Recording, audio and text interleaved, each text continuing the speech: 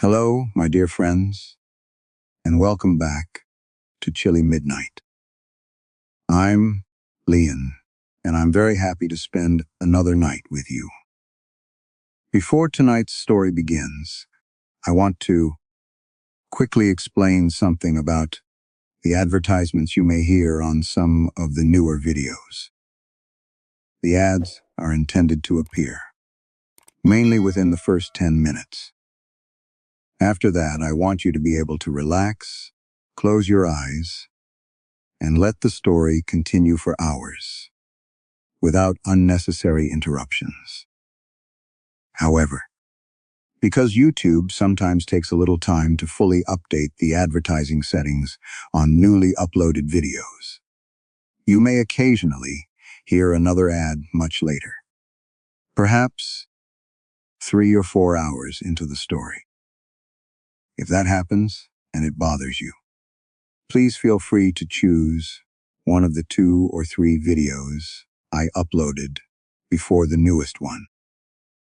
Those older uploads have usually already had enough time for YouTube to process the settings properly, so they should offer a smoother listening experience. You can always return to the newest story a little later, once everything has been updated.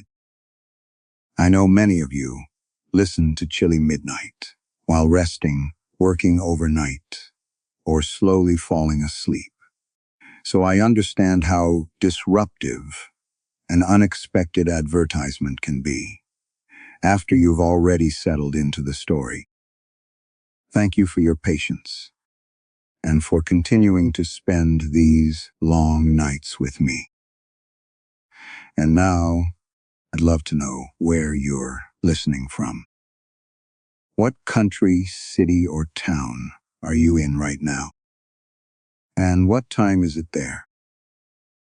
Maybe it's already deep into the night. Perhaps you're finishing a late shift, lying in bed with the room completely dark, or listening from somewhere where the morning has already begun. Please leave your location and the time in the comments. I'm always curious to see how far these stories have traveled around the world. Every time I read a new city, state, or country in the comments, it feels like another small point appearing on the map of Chilly Midnight. A story may begin here with me, but once I share it with you, I never know how far it might travel. So wherever you are, and whatever hour it may be, thank you for letting one of my stories reach you. Now make yourself comfortable. Let the outside world become quiet. And let's begin tonight's story. Story 1.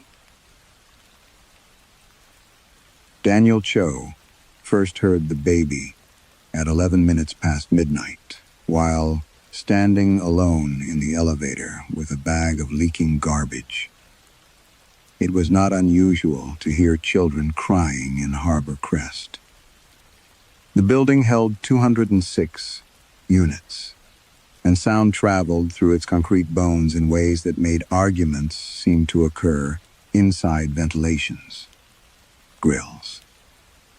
Daniel had managed the tower for 6 years. He knew which pipes knocked after showers, which doors slammed when the pressure changed, and which families had newborns. There were no newborns on the 31st floor. And the elevator had stopped there because someone had jammed a pizza box into the garbage chute. Daniel cleared it and was waiting for the elevator when he heard the crying overhead. Not above him, in the way sound sometimes climbed through ductwork. Directly above the ceiling, a baby cried, twice paused to inhale, then cried again. A woman murmured something, Floorboards creaked under slow footsteps. Daniel looked up. The corridor's ceiling was poured, concrete beneath the roof slab. He pressed the elevator button, harder than necessary. The doors opened with their usual tired shudder, revealing the mirrored cab and scratched brass panel. Daniel stepped inside and pressed the lobby button. Then he noticed the extra light. Above the button marked 31, where the panel normally ended, a small square glowed amber. 32. Daniel stared at it. The button was not a sticker or reflected light. It sat flush with the panel, worn around the edges, as if hundreds of fingers had pressed it. He did not touch it. The doors closed. By the time the elevator reached the lobby, the button was gone. Daniel remained inside for several seconds, listening to the motor hum above him. His reflection looked gray under the fluorescent light. 43, still wearing the navy cardigan. His ex-wife used to call his building manager uniform, hair flattened from too many hours at his desk. He told himself the maintenance contractor had installed the wrong panel. That explanation lasted until morning. At 8:30, Mrs. Klein from Unit 3114 arrived in Daniel's office, holding a ceramic mug with both hands. She was 70 precise and usually complained in writing. Someone was moving furniture over my bedroom last night. The roof equipment can vibrate when the wind changes. It wasn't vibration.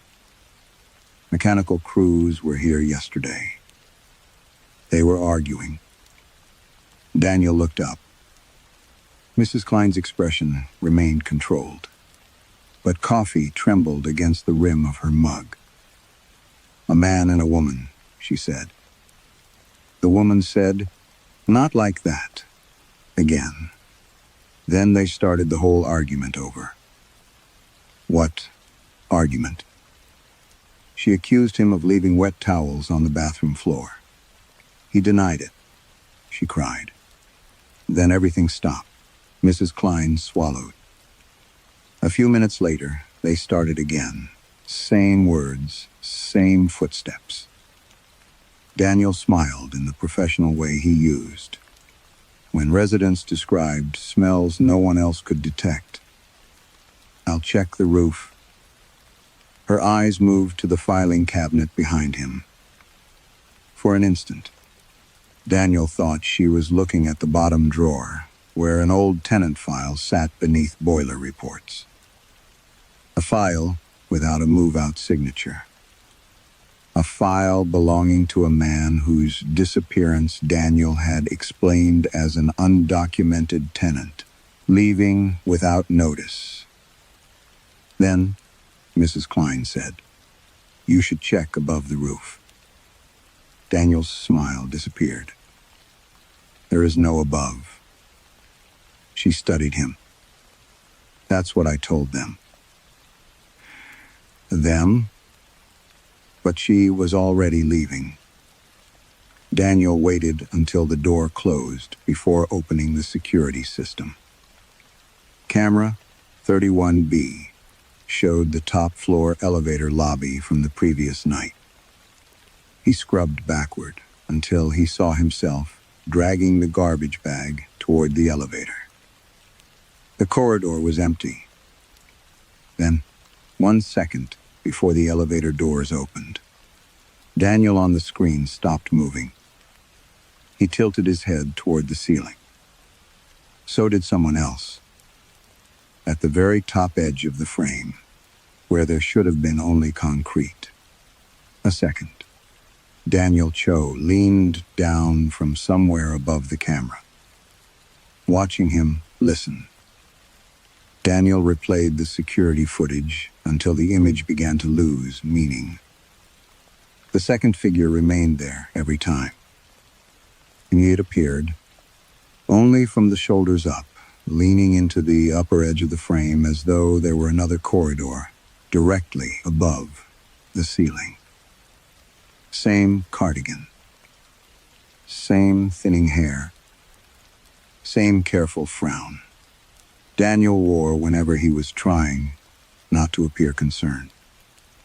He exported the clip. The file saved normally. When he opened the export, the upper edge showed only concrete. Daniel deleted it. By noon, 4 residents from the 31st floor had complained. Mr. and Mrs. Varela, in Unit 3118, reported hearing chairs scraping above their dining room while they were eating breakfast. A graduate student in 3107 complained about shower pipes running overhead at 3 a.m. Mrs. Klein returned with a handwritten list. Baby crying. Cupboards closing. Footsteps from bedroom to kitchen. A man coughing. The same woman saying, again. Daniel logged each complaint as structural noise. He had always been good at naming things harmlessly. Water intrusion became condensation. Mold became surface discoloration. Domestic disputes became resident disturbances. And 18 months earlier, Tomas Ibarra had become voluntary departure. Daniel had not thought about Tomas in weeks. That was another skill he had developed. Tomas had lived in Unit 1723 with 2 other men who worked construction jobs around Burnaby. He paid cash. His English was hesitant, but careful. He fixed bicycles for children in the underground parking garage, and once repaired the broken wheel on Daniel's utility cart without being asked. Then, neighbors reported shouting from Tomas's apartment. After that came a broken hallway, light blood on a stairwell railing, and Tomas disappearing. Daniel should have called the police. Instead, he had looked at the building's unresolved fire code violations, the overcrowded units, the illegal electrical work on several floors, and the notice from the city warning that another serious complaint might trigger a full inspection. Tomas had no lease in his own name. His roommates had already gone. So Daniel entered one sentence into the management system. Tenant vacated without notice. He boxed Tomas's few remaining belongings and moved them to basement storage. 3 weeks later, someone from a migrant support organization called asking questions. Daniel said he knew nothing. Now standing beneath the fluorescent lights of his office, Daniel found himself looking at the bottom drawer again. He did not open it. Instead, he went upstairs. The 31st floor smelled faintly of boiled rice and laundry detergent. Afternoon rain blurred Vancouver beyond the corridor windows, turning the neighboring towers into gray vertical shadows. At 3107, Daniel knocked. The graduate student introduced herself as Maya Chen. She was 26, exhausted, and irritated enough that fear had not yet fully replaced anger. "You need to hear this," she said. Inside her apartment, everything was compact and orderly. Books stacked beside the sofa. 2 mugs beside the sink. A laptop open on the dining table. They stood quietly. For nearly a minute, Nothing happened. Then footsteps crossed overhead. Daniel looked up. Maya folded her arms. Wait. Water began running somewhere above the kitchen. A cupboard opened. A dish touched a counter. Someone pulled out a chair. Daniel felt the skin along his forearms tighten. The sounds were not muffled in the way.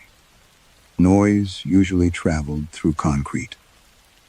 They were precise, close, domestic, as if another apartment had been placed directly on top of Maya's.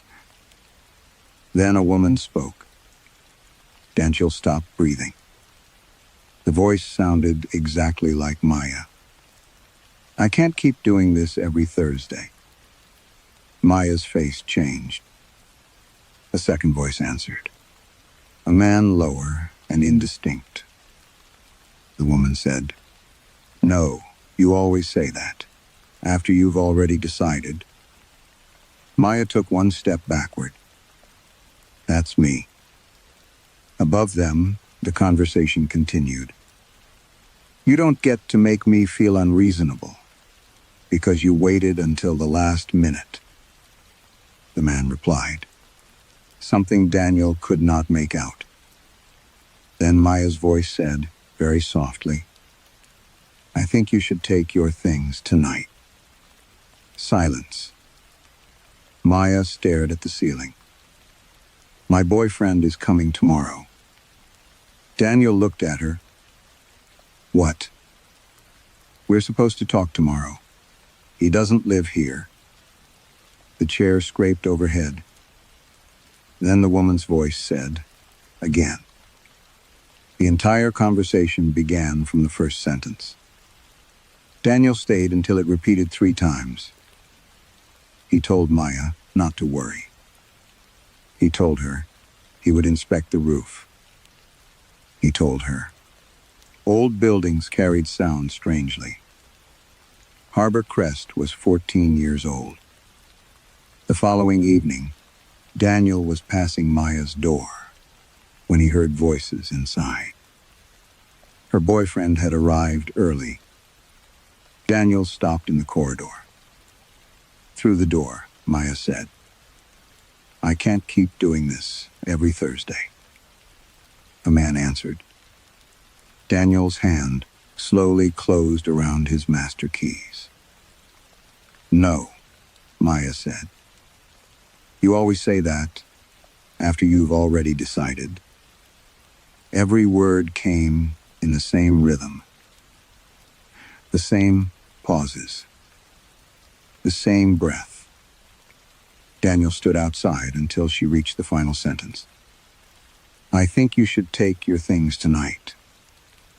Then, from somewhere above the ceiling, another. Maya whispered,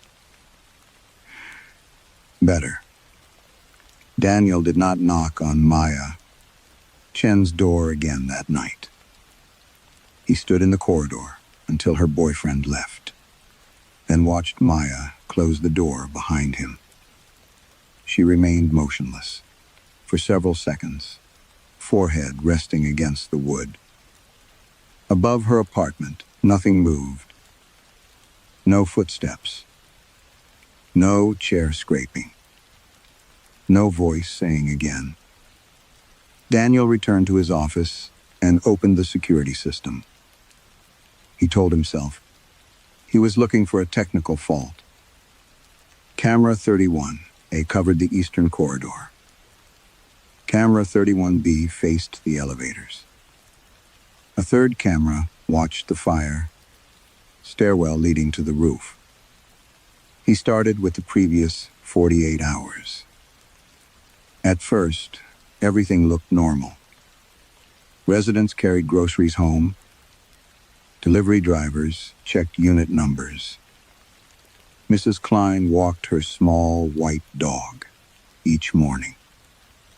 Maya left for the university, carrying the same black canvas bag she always carried. Then Daniel noticed Elaine Porter. Elaine lived in 3121, 62 years old, retired dental hygienist, widowed, paid rent early every month, complained about cigarette smoke twice a year, and nothing else. At 7 minutes before 6 in the evening, Elaine left her apartment carrying a reusable grocery bag. She entered the elevator. Daniel watched the doors close. He switched to the lobby camera. Elaine emerged downstairs 3 minutes later and walked outside. Nothing unusual. Then Daniel noticed movement on the roof stairwell feed. At 1 minute past 6, the roof door opened. Elaine Porter stepped inside. Daniel leaned toward the monitor. She wore the same beige coat, the same shoes, the same reusable grocery bag. She descended the stairs to the 31st floor, entered the corridor, and pressed the elevator button. At that exact moment, the lobby camera showed the first Elaine returning through the front entrance. Daniel checked both timestamps. They matched. He replayed the sequence twice. The second Elaine rode down from 31. The first Elaine rode up from the lobby. For 22 seconds, they occupied the same elevator. The interior camera had stopped recording during those 22 seconds. When the feed returned, there was only one Elaine. She stepped onto the 31st floor and entered apartment 3121. Daniel stared at the screen until his eyes hurt. The next morning, he visited her. Elaine answered almost immediately. "Daniel." She smiled. Nothing about her face seemed wrong. Her gray hair was pinned loosely behind one ear. She wore slippers and a green cardigan. "A television," murmured somewhere inside. "I wanted to ask you about the roof," Daniel said. Elaine blinked. Then she touched her left earlobe. A small gesture. "Why? Have you been up there recently?" She smiled again, touched her earlobe again. "No." Daniel noticed a mug on the table behind her. Steam rose from it. "What did you do yesterday evening?" This time, Elaine looked toward the kitchen before answering. She pressed her tongue briefly against the inside of her cheek. "I went grocery shopping. And after that?"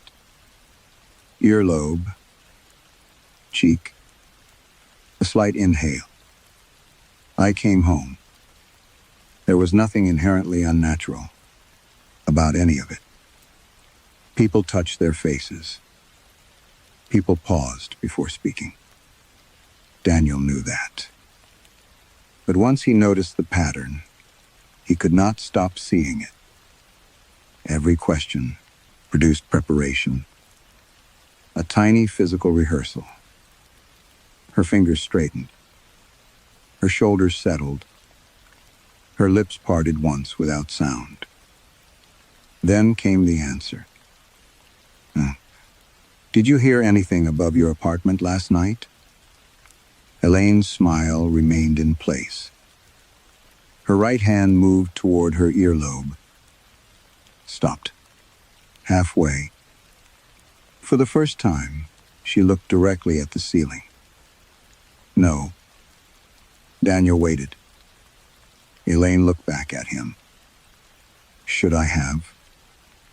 Something scraped overhead. Both of them heard it. Elaine did not look up. Daniel did. A chair dragged slowly across the ceiling. He stepped backward into the corridor. "I'll let you know if maintenance needs access." Elaine nodded. Her hand rose to close the door, paused, lowered, then rose again, in almost exactly the same motion. Daniel returned downstairs. He pulled up every camera feed, covering Elaine's movements. There were gaps now. Not missing footage. Duplicated footage. Elaine entering her apartment twice. Elaine collecting mail twice. Elaine standing completely still inside the elevator before performing the same cough several minutes apart. Daniel switched to the roof camera. The image had changed. It no longer showed the metal door and concrete landing. Instead, for less than a second, the camera displayed a bedroom. Daniel froze the frame. A narrow bed. Floral curtains. A green cardigan hanging over a chair. Elaine Porter was asleep beneath a cream-colored blanket. Daniel enlarged the image. Her chest rose slowly. Beside the bed stood a digital alarm clock, its glowing display described by the corrupted security timestamp as a little after 9 in the morning. Daniel heard his office door open behind him. Daniel. He turned. Elaine Porter stood in the doorway. Green cardigan, gray hair pinned behind one ear. She touched her earlobe before smiling. On Daniel's monitor, the other, Elaine, was still asleep upstairs. Daniel did not ask Elaine why another version of her was sleeping above the roof. He closed the security window instead. By noon, he had convinced himself that the image had been corrupted. By 3, he had a better explanation. The building's cameras were IP-based. Packets could duplicate. Clashed frames could appear on the wrong feed. The elevator system had recently been serviced. Sound could travel through structural columns in unpredictable ways. There were mechanical spaces above parts of the 31st floor. Not apartments. Not people. Spaces. Daniel repeated that word whenever another complaint arrived. Mr. Varela heard his wife laughing overhead, while she was sitting silently beside him. Mrs. Klein heard someone walking her dog across a floor that did not exist. A family in 3112 reported hearing themselves eat dinner above them. Not just voices. Forks against plates. A chair scraping backward when their son stood up. Their daughter asking for water. Then the father saying, "Finish what's on your plate." The sounds repeated 4 times. On the 5th repetition, the daughter's request sounded less hesitant. The father's response became firmer. By the 6th, according to Mrs. Patel, from across the hall, the exchange sounded exactly like the family below. Daniel inspected the roof again. Rain had stopped, but water still clung to the gravel in shallow black pools. Ventilation housings vibrated steadily. Satellite equipment leaned against the skyline. Nothing suggested another floor. He measured the mechanical penthouse. He checked archived architectural drawings. He called the original construction company and asked whether any suspended service cavities existed above the top residential slab. The engineer laughed. Not unless someone built a condominium for pigeons. Daniel laughed too. That evening, the Harpers from 3103 came to his office. Neil Harper worked as an insurance adjuster. His wife, Rebecca, taught elementary school. Their son, Owen, was 8. Rebecca looked embarrassed. Neil looked angry.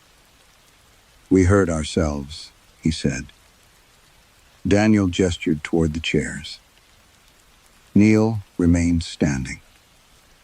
"Last night, above the kitchen," Rebecca added, "they were arguing." "About what?" Neither answered immediately. Neil looked at his wife. Daniel understood. Their marriage.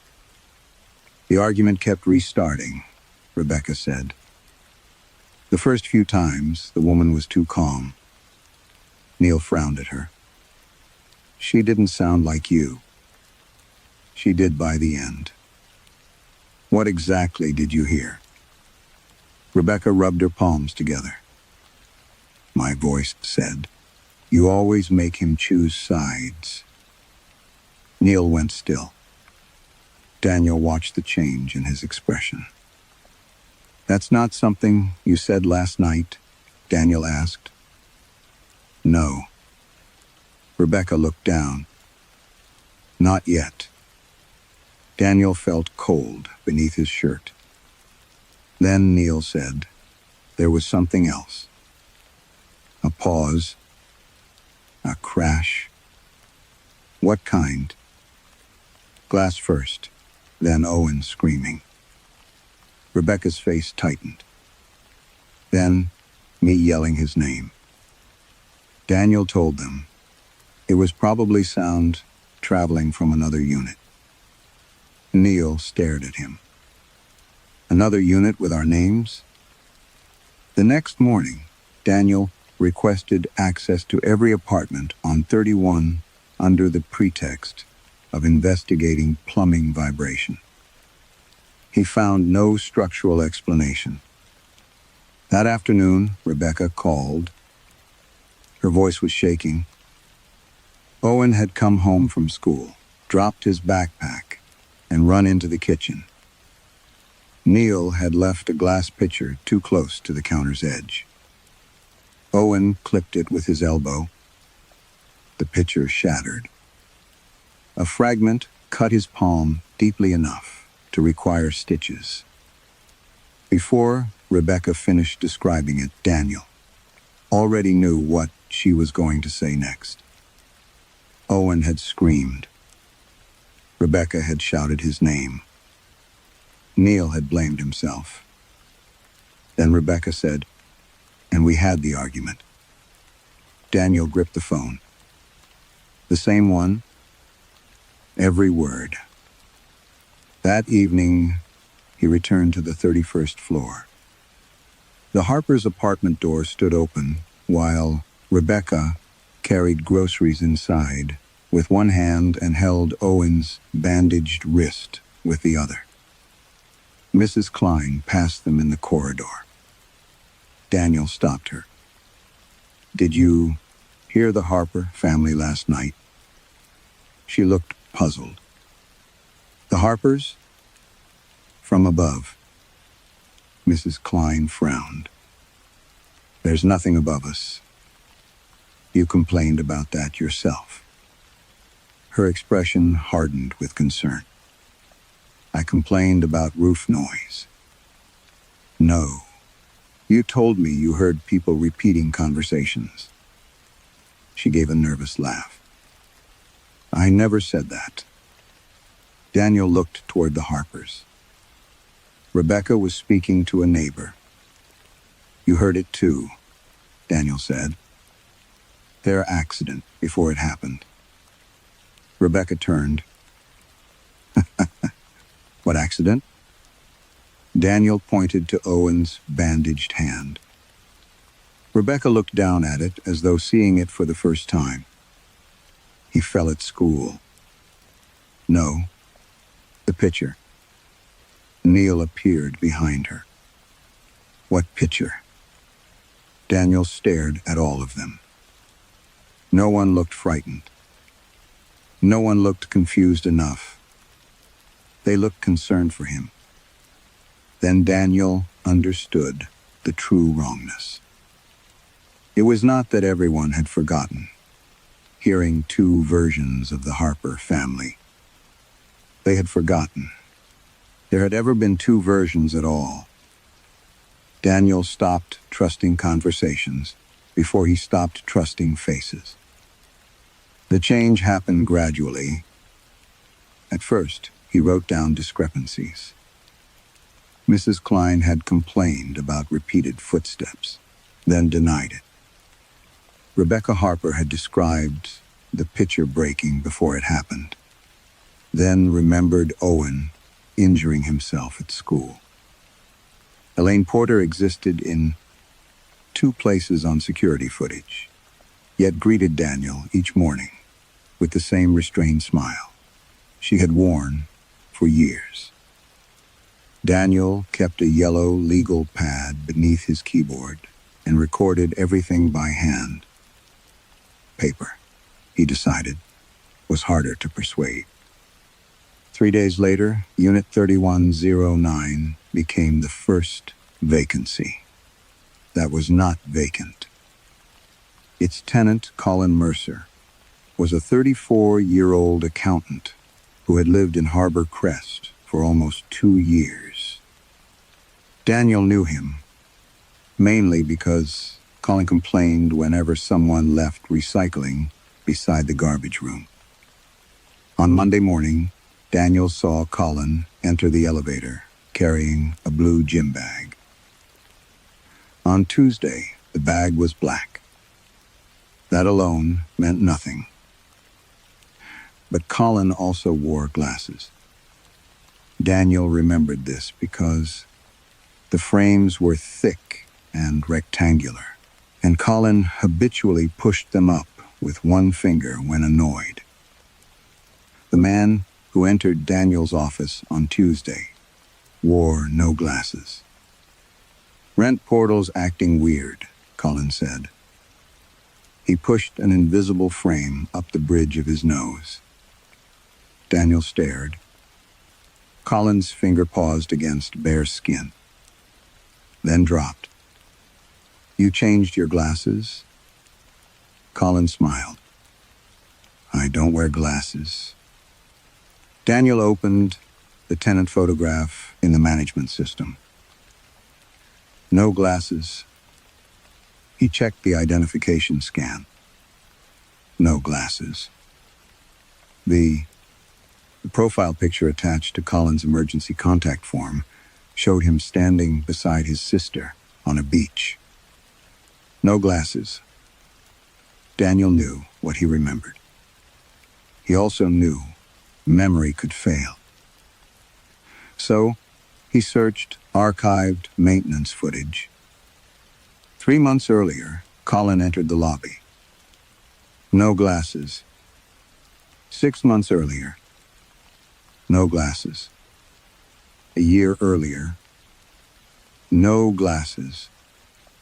Daniel sat very still.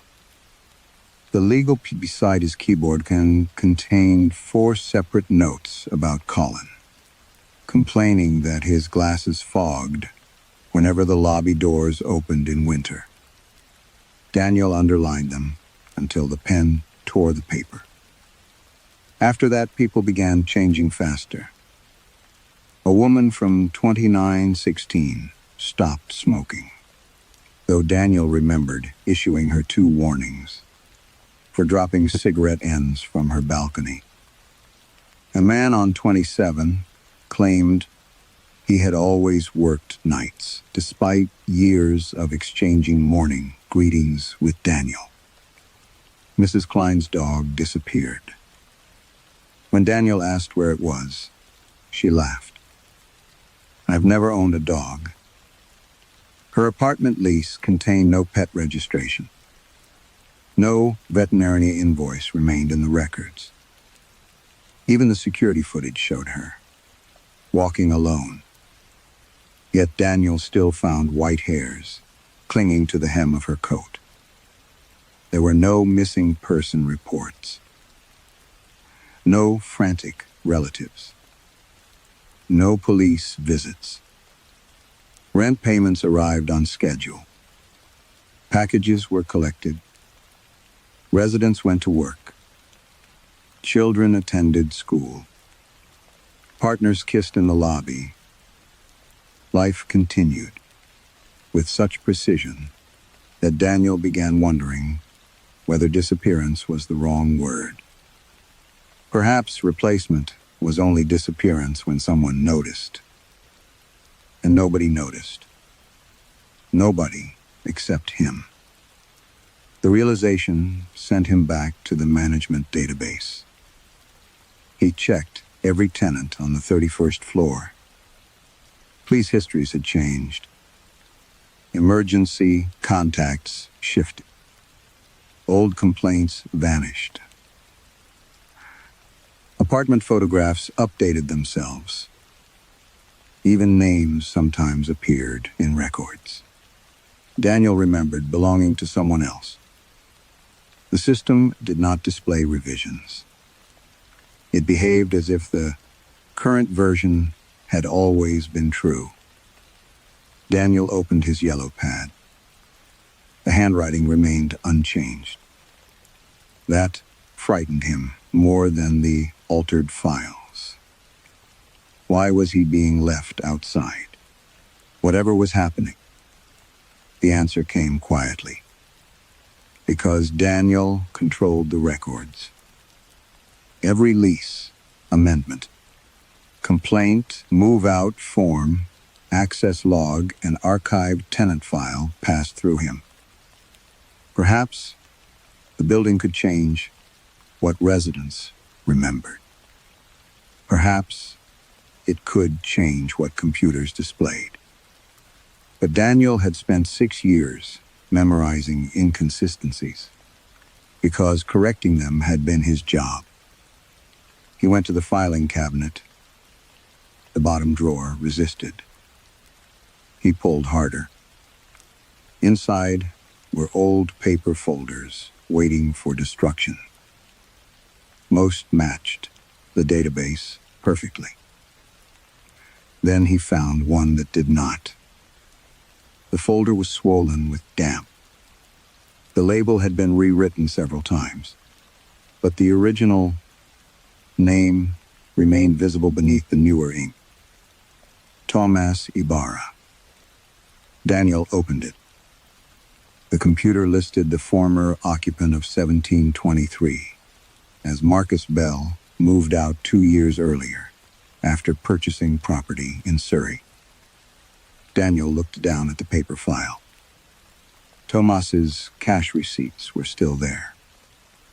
His photocopied identification, the unsigned occupancy form, and Daniel's own handwritten note. Left without notice. No forwarding address. Do not escalate. His stomach tightened. He remembered telling the migrant support worker that Tomas had voluntarily left Harbor Crest. The paper remembered something else. Tomas had never left. Daniel had simply made the building agree that he had. Daniel took Tomas Ibarra's paper file to the roof. He did not know why. Perhaps because the folder felt like evidence. Perhaps because carrying it made him feel less likely to forget why he was there. The roof was wet from evening rain. Vancouver glowed around him through low cloud towers, rising beyond Harbor Crest like dark glass teeth. He followed the mechanical housings until he reached the ventilation equipment above the eastern side of the building. That was where the sound was strongest. Not voices this time. Breathing. Dozens of slow inhalations moving through the ducts. Daniel crouched beside a galvanized conduit and placed his palm against it. Warm. The building plans, said. The conduit descended directly to the ventilation riser. Instead, it turned sideways behind the machinery. Daniel followed it. At the rear of the largest air-handling unit, rainwater had gathered against a section of wall he did not remember seeing before. There was a service door. No handle. No lock. Only a narrow seam in painted concrete. Daniel pressed against it. Nothing. He looked down at Tomas's folder. A faint draft lifted the corner of a cash receipt. Then, somewhere behind the wall, a woman said, "Good evening, Mrs. Klein." A second voice repeated it. Too slow. "Good evening, Mrs. Klein." A third tried. This one, nearly perfect. Daniel pushed harder. The wall opened inward. Warm air touched his face. Beyond, it was a corridor. For several seconds, Daniel could not step forward. The corridor should have occupied open air above the roof. Instead, it extended ahead beneath a ceiling of exposed pipes and fluorescent tubes. Apartment doors lined both sides. Some had numbers. Some had only pencil marks. One read 3114. Mrs. Klein's unit. Daniel entered. The door closed behind him without sound. He walked slowly. Through the first open doorway, a man sat at a table, holding an empty fork. His face was unfinished. Not blank. Almost human. Eyes slightly too far apart. Ears without clear folds. Skin smooth around the mouth, as if the final details had not been decided. Across from him sat a woman and a child. There was no food on the plates. The man lifted his fork, chewed nothing, swallowed. The woman copied him. Then a voice came from somewhere inside the wall. Too fast. All three stopped. They began again. In the next apartment, two women practiced arguing. "You never listen. You always say that. You never listen. You always say that. Again. Again." Each repetition became less theatrical, more tired, more ordinary. Daniel moved past bedrooms, where figures lay motionless beneath blankets, opening and closing their eyes at measured intervals. In one room, a woman practiced waking from sleep. In another, a man stood before a mirror, learning how long to look at himself before turning away. A child cried without tears, while an adult figure knelt beside him. "Shh, it's okay." The hidden voice corrected them. "Wait longer before touching him." The adult reset. The child stopped, crying instantly, then began again. Daniel's mouth had gone dry. He passed a duplicate of the Harper kitchen. The broken pitcher had been reconstructed from dull gray material. A boy stood beside it with one hand held out. "Rebecca Harper's duplicates," screamed Owen's name. A voice from the ceiling said, "Better." Daniel backed away. Something shifted behind a nearby door. He raised Tomas's file like a shield. The apartment beyond was empty except for rows of chairs. On each chair sat a person, or something becoming one. Daniel stepped inside. The nearest figure lifted its head. Its face made his stomach tighten. Dark hair, and a narrow jaw. Deep-set eyes. Tomas. Not exactly Tomas. A distorted version. The nose too broad. The cheeks too smooth. The expression vacant. The next figure looked closer. The next, closer still. Daniel moved farther into the room.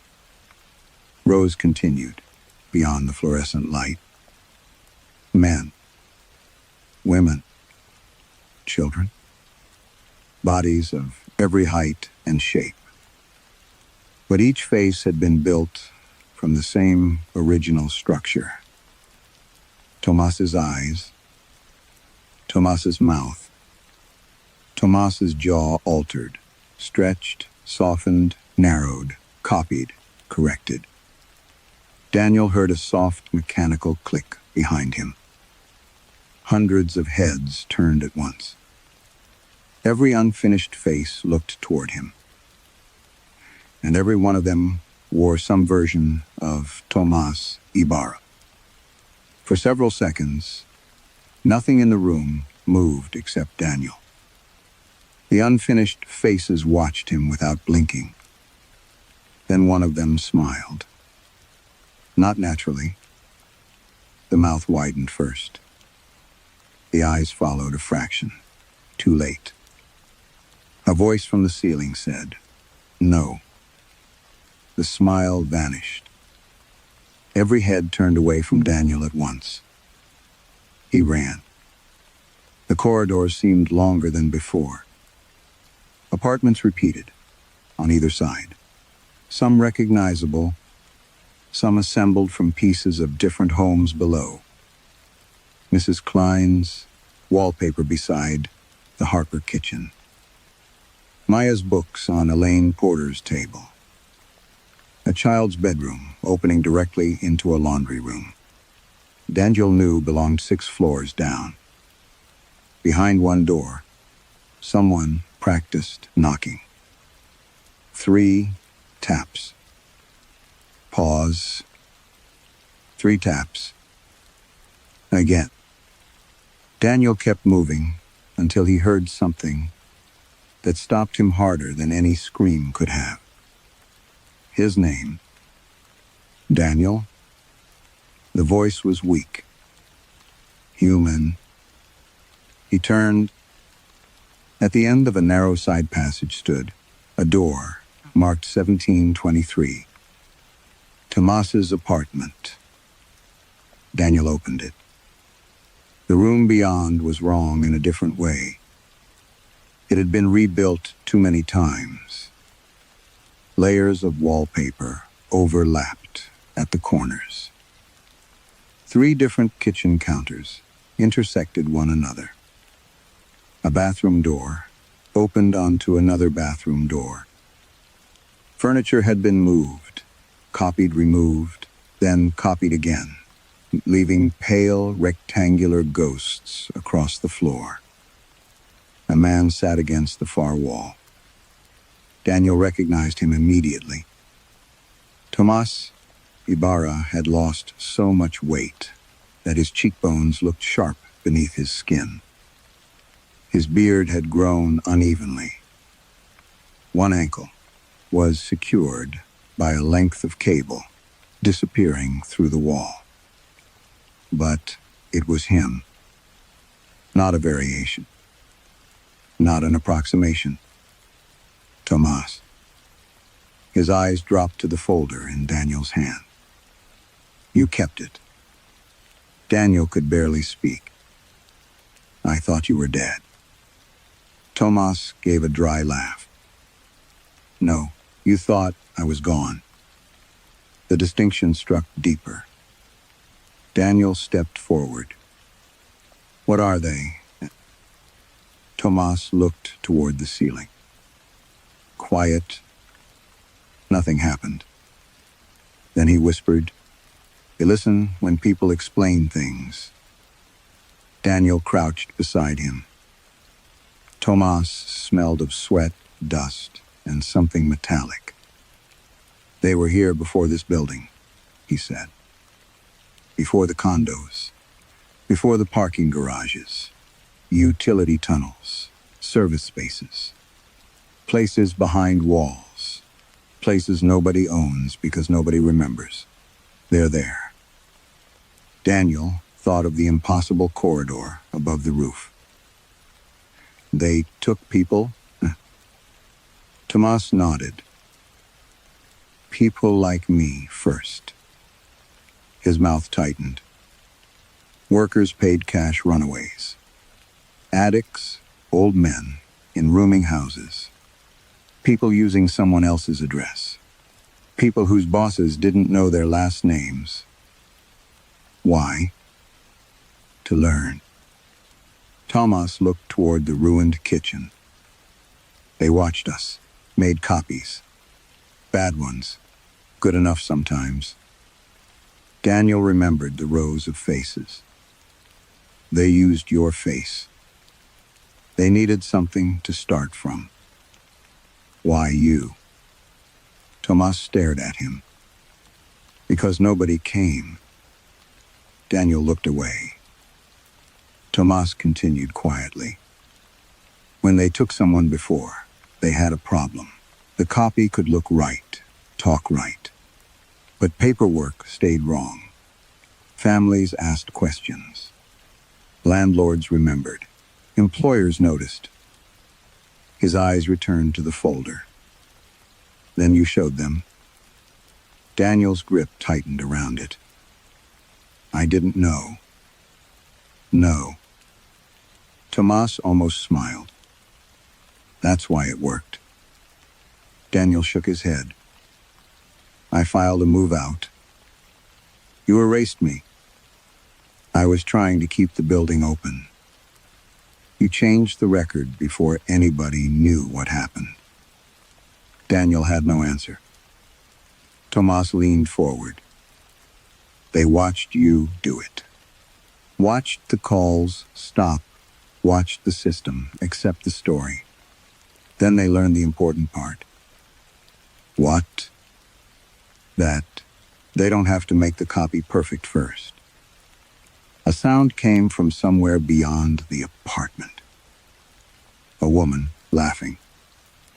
Then the same laugh again, corrected. Tomas lowered his voice. They make the world agree afterward. Daniel thought of Colin's missing glasses. Mrs. Klein's dog. Rebecca Harper's rewritten accident. The altered files. The memories. Tomas nodded, as if he could see the understanding forming. If the rent arrives, the name is on the lease. The neighbors remember the face, and the cameras show the same person every day. He shrugged weakly. Who is going to prove someone disappeared? Daniel stared at him. How many? How many? Tomas looked toward the ceiling. Now, his expression changed. Not fear. Something closer to pity. They stopped practicing on people. Nobody would miss. Daniel felt the room contract around him. Tomas's voice dropped to a whisper. They don't need invisible people anymore. He looked directly at Daniel. Because you showed them how to erase anyone. Daniel sat beside Tomas for a long time without speaking. Beyond the apartment walls, Harbor Crest continued rehearsing itself. A child laughed. A cupboard closed. Someone coughed, twice paused, then coughed again, with slightly less force. The sounds no longer seemed random. Daniel could hear the method in them now. Correction, repetition, adjustment. What happens when they get it right? He asked. Tomas looked exhausted. They stopped practicing. Daniel thought of Elaine Porter, Colin Mercer, Mrs. Klein's missing dog. The original person disappears, sometimes before, sometimes after. That doesn't make sense. It doesn't have to happen in that order. Daniel frowned. Tomas lifted one shoulder. You still think they replace bodies? What else would they replace? Agreement. The word hung between them. Tomas pointed toward the door. They don't become someone when they learn the face. Faces are easy. He tapped his own cheek. They become someone when everybody else stops questioning them. Daniel remembered Elaine touching her earlobe before every answer. Colin pushing non-existent glasses up his nose. Those gestures had not been flaws in imitation. They had been tests. A duplicate did not need to reproduce every detail perfectly. It needed only to learn which details other people accepted. Tomas continued.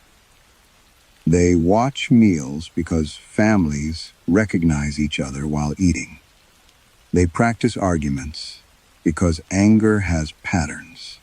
They practice bedtime because people are least careful around people they trust. And the records? That came from you. Daniel closed his eyes. He could see his office 18 months earlier. The city notice on his desk. The fire code violations. The overcrowding reports. Tomas missing. Daniel opening the management database and choosing the simplest explanation. Voluntary departure. A few keystrokes. A life converted into an administrative condition. You didn't just tell people I was gone, Tomas said. You made being gone official. Daniel opened his eyes. That's why they kept you. Tomas nodded. My face became useful. He looked toward the walls. They copied me because I was the proof. Proof of what? That a person can disappear in paperwork before anyone proves. They disappeared in real life. Daniel felt something cold settle inside his chest. The hundreds of Tomas faces had not been failed replacements. They had been lessons. The creatures had begun with someone whose identity was already fragile in the systems around him. A cash tenant, no lease in his own name, no employer willing to ask questions, no local family. They learned Tomas. Then they learned what made Tomas easy to erase. After that, they no longer needed vulnerable people. They could manufacture vulnerability around anyone. Change the photograph. Change the complaint history. Change the camera footage. Change the neighbor's memory. Change the spouse's recollection. Eventually, nothing remained except the person's private insistence that something had been different. Daniel thought of his yellow legal pad. How do I still remember? Tomas studied him. Maybe because you wrote the first version. A distant door opened. Daniel heard footsteps in the corridor. Slow. Measured. He stood. We need to leave. Tomas looked at the cable around his ankle. You think they forgot this? Daniel pulled his maintenance keys from his pocket. None fit the restraint. The footsteps stopped outside. Then a voice spoke from the apartment across the corridor. Daniel's voice. Good morning, Mrs. Klein. Daniel froze. The voice repeated. Good morning, Mrs. Klein. A second, Daniel answered from farther down the hall. Morning. Everything all right upstairs? Then another voice. There is no upstairs. Tomas closed his eyes. Daniel stepped toward the doorway. Across the corridor, someone was practicing his laugh. Too warm at first. Then too short. Then exactly right. From another apartment came the sound of keys turning in a lock. His keys. A hidden voice corrected something softly. Daniel could not make out the words. Then his own voice answered. I'll take care of it. Another Daniel repeated the sentence. A third followed. Soon voices were coming from both ends of the corridor. His apologies. His professional reassurances. His careful explanations. His polite denials. Every phrase Daniel had used for years to make problems smaller. The corridor filled with him. Then all the voices stopped. For one perfect second, there was silence. From inside several apartments at once, Daniel Cho said. Again. Daniel did not wait for the voices to begin again. He ran. Tomas shouted after him. But Daniel was already in the corridor, moving past apartments, full of unfinished lives. Inside one, a woman practiced consoling a husband. Inside another, a child learned how long to hesitate before saying, good night. Doors opened as he passed. Faces turned toward him. Some belonged to residents of Harbor Crest. Some still carried traces of Tomas. Some were his own. Daniel reached the service door at the far end of the corridor and forced it open with both hands. Cold rain struck his face. The Vancouver skyline returned around him. Real air. Real wind. For several seconds, he stood on the roof, gasping. Then he remembered Tomas and everyone else. Daniel ran to the emergency electrical cabinet. As building manager, he knew exactly what would happen if Harbor Crest lost power. Emergency lighting would remain. Fire doors would release. Elevators would stop. Electronic locks would fail open. Residents would panic. The city would investigate. Everything Daniel had spent years preventing would happen at once. He pulled the main disconnect. Harbor Crest went dark.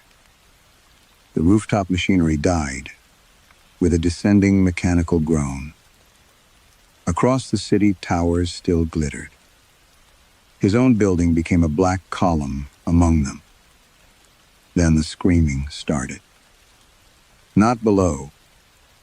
Above. From the impossible floor behind him came hundreds of voices losing synchronization. Words collided. Laughter broke into coughing. Children cried with adult voices. Someone shouted Daniel's name in 6 different pitches. He opened the roof stairwell and wedged the fire door wide. "Get out!" he shouted into the corridor. That should not exist. For a moment, no one appeared. Then a woman ran toward him. Rebecca Harper. Her face was wet with tears. Behind her came Neil and Owen. Owen held his injured hand against his chest. "The stairs," Daniel said. "Keep going down." Rebecca seized his arm. "There are people in our apartment." "I know." "No." Her fingers tightened. "People who look like us." More residents emerged behind her. Elaine Porter. Colin Mercer. Mrs. Klein, carrying a white dog, Daniel had been told had never existed. Maya Chen. Dozens more. Some were barefoot. Some wore sleep clothes. Some carried children. Every one of them looked terrified. Human fear, Daniel thought, then hated himself for thinking. It proved anything. He directed them into the stairwell. "Go, don't stop until the lobby." "What about you?" Maya asked. "Thomas is still inside." Her expression flickered at the name. "Thomas who?" Daniel almost answered. Then Elaine screamed from below. The residents crowded toward the railing. Emergency lights glowed red along the stairwell. On the landing, beneath them stood another Rebecca Harper. Another Neil. Another Owen. They had emerged from the real 31st floor. The second. Rebecca looked upward and saw herself. Both women screamed. Doors opened below. Residents poured into the stairwell. Another Mrs. Klein stepped out without a dog. Another Colin. Another Maya. One by one, families looked upward at versions of themselves, descending from above. "What are those?" Neil shouted. The Neil below shouted the same words, a heartbeat. "Later," someone yelled. "They came from the roof." No, they did. They're copies. They're copies? Panic spread vertically through the stairwell. Daniel tried to keep the two groups apart. It was impossible. The residents from above had memories. The residents below had memories. Rebecca above knew Owen's first day of school. Rebecca below remembered the same photograph, the same teacher, the same blue backpack.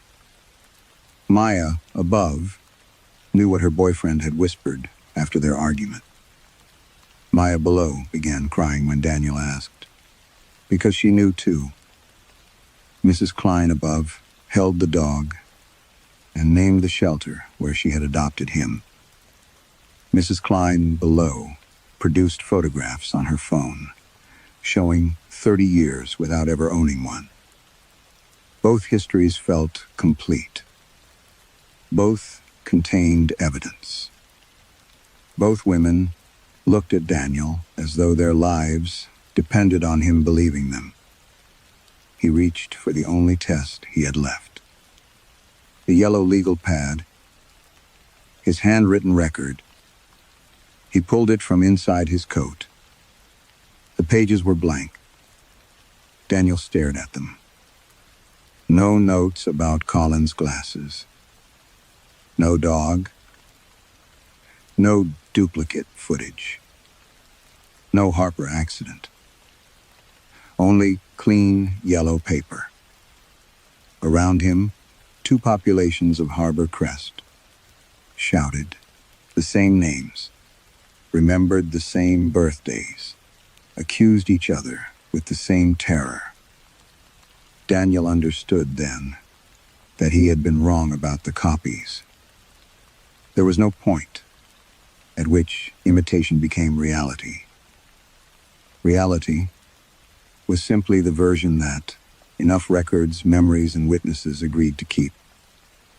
And now there was no reliable way to prove which group had existed first. The police arrived first, then paramedics, then fire crews, then city inspectors. By dawn, Harbor Crest was surrounded by emergency vehicles and people wrapped in silver blankets, each insisting that someone identical to them had come down from the roof. Daniel tried to explain the 32nd floor. He described the corridor above the roof, the practice apartments, the unfinished faces. Tomas. Every time he reached Tomas's name, the officers exchanged the same careful glance. "Where is he now?" one asked. "Still up there." "Then show us." Daniel led them to the roof. The service door was gone. Behind the ventilation machinery stood uninterrupted concrete. Daniel struck the wall with both palms. It was here. One firefighter examined the surface. No door. There was. Any plans showing access? Daniel almost laughed. The building plans. Of course, by afternoon, inspectors had found something else. Harbor Crest was not 31 stories. Not anymore. The municipal property database listed 32. Elevator certification showed service to 32 residential levels. Taxas records included the additional floor. Architectural drawings displayed it clearly above the former roofline. Daniel stood inside his office while an investigator showed him the documents. "That can't be right." The woman frowned. "You manage the building. I know how many floors it has." She turned the laptop toward him. The certification history went back 14 years. Floor 32 had always existed. Daniel looked through the office window. Residents moved through the lobby below. Only one version of each remained. He had no idea which ones. Rebecca Harper held Owen's bandaged hand. Mrs. Klein walked her white dog. Colin Mercer wore glasses. Daniel almost called out to them, then stopped. Each detail contradicted something. Each detail confirmed something else. There was no original version left for him to trust. He demanded the police. "Search Unit 1723. They did. A young couple lived there with an infant. They had photographs covering the walls. 3 years of rent payments, delivery records, family visits. No Tomas Ibarra. No evidence Tomas had ever occupied Harbor Crest. Daniel produced the paper file. The folder now belonged to someone named Thomas Irving. Every receipt matched. Every signature existed. Even Daniel's handwritten note had changed. Tenant transferred internally. Documentation complete. Daniel stared at the sentence until the letters seemed to tremble. Then the investigator asked a question that hollowed him out. "Mr. Cho, When did you start managing Harbor Crest? 6 years ago. She looked toward the office doorway. Then who is that? A man stood outside. Navy cardigan. Thinning hair. Daniel's face. He carried a coffee in one hand and a ring of master keys in the other. The man looked tired, irritated, embarrassed by the disruption. He looked exactly like someone whose building had suffered an inconvenient evacuation. "Can I help you?" he asked. Daniel could not speak. The investigator turned back to her screen. Harbor Crest's employment records listed Daniel Cho as building manager for 6 years. Photographs showed the other Daniel at staff Christmas dinners. Emails carried his name. Payroll deposits matched his bank account. Security footage showed him entering the building every weekday morning. Daniel looked at his own hands. What am I then? Nobody answered. The other Daniel watched him carefully, then touched his left earlobe. Once, Daniel felt his stomach drop. The gesture was gone, almost before anyone else noticed. The city certified Harbor Crest safe 2 weeks later. 32 stories. 212 legal residential units. No structural anomalies. No missing residents. No unresolved complaints. Daniel Cho disappeared from official records shortly afterward. Whether that meant the man who had tried to expose the building vanished, or the man in the cardigan simply resumed his duties, depended entirely on which records one believed. Months later, residents occasionally complained about noises overhead. The complaints were usually minor. Footsteps, running water, arguments, a crying child. The building manager logged them as normal sound transmission. Late one night, 2 municipal investigators returned to inspect a ventilation complaint on the 32nd floor. While they waited for the elevator, footsteps crossed slowly above them. Both investigators looked up. There was nothing above 32 except the roof. Then, somewhere overhead, a woman practiced saying, "No structural anomalies." A man repeated, "No evidence of unauthorized occupancy." There was a pause. A voice neither investigator recognized said softly,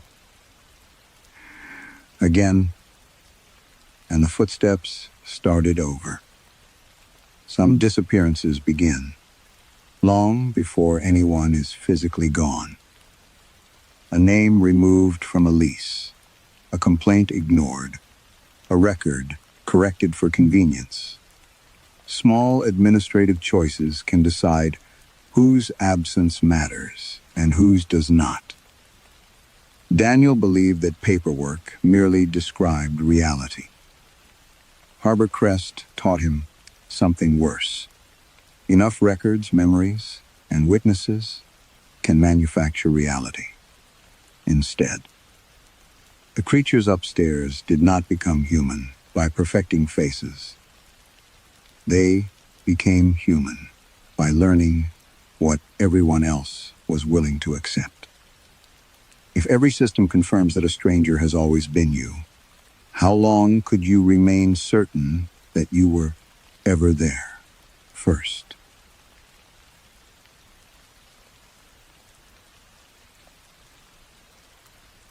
Story 2.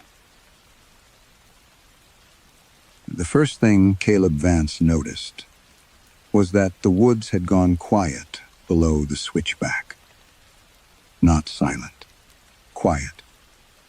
There was still wind moving through the tulip poplars above them, and somewhere uphill, a woodpecker knocked against a dead trunk. But the slope falling away to Caleb's left seemed to have lost every living sound at once. No insects, no leaf rustle, no creak noise rising from the hollow. He stopped with one hand on his pack strap. Behind him, Owen Pike nearly walked into his shoulder. "Everything okay?" Caleb looked down through the trees. The August light had begun to flatten into gray between.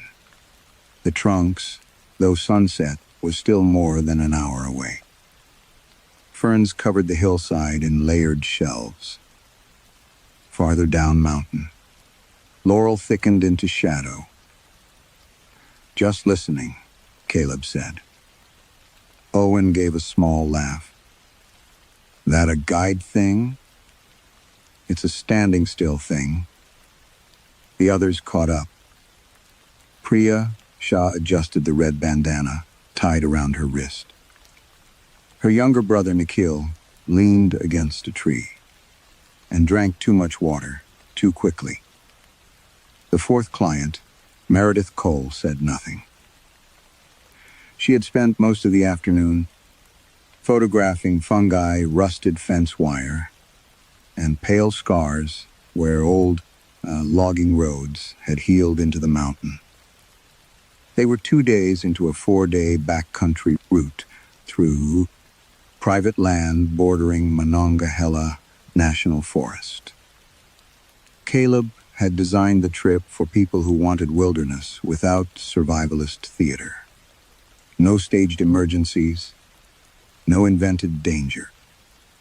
He had maps, a satellite messenger, a weather radio, 2 first aid kits, and 20 years of familiarity with West Virginia mountains. He also had a rule he had not mentioned on the booking page. Never camp below the old chestnut line. The chestnuts were gone now. Blight had taken most of them, long before Caleb was born. But local families still use the phrase for a contour, crossing the mountain roughly halfway between the ridge and the valley floor. His father had used it too. Caleb pushed that thought away. "We're close," he said. 10 minutes. They climbed. That was another rule he had not explained. When choosing between a campsite, downhill and one farther uphill, choose uphill. Always. The tourists assumed this was about drainage. Caleb let them. Their campsite sat on a narrow shelf beneath beeches, where the ground was dry and almost level.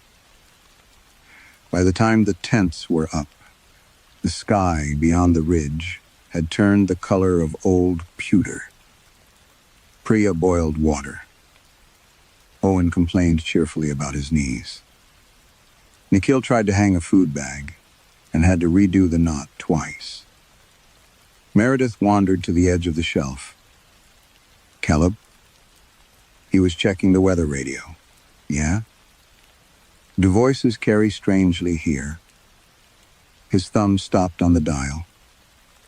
"What kind of voices?" She pointed downhill. Everyone listened. At first, there was nothing. Then, far below them, something spoke. The voice was faint enough that Caleb could not make out the words, but its shape was unmistakably human. One phrase rising at the end. Owen grinned. "Other hikers?" "There aren't any campsites down there," Caleb said. The answer came too quickly. He felt all 4 of them look at him. "Private land?" Priya asked. "Mostly." Again. The voice drifted up through the trees. This time, it was clearer. Nikhil frowned.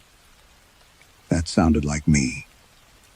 Owen laughed, but Caleb saw Meredith lower her camera. Nikhil cupped both hands around his mouth. Caleb crossed the clearing so fast that his boot kicked over a metal cup. Don't. The word came out, sharper than he intended. Nikhil froze. Caleb forced his face loose. Sound travels oddly in hollows. You answer somebody down there. They might think we need help. It was a poor explanation. He knew it. Priya knew it too. But no one argued. Darkness gathered slowly under the beeches. The wind strengthened along the ridge, bringing the smell of wet stone, though the forecast held no rain. Then the voice came again. Not Nikhil's. Caleb's.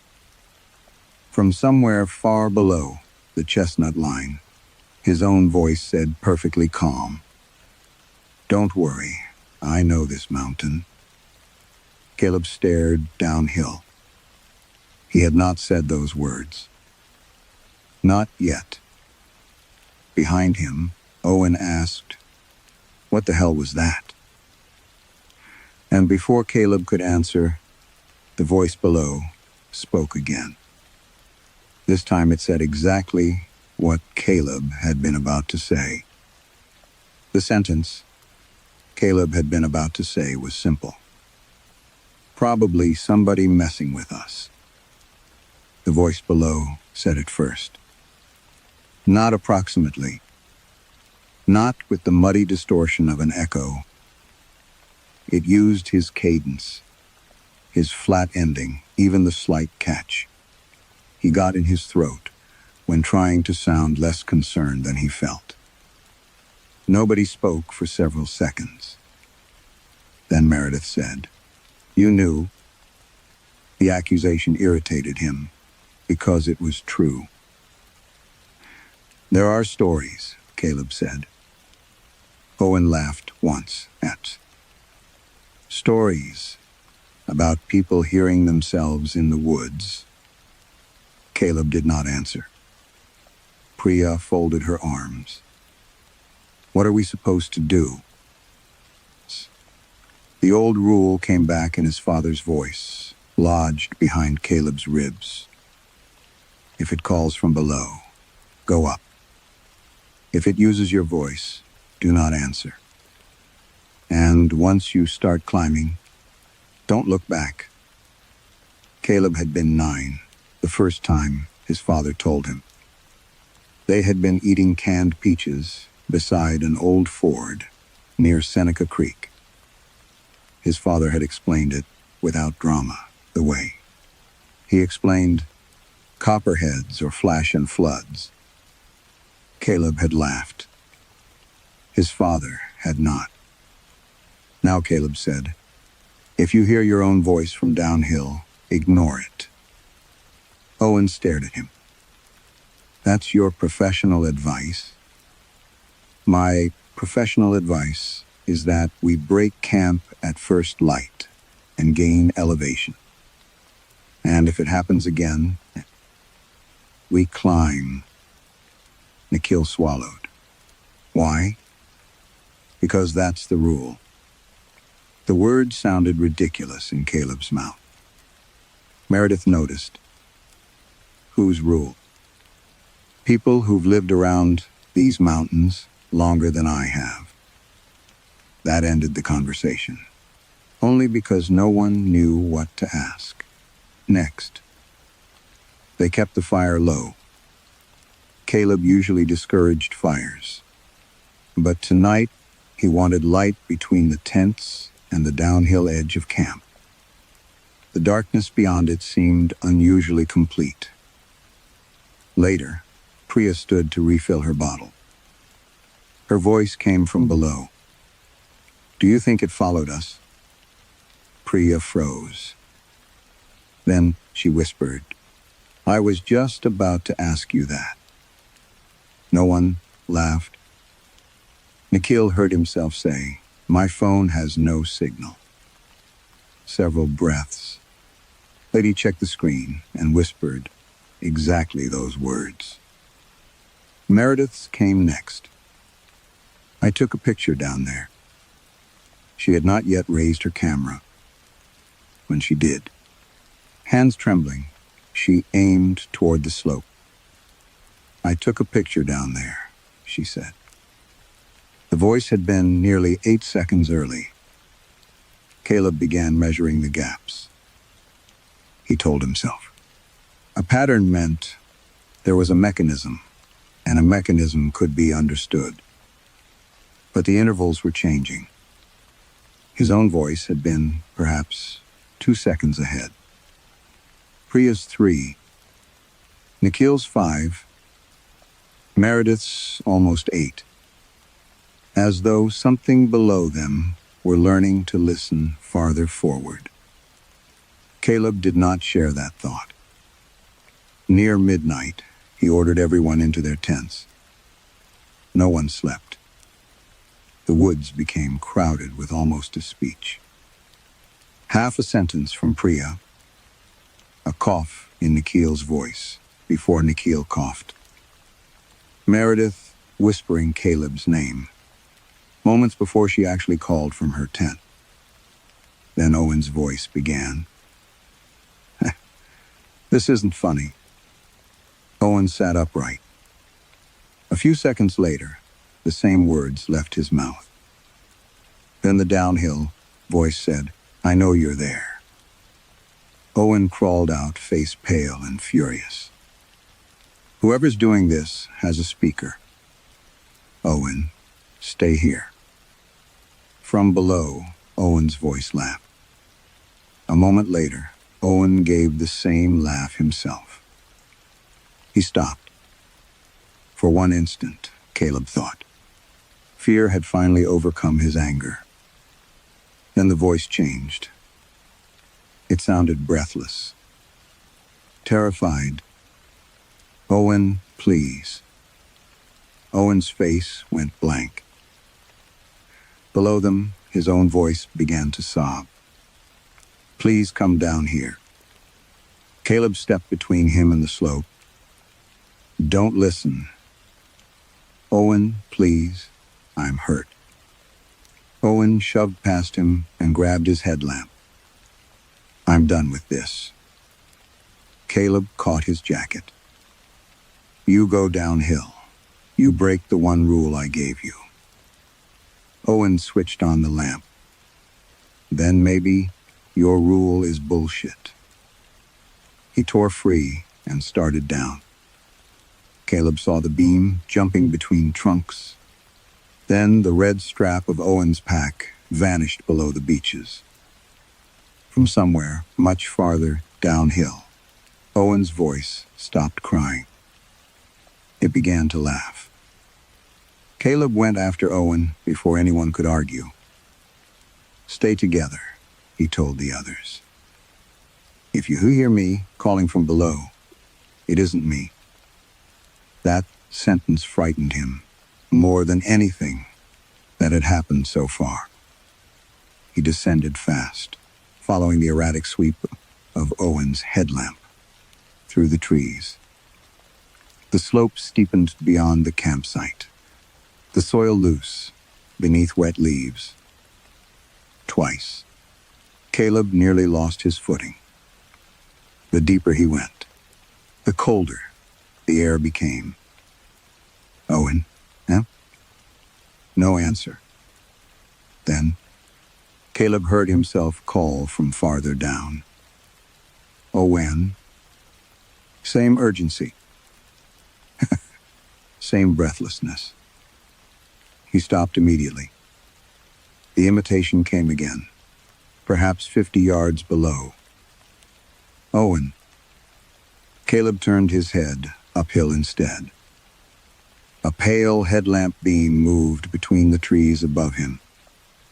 For one sick instant, he thought, Owen had somehow circled around. Then, Someone stepped from behind. A beach 10 yards downhill. Owen. He stood perfectly still. His headlamp was switched off. "Jesus Christ," Caleb whispered. Owen looked unharmed. No blood. No torn clothing. His breathing was calm despite the descent. "What happened?" "I got turned around. You were walking straight downhill." "I know." Caleb grabbed his shoulder. "Look at me." Owen did. His pupils reacted normally to Caleb's light. "You fall?" "No." "Hit your head?" "No." "Did you see anybody?" Owen hesitated. Caleb waited. "No." "What did you hear?" "Myself." "Saying what?" Owen looked past him toward the darkness below. "That I should keep going." Caleb tightened his grip. And then it stopped. Something cracked deeper in the hollow. Not a branch breaking. Something heavier. Caleb pulled Owen uphill. They crossed the invisible chestnut line without speaking. Only after the glow of camp appeared through the trees. Did Caleb realize Owen had not once stumbled. Priya ran toward them. "Is he okay?" "Yes," Owen said. Priya stopped. Her mouth remained open. She had not asked the question yet. Caleb looked at Owen. Owen frowned. "What?" Priya slowly said. "I was going to ask if you were hurt." "I'm not." "You answered before I said it." Owen stared at her. "No, I didn't." Nobody slept after that. By dawn, Caleb had convinced himself exhaustion was amplifying everything. They had been frightened, hyper-aware, anticipating speech from body language. That explanation survived, perhaps 20 minutes. Nikhil crouched beside his pack. Before he spoke, Owen said, "Inside the blue pocket." Nikhil looked up. "What?" "Your batteries." I was going to ask if anybody had seen them. Owen rubbed both hands over his face. "Lucky guess." They broke camp quickly. Caleb chose a route following the ridge northeast. They had covered less than half a mile when Owen stepped abruptly to his left. A dead limb crashed onto the trail where he had been standing. Meredith screamed. Owen stared at the branch. "I heard it crack." Caleb had heard nothing. Later, while crossing a patch of shale, Owen caught Priya's sleeve and pulled her backward. A stone, the size of a fist, rolled from above, bounced through the exact place her ankle had been, and disappeared. Downhill. Priya looked at Owen with something close to revulsion. "You knew?" "No. You moved me before it fell." "I saw it. You were facing me." Owen said nothing. The forest seemed to tighten around them as the morning advanced. Mist lingered between trunks despite the warming air. Every descent looked darker than it should.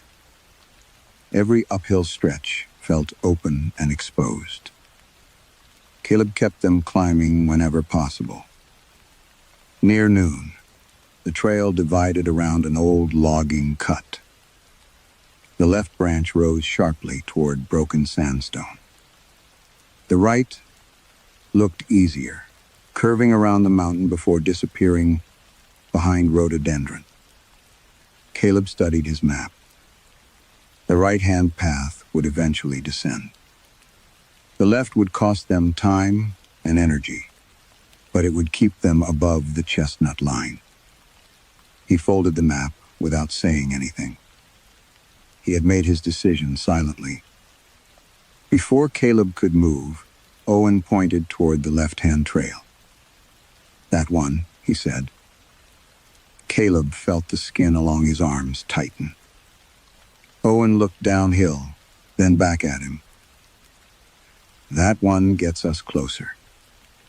Caleb looked from Owen to the rising trail. Closer to what? Owen's expression changed. Only slightly. A tightening around the eyes, as though he had heard a question phrased differently.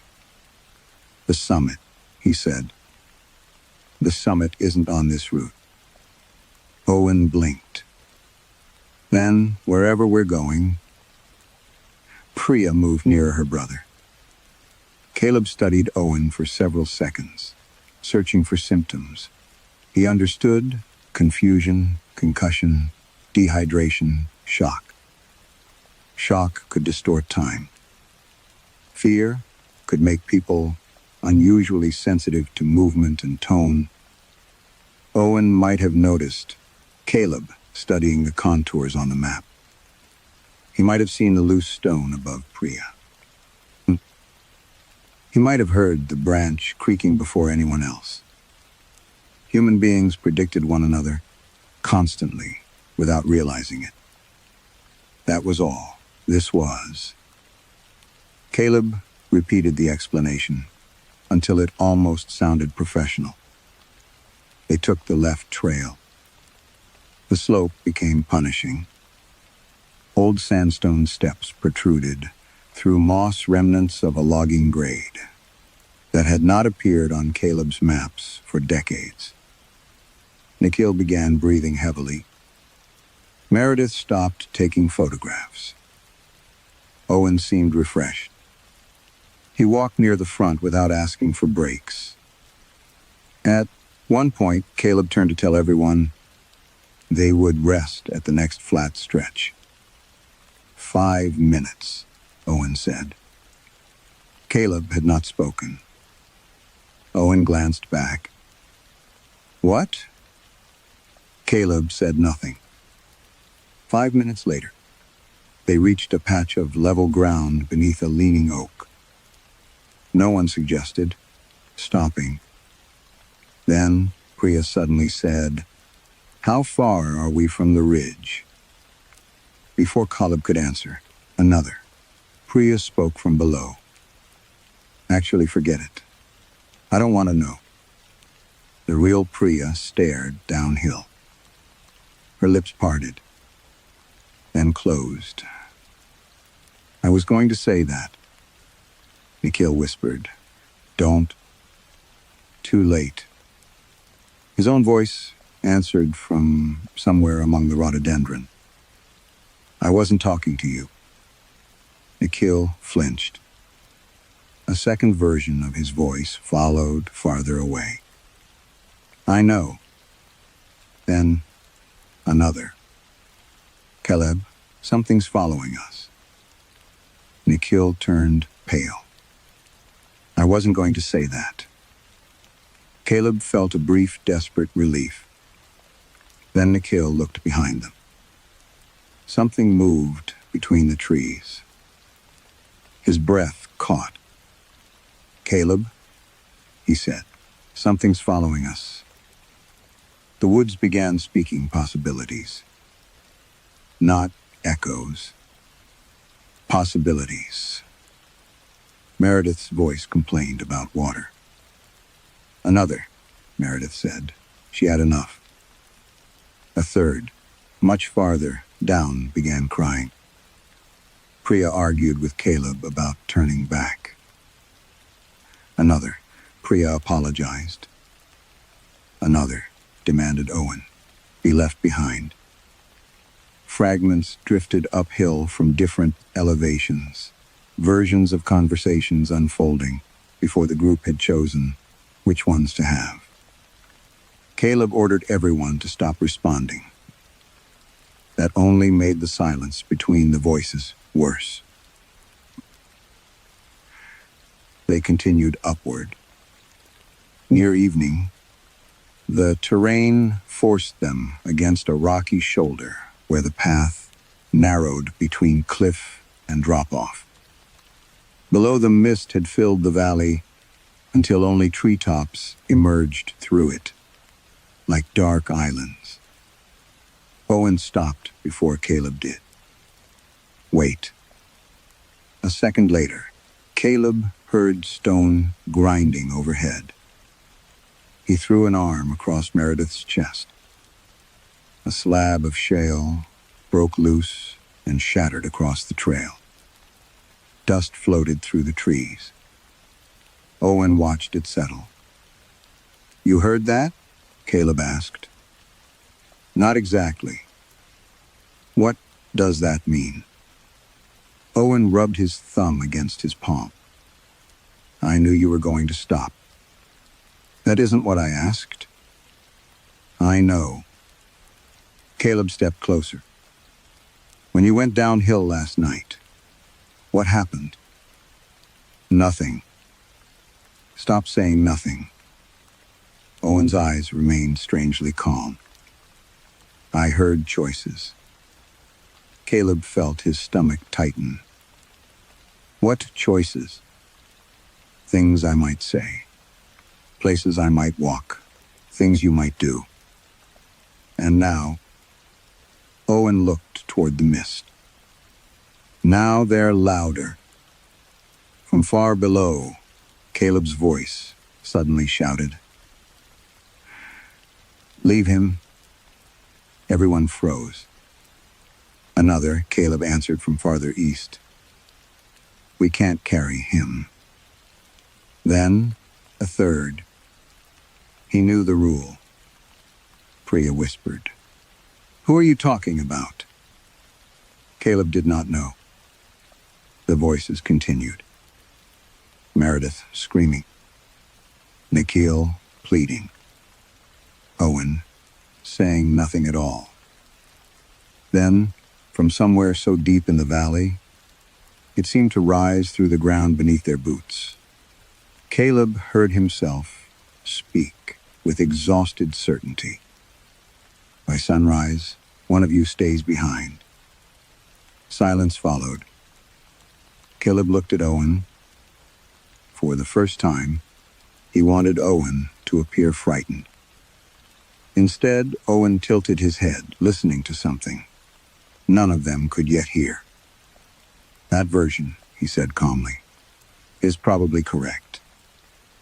Owen's certainty disturbed Caleb more than the prediction.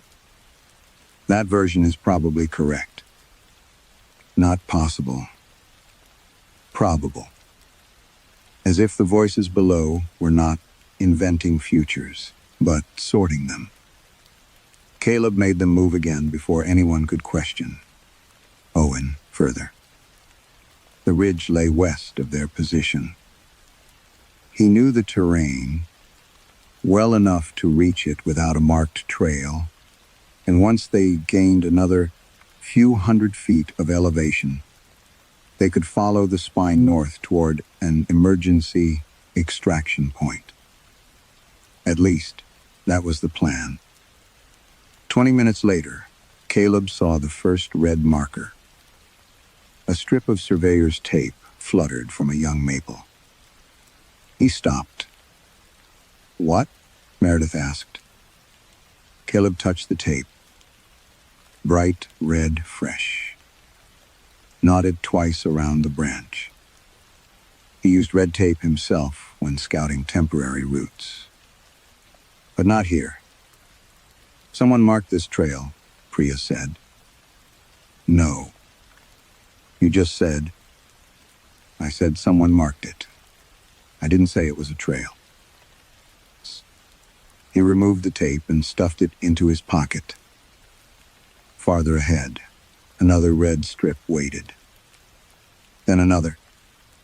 Each one marked the easiest passage through the trees.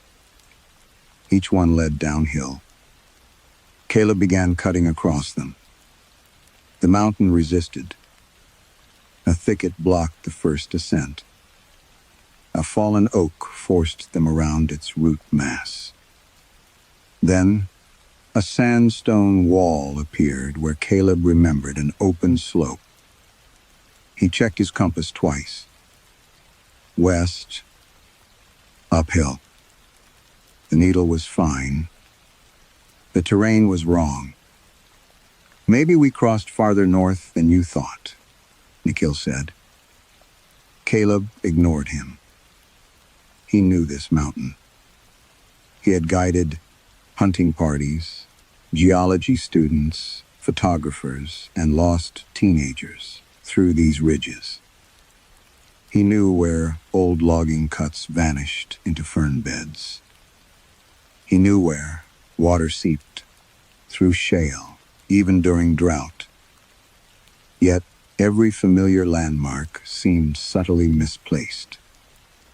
The split boulder, shaped like a kneeling man, appeared below them instead of above.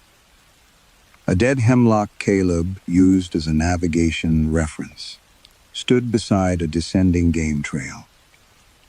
Even the creek, which should have been half a mile east, began murmuring somewhere beneath them.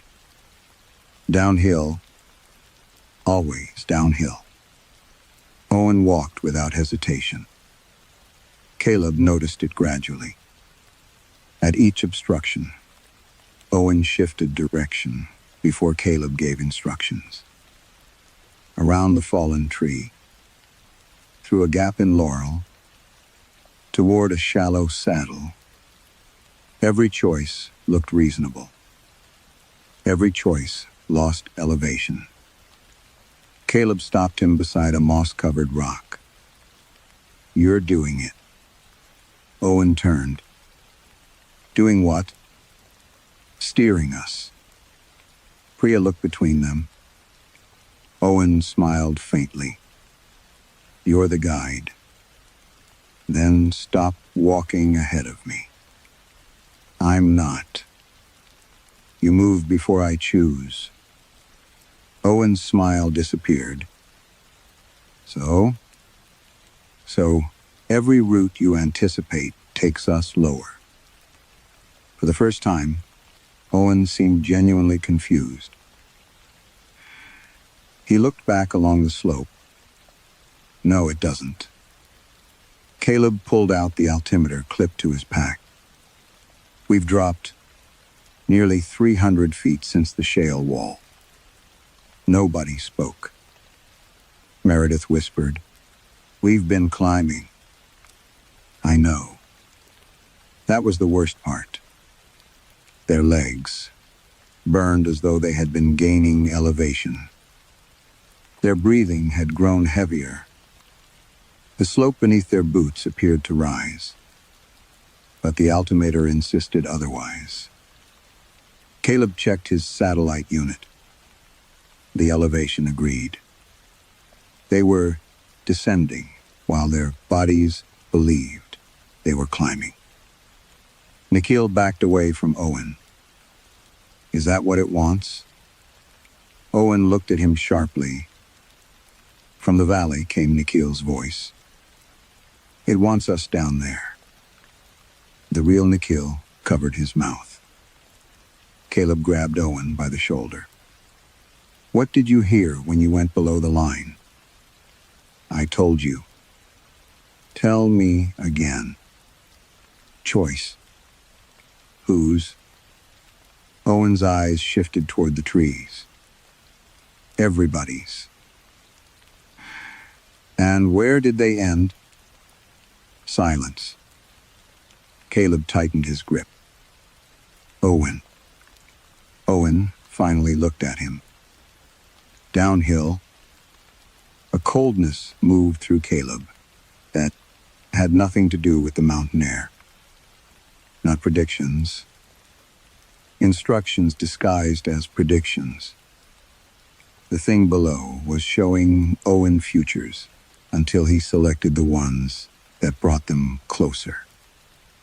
Caleb released him. We climbed straight up from here. No trails, no markers. Nobody makes a decision except me. He turned toward the steepest slope. A red strip of tape fluttered from a tree directly above them. Caleb stared at it. Then another appeared farther up. And beyond that, and another. And for one impossible second, relief rose in him. Until he saw the trees beyond the markers. Their roots were exposed on the side, facing Caleb. Roots exposed downhill. He had been looking at the slope backward. Somewhere below, a man began humming. 3 soft notes. Pause. 3 more. Caleb stopped breathing. He knew that tune. His father had hummed it while sharpening knives, while driving mountain roads, while waiting for storms to pass. Caleb had not heard it in 25 years. Then his father's voice rose from the valley. Caleb. He closed his eyes. The voice came again. Son. And every false uphill path around them seemed to lean toward it. Caleb waited until the others slept. Or pretended to. No one had spoken much. After his father's voice came out of the valley, Caleb had led them to a narrow shelf beneath a sandstone overhang and insisted they stop there before darkness made the false slopes impossible to read. He tied red tape, only on branches, above eye level, a private correction, to whatever was marking the paths below. Owen watched him do it. You're going down tonight, he said. Caleb kept tying the knot. No. Owen smiled without humor. You already decided.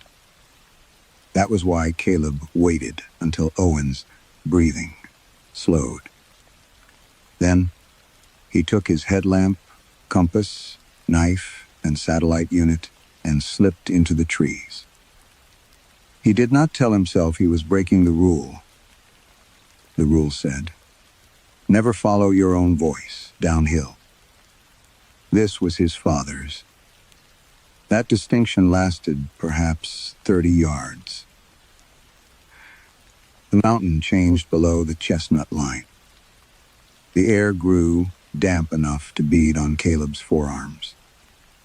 Rocks sweated beneath moss. Trees stood closer together, their trunks bending subtly downslope, as though listening. His father hummed occasionally. 3 notes. Pause. 3 notes. Caleb followed. Dad. The word escaped before he could stop it. Everything went silent. Caleb shut his eyes. Idiot. He had answered. Somewhere farther below, his father said. I know. Caleb almost turned back. Instead, he kept descending. Soon, his headlamp found something unnatural between the trees. A straight line. Corrugated metal. A roof. The structure had collapsed on one side and disappeared beneath vines. But Caleb recognized it immediately. Search shelter. Night temporary wilderness stations had once been built throughout the region during large missing person operations. Most were dismantled afterward. This one had not been. The door hung open. Inside smelled of wet canvas, mouse droppings and rust. Caleb swept his light across a folding cot, an overturned table, rotted supply crates. Then the beam stopped. A green external frame backpack rested against the far wall. Caleb knew that pack. He had watched his father repair the leather straps at their kitchen table. He crossed the shelter slowly. The pack was faded almost gray, but the initials remained beneath the flap. RV, Russell Vance. Caleb sank to one knee.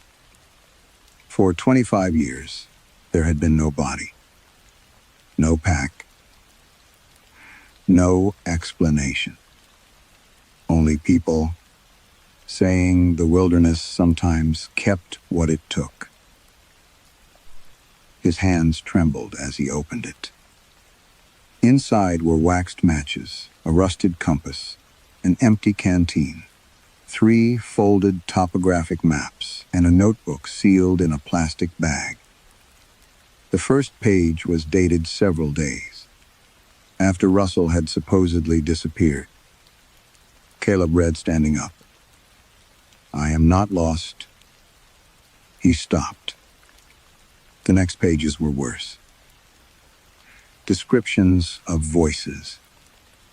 Warnings about elevation. Lists of names Caleb did not recognize, followed by phrases such as answered himself, came back early and knew the route before we chose it. One sentence had been underlined repeatedly. It does not repeat us. It waits where our choices have already happened. Caleb turned pages faster. Russell had mapped routes around the valley, marking places where voices were strongest. Every line bent toward the same basin. Then Caleb found his own name. Caleb must believe I left him.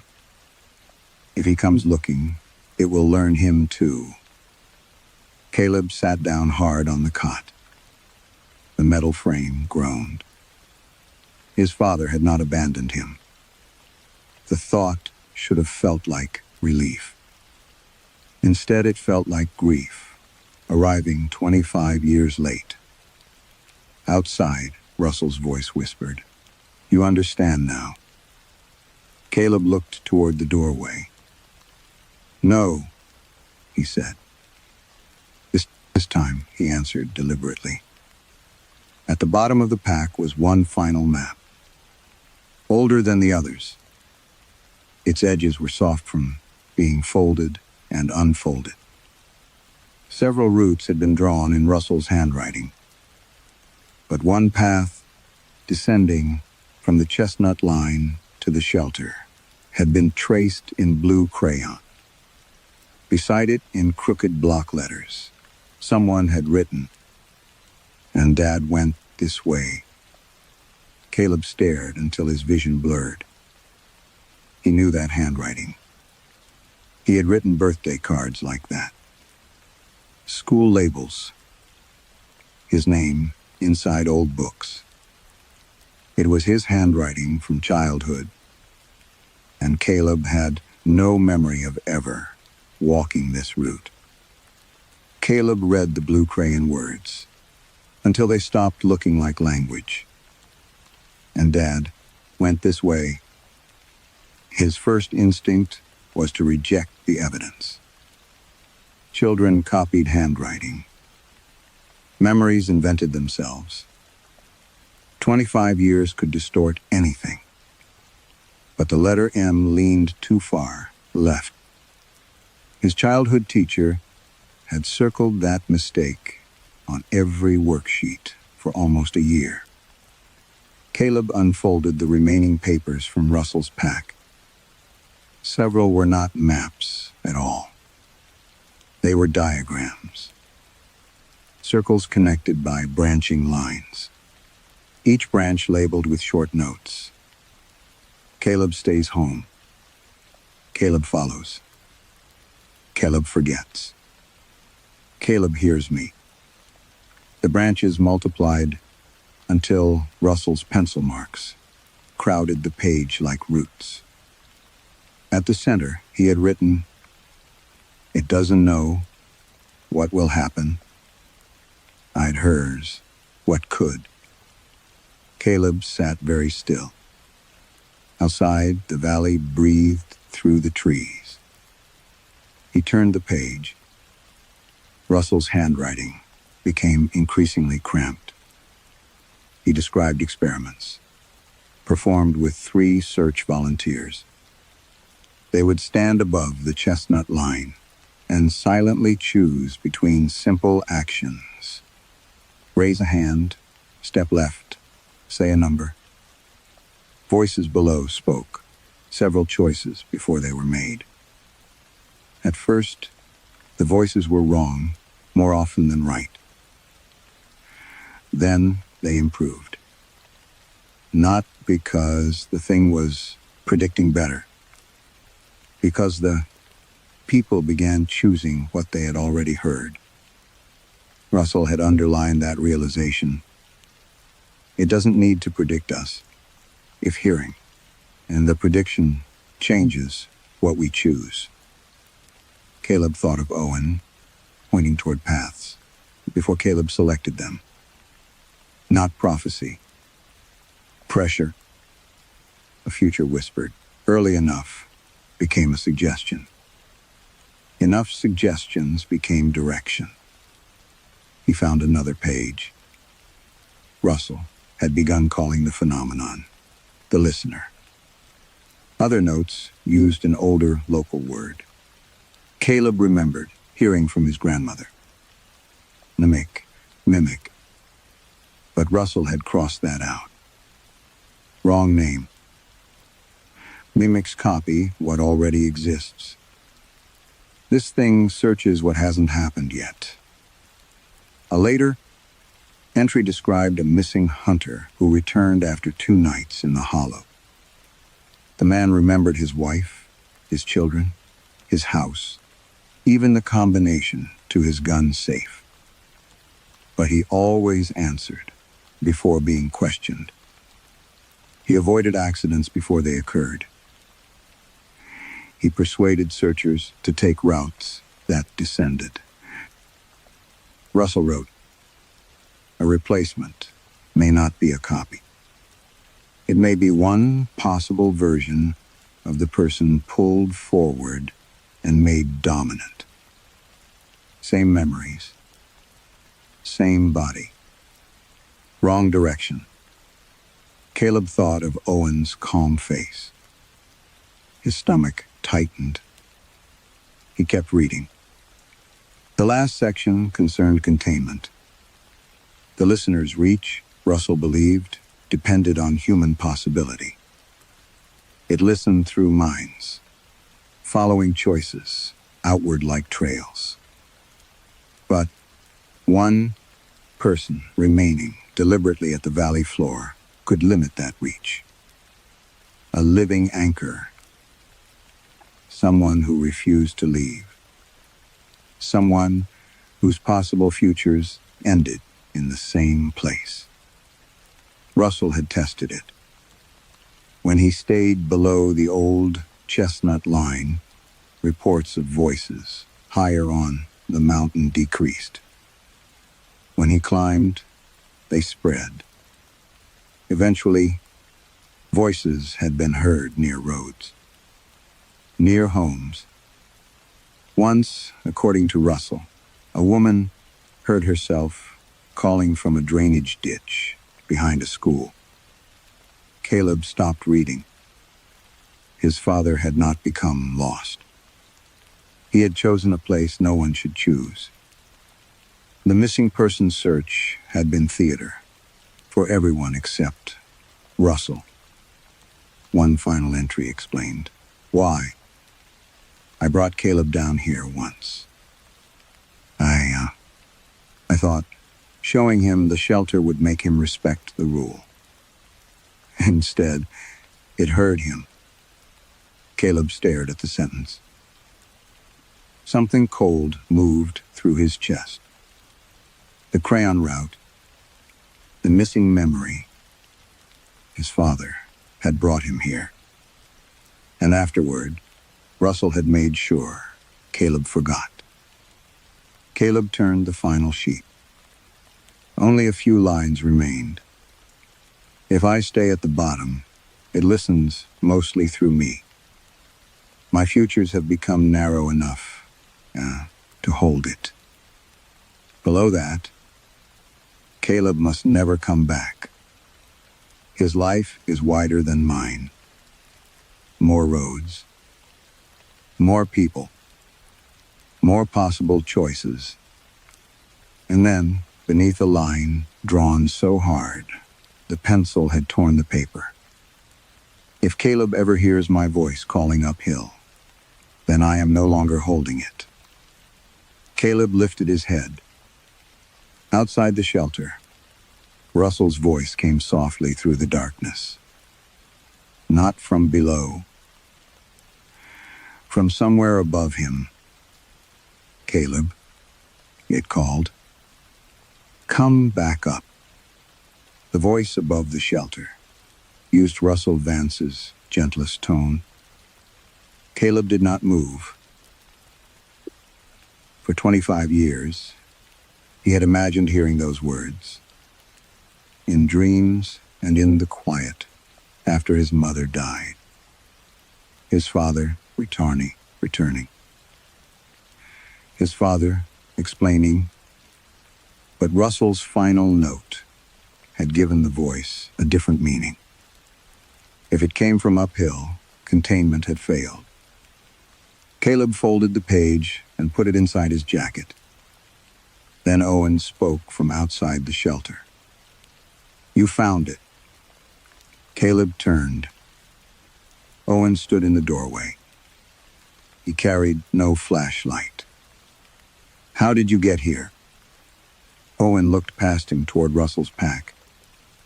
You were always going to, That isn't what I asked. I know.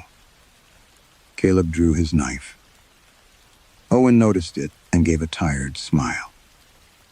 You think I'm not Owen. I think something happened to you below the line.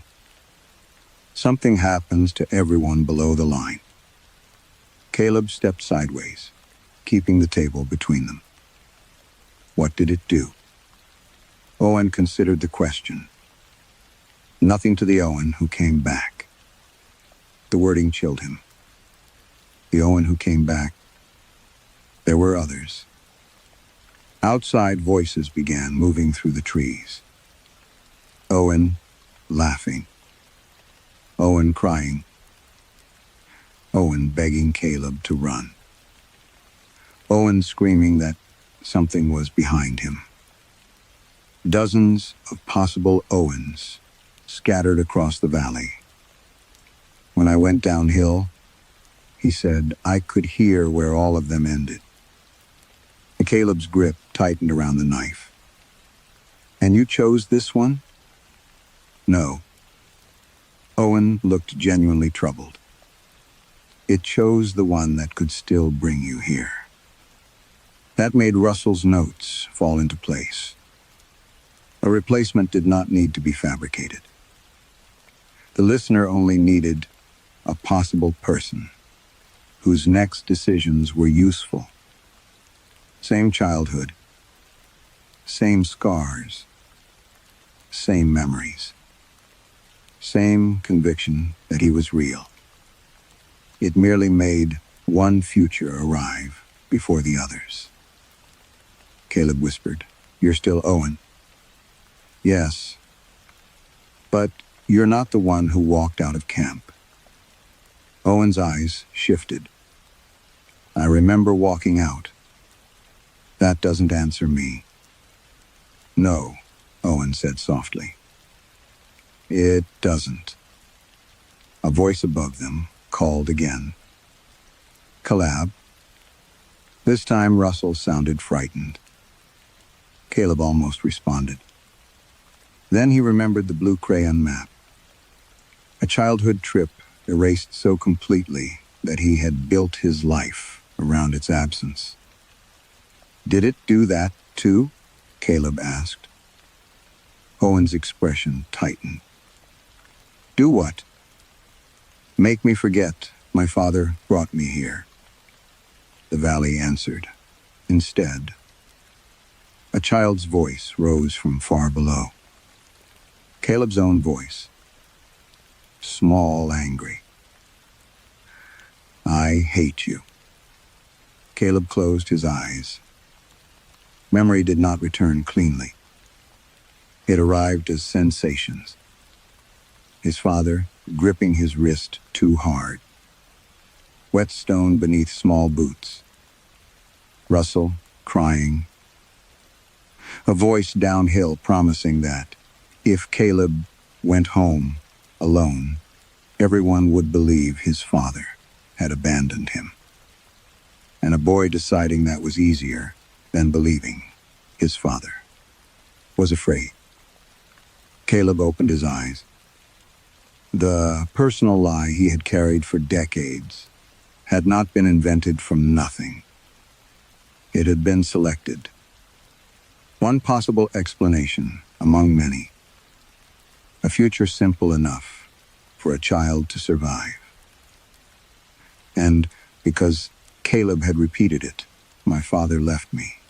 It had hardened into the path his whole life followed, guiding strangers through wilderness, mocking superstition, returning year after year to mountains he claimed meant nothing. The listener had not forced him back. It had cultivated the version of Caleb who eventually would. Owen stepped inside. Your father understood too late. Caleb raised the knife. Understood what? That keeping it here was never permanent. Owen nodded toward the branching diagrams. Russell narrowed his life. No family, no roads, no choices except staying. That made him useful as a boundary. And now his possibilities are almost gone. Caleb thought of the voice calling from uphill. The old anchor loosening. What happens if he dies? Owen looked toward the valley. It listens farther. How far? Owen's gaze returned to him. Not frightened, almost pitying. You guide people for a living, Caleb. Hundreds of names, hundreds of routes. People who go home to cities, airports, offices, families. Every person you've met branches into thousands more. Caleb understood. His father's future had ended in one valley.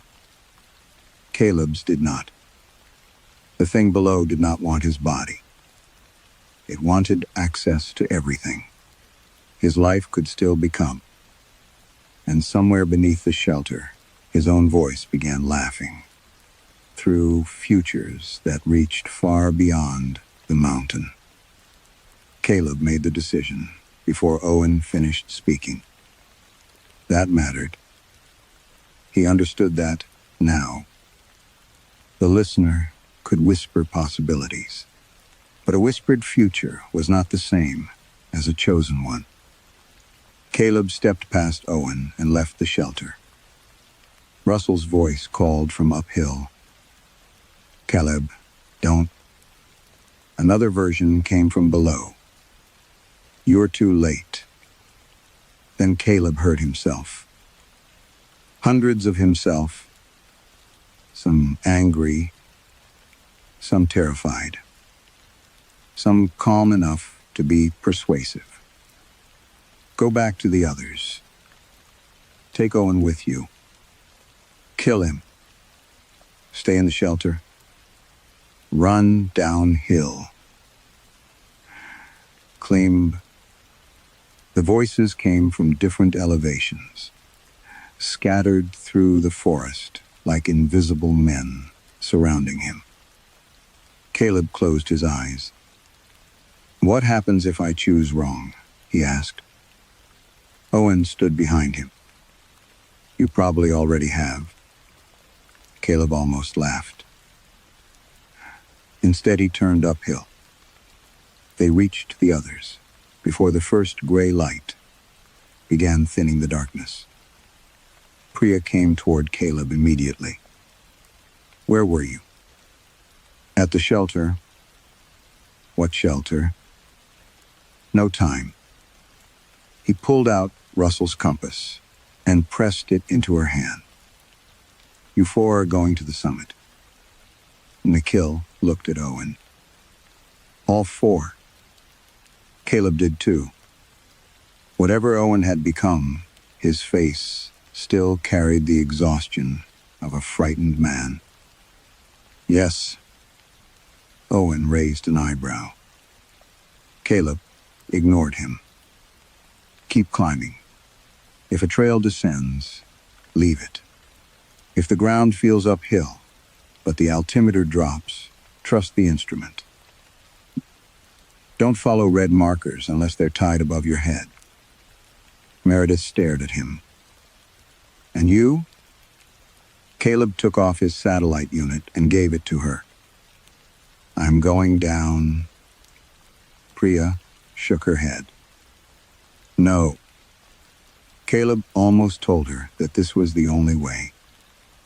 But that was exactly the kind of sentence the valley liked. So he said something else. "My father stayed here for 25 years because I didn't believe him." The woods answered in Russell's voice. "You were a child." Caleb looked downhill. For once, he let himself believe the voice might contain something true.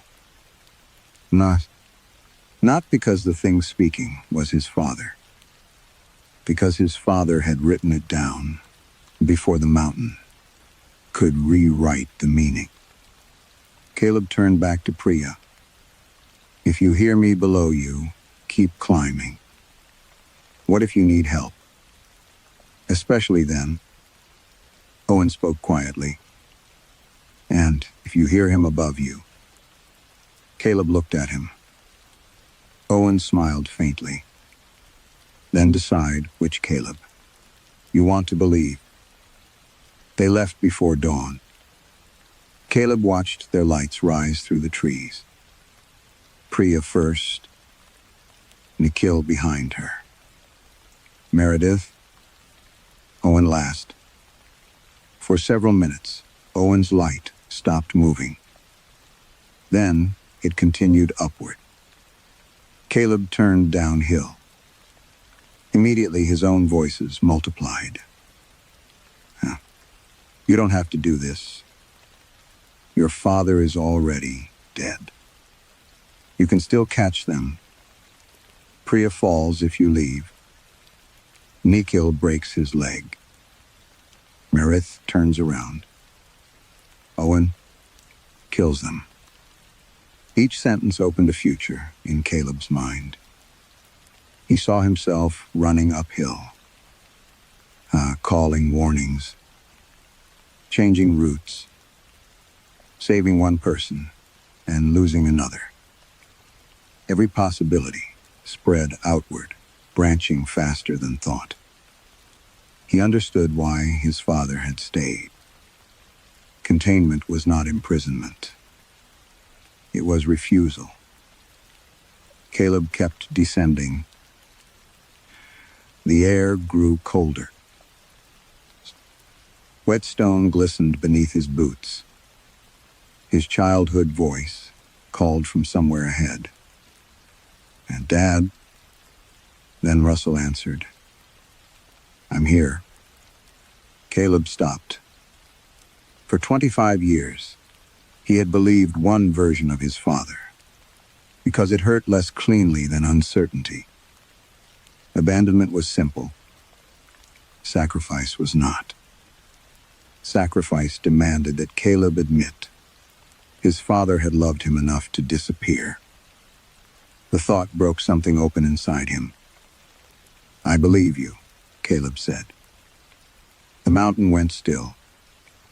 For the first time since the voices began, no future answered. Caleb continued downward.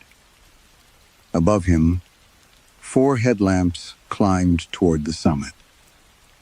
Below him, something waited among futures that were becoming narrower, with every step he chose not to reconsider. By the time the sky paled behind the ridge, Priya dragged herself over the final rise. Nikhil followed. Then Meredith. Owen came last. They collapsed among wind-bent spruce and gray stone. For several breaths, no one spoke. Then Meredith lifted her head. A man stood beside the summit marker. Dirty. Exhausted. Breathing hard. Caleb Vance looked down at them and said, "You took your time." Priya did not move. Neither did Nikhil. Meredith slowly raised one hand toward the knife on her belt. The man beside the summit marker looked exactly like Caleb. Same gray at the temples. Same scrape along his right forearm. Same mud darkening the knees of his pants. Even the red surveyor's tape was still stuffed into his jacket pocket. Owen was the only one who seemed unsurprised. Caleb looked at him. "You came back." Owen's expression remained unreadable. "So did you." Caleb frowned. "I never left." Priya stared at him. "You went downhill." "No. We watched you. You watched me check the lower trail. You gave me your father's compass." Caleb looked at the compass in her hand. Something small changed in his face. Not fear. Calculation. "I gave you that yesterday." Priya's fingers closed around it. "No, you didn't." Caleb exhaled slowly. Then he pointed toward the eastern ridge. "We can argue here, or we can get off this mountain." Nobody moved. From far below came a voice. Caleb's voice. "Priya." The summit, Caleb flinched. That reaction was so natural that Meredith nearly turned toward the sound. Caleb snapped, "Don't." The word cracked across the ridge. Everyone froze.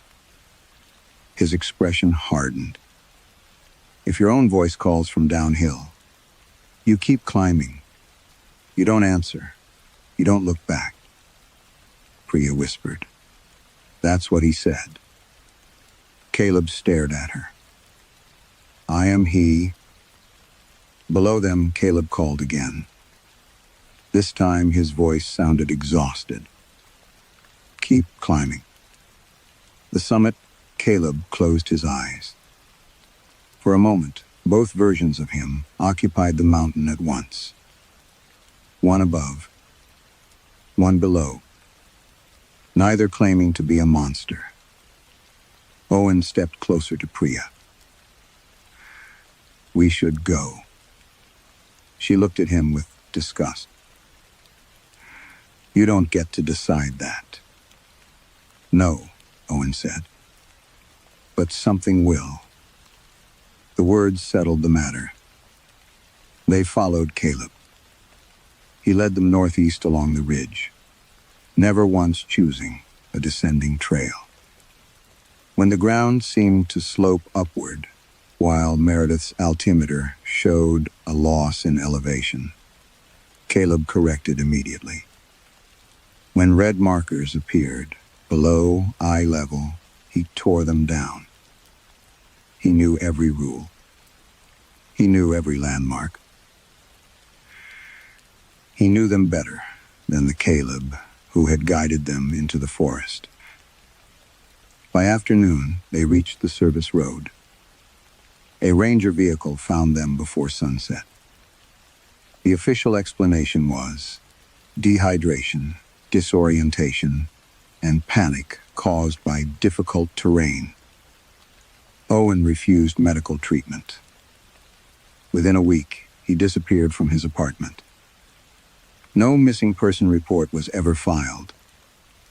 Priya tried. The police told her. Owen Pike had moved out months earlier. Meredith's photographs showed only trees. Nikhil stopped discussing the trip entirely. Caleb returned to guiding. That was perhaps the strangest thing. He answered emails, updated route conditions, taught clients how to read contour lines. He even posted a short safety notice, warning hikers never to follow voices downhill. Nobody found anything unusual about it. Priya did. The Caleb who came home no longer mocked the old stories. He repeated the rule with absolute conviction. Never answer yourself. Never look back. Always climb. Far beneath the former chestnut line, another man remained in the valley. Caleb Vance sat beside the collapsed search shelter, with Russell's notebook resting across his knees. At first, the listener showed him thousands of futures. Routes, cities, people, lives branching outward. Caleb refused them. Each day, the possibilities narrowed. Eventually, there was only the shelter. The whetstone, the trees bending downhill, and the choice to remain. Sometimes, he heard his father. Sometimes the voice sounded grateful. Sometimes, it simply disappeared into the mountain. Caleb never learned which version had been real. He no longer needed to. Months later, two hikers crossed the ridge during an early autumn storm. Near dusk, one of them heard her own voice calling from the hollow. "Come down here." Her companion stopped. The same voice called again. I found the trail. They stood between the red leaves, listening. Then, another voice rose from deeper in the valley. A man's voice. Calm, weathered, a professional. Don't answer it. The hikers began climbing. Below them, their own voices called louder. The man spoke again. Keep going. They did. Neither looked back. And long after they reached the ridge, Caleb Vance continued calling from below, holding the mountain in place, one warning at a time. Some warnings survive because someone once paid the cost of learning why they mattered. Caleb spent most of his life believing that skepticism made him stronger than fear, only to discover that the story he rejected had been protecting him all along.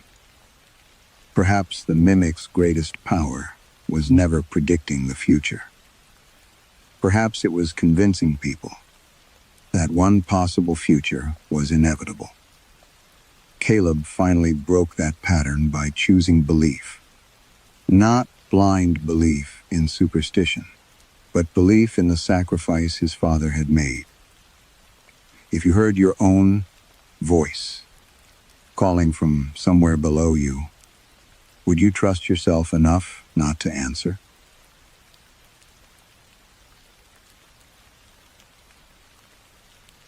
Story 3. The first thing Mara noticed was that someone had moved the Guestbook. It normally sat on the narrow shelf beside the front door, beneath a framed map of the Great Smoky Mountains. and a brass hook shaped like a black bear. Mara Collins kept it there because guests liked leaving notes on their way out, recommendations for hiking trails, complaints about the water pressure, drawings from children who had seen deer near the porch. That afternoon, however, the book lay open on the kitchen table. Mara stopped halfway through, unloading bottled water, and looked at it. The cabin was empty. The cleaners had left before lunch. The next booking was not due until evening. She stood still, long enough to hear the refrigerator motor clicking softly behind her. Then she laughed under her breath. "Wind," she said, though every window was closed. She crossed the room and shut the book without reading the open page. The cover was green cloth, darkened at the corners by years of handling. When Mara had bought the cabin 6 years earlier, the guest book had already been there, tucked into a drawer with old appliance manuals. She had almost thrown it away. Instead, she encouraged visitors to write in it because handwritten comments looked charming in listing photographs. Charm mattered. It made people forgive unreliable Wi-Fi narrow roads, and the fact that the nearest grocery store was nearly 40 minutes away. Mara carried the book back to the shelf. Her thumb paused on a shallow cut in the cloth cover. She remembered making that mark with her thumbnail 2 summers earlier, on the night she deleted Patrick Keene's warning from the online review page.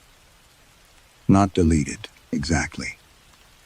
Hidden, reported, removed from public view. The distinction had mattered to her. Then, Patrick had stayed alone for 4 nights and disappeared on the 5th. Before anyone knew he was missing, he had written a review claiming there was someone in the trees copying sounds from inside the cabin, he mentioned.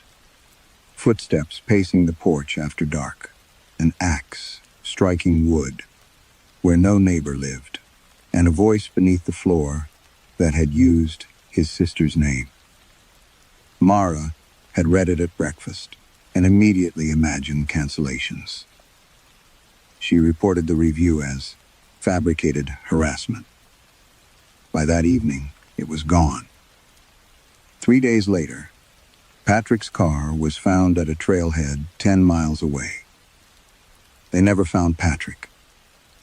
Mara pushed the memory aside and checked the thermostat. The cabin smelled faintly of pine cleaner, damp timber, and the cold mineral scent that came before mountain rain.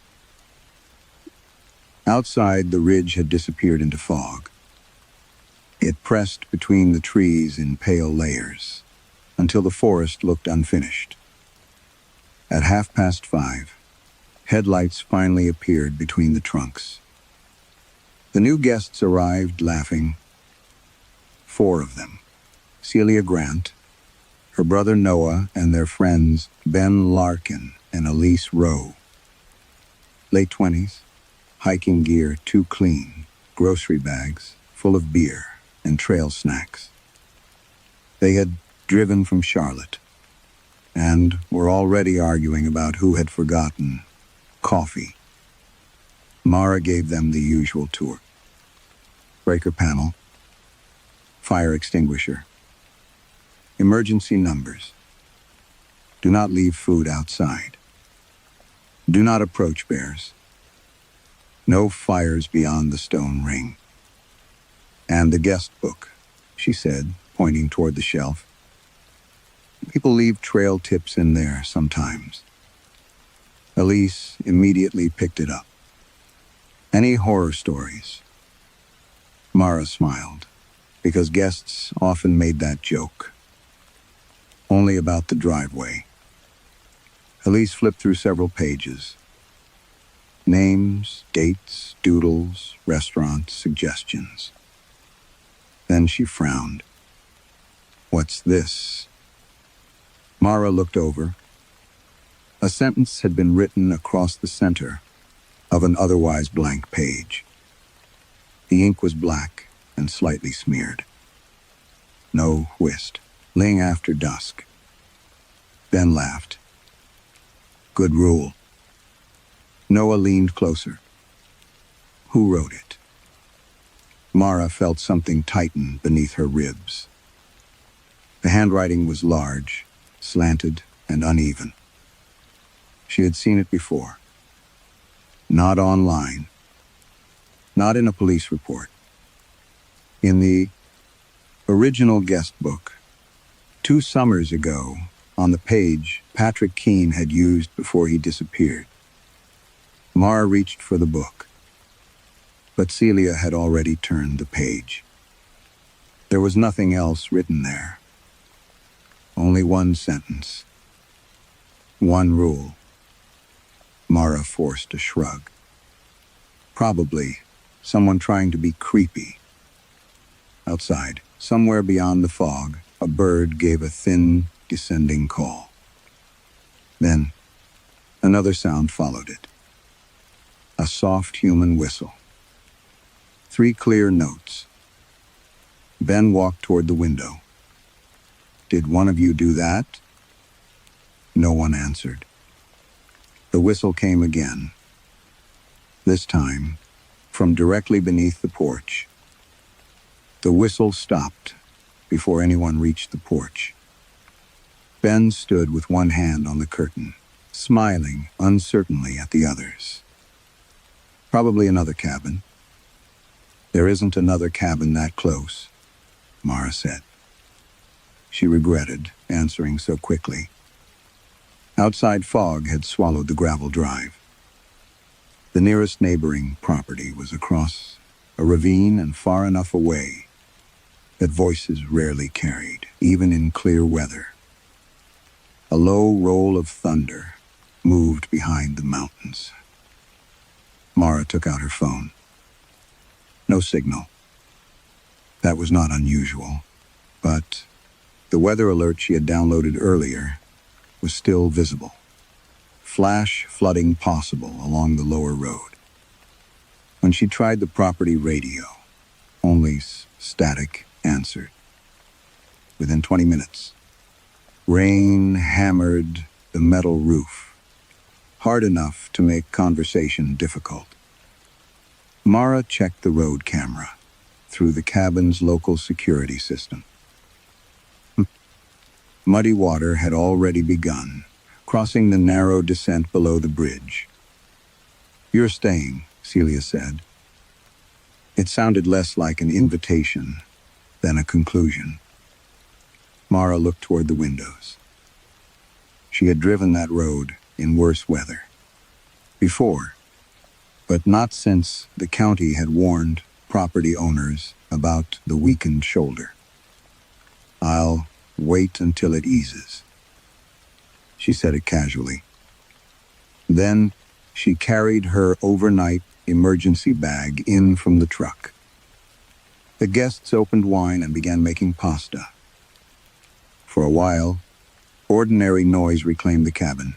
Cupboard, doors, cutlery, laughter, the hiss of sauce on the stove. Mara remained near the kitchen counter, pretending to answer emails that could not send. The Guestbook sat on the shelf behind her. She could feel it there. Patrick Keene had written in that same book on his second night. She remembered because his entry had irritated her. Beautiful place, he had written. Strange acoustics after dark. Somebody whistles outside, but every time I look, nobody's there. Mara had drawn a small star beside the comment when she first read it, marking it as something to mention to the maintenance crew. 2 days later, Patrick posted the online warning. That one had not sounded charming, he claimed.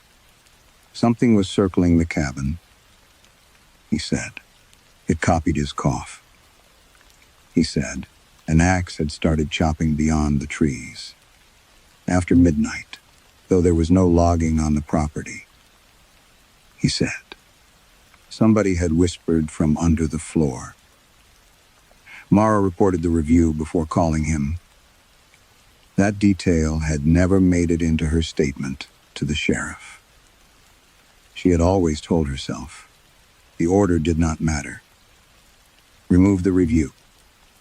Call the guest. Protect the business first, then handle the problem.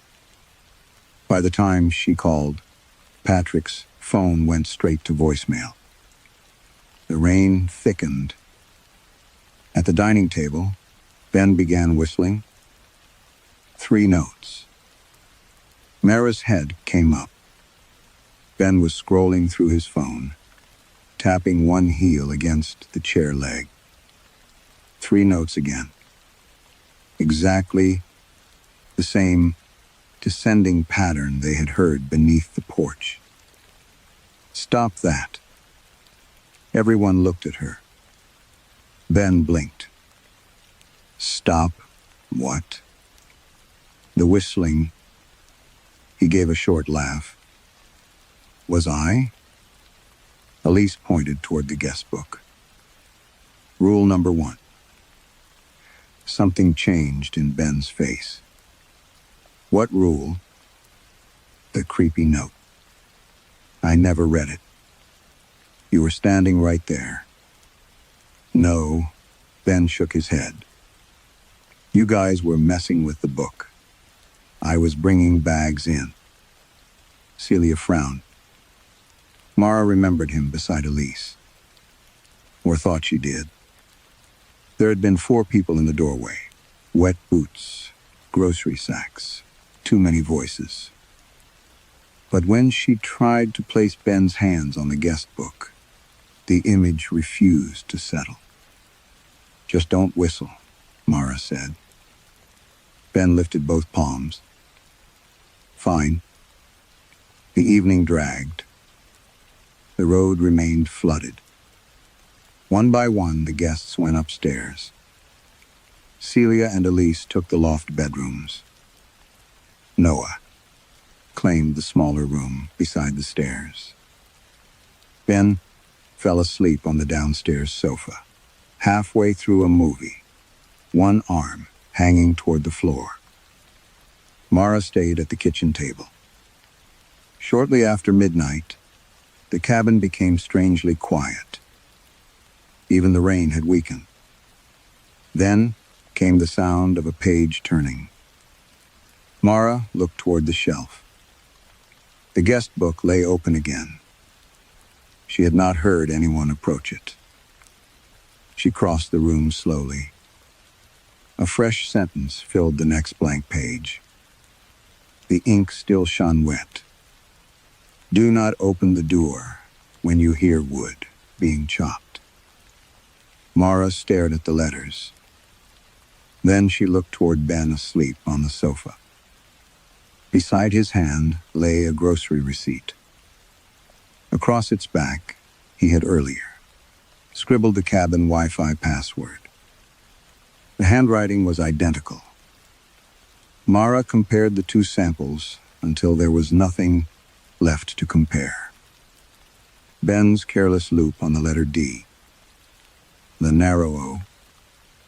The way his final strokes tilted downward as though the words were slipping off the page.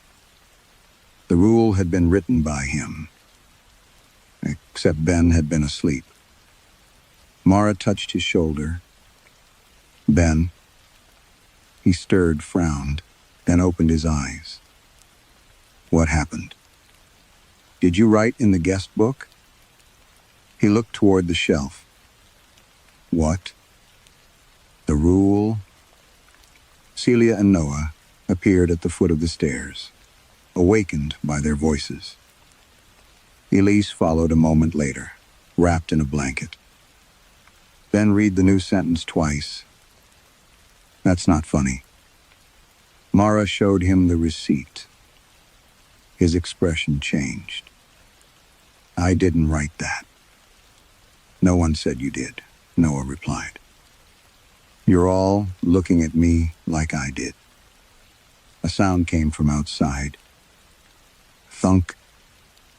Everyone stopped. Another followed. Several seconds later. Thunk. Not thunder. Not a branch falling. The sound had weight behind it. The dense wooden crack of steel entering a log. Then slowly stood. Thunk. It came from beyond the porch, somewhere among the trees. Elise whispered, "Is someone cutting firewood?" "At this hour?" Celia asked. Mara moved toward the window, but stopped before reaching it. Patrick's review returned to her with uncomfortable precision. An axe striking wood where no neighbor lived. She remembered dismissing that line most of all. A tourist hearing maintenance work and turning it into a ghost story. Thunk. The blows continued at measured intervals. Never hurried, never uneven. Someone outside was chopping wood with the patience of a person who expected to be there all night. Noah reached for the curtain. "Don't." Mara's voice made him freeze. She felt embarrassed immediately.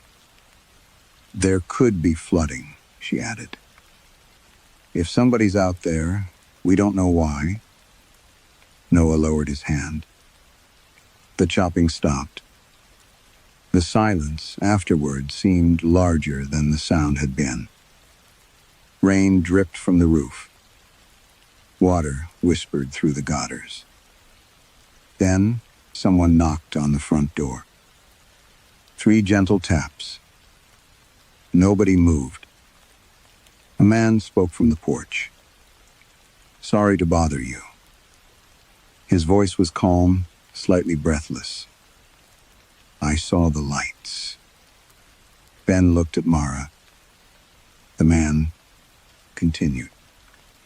"My hatchet broke. Any chance I could borrow yours?" Elise covered her mouth. The cabin had a hatchet. Mara kept it beside the stacked firewood in a locked utility cabinet. She had not mentioned it during the tour. The knock came again. "Just for a minute," Ben whispered. "Maybe someone really needs help." Mara pointed toward the Guestbook. No one argued. Outside, the man waited. Then his boots creaked across the porch. One step. Another.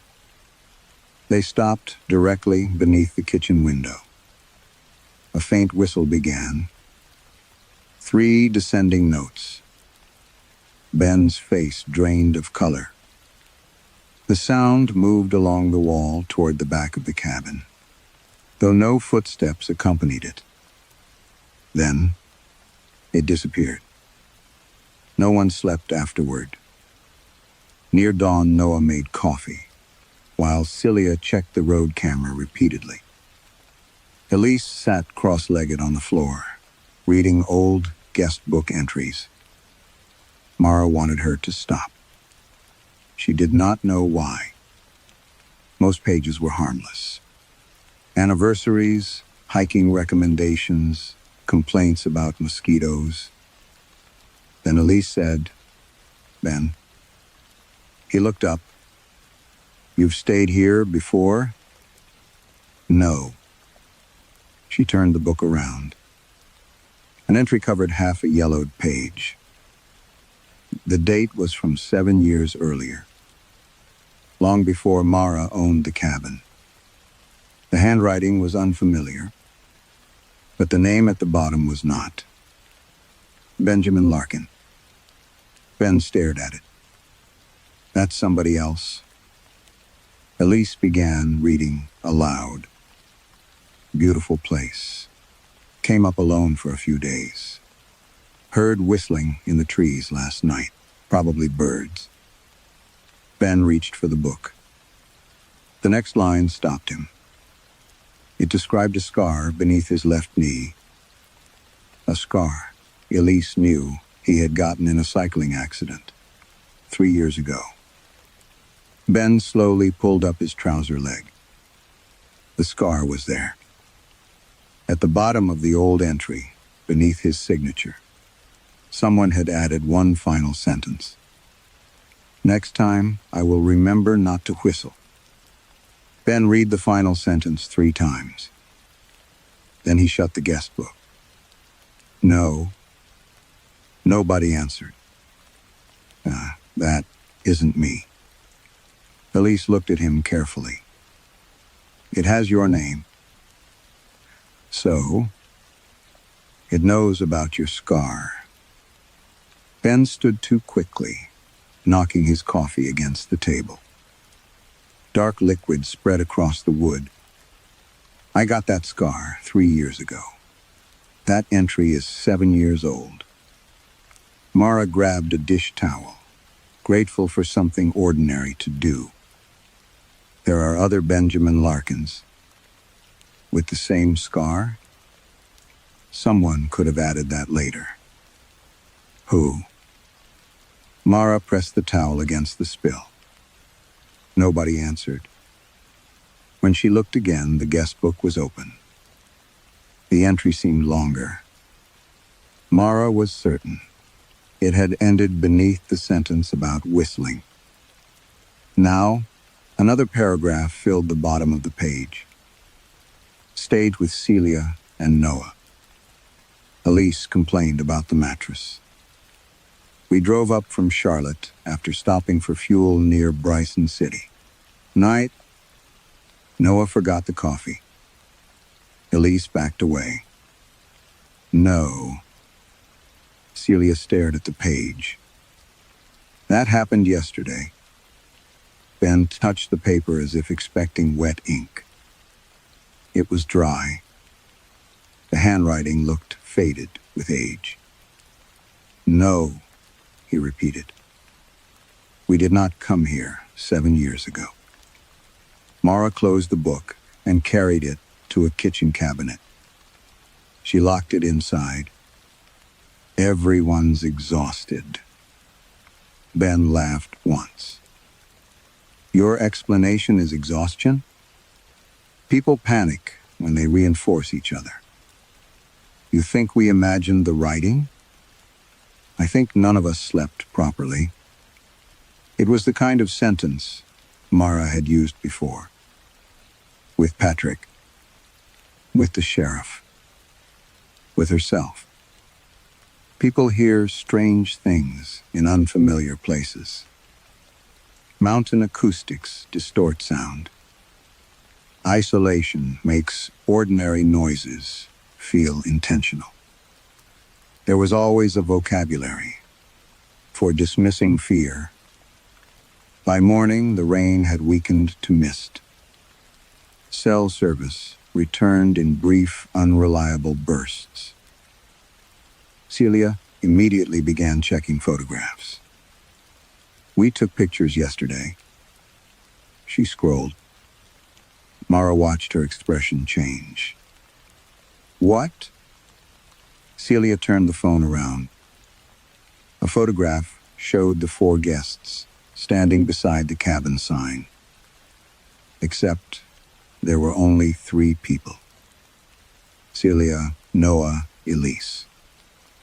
Between Noah and Elise was an empty space, wide enough for someone to have been standing there.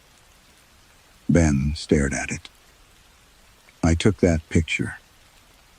No, Noah said. Everyone looked at him. Noah frowned. I mean, didn't Mara take it? Mara felt cold. I was inside. Noah rubbed his forehead. Right. Ben took Celia's phone. There are more. He searched through the album. At an overlook from the drive up, Celia and Elise leaned against a railing. Noah stood behind them. No, Ben. At a gas station, 3 coffee cups sat on the hood of Celia's car. At a restaurant, 3 plates. Ben opened his own phone. Most of his photographs remained. But when he tried to show them to the others, their faces tightened with uncertainty. That could be anywhere, Noah said. It's yesterday. I don't remember taking that. You're in it. Noah shook his head slowly. Ben looked at Celia. You remember me picking you up? Celia's answer took too long. Of course. What was I driving? She opened her mouth. Nothing came out. Ben stepped back. You've been in my car 100 times. Elise whispered, What color is it? Ben turned toward her. You know, she began crying. Mara unlocked the cabinet. The Guestbook waited exactly where she had put it. She opened to Ben's entry. Another line had appeared. They forget in small pieces first. Mara almost dropped the book. Ben saw it. What does that mean? Mara could not answer. Instead, she went to the rental tablet, mounted beside the refrigerator. The reservation software finally connected. She opened Celia Grant's booking.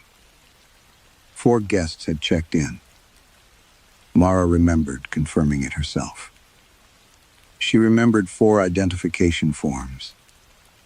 She remembered charging the additional occupancy fee. The page loaded. Guests 3. Celia Grant. Noah Grant. Elise Rowe. Mara searched for Benjamin Larkin. No result. She searched the signed rental agreement. 3 signatures. Then she checked the cabin's automated arrival log. The system showed only 3 guests entering the property the previous evening. Behind her, Ben said quietly, Mara? She turned. For one terrible second, she did not know who had spoken. Ben said Mara's name again. This time she recognized him. The relief lasted less than a second. I know who you are, Mara said. Ben stared at her. That sounded convincing. No one laughed.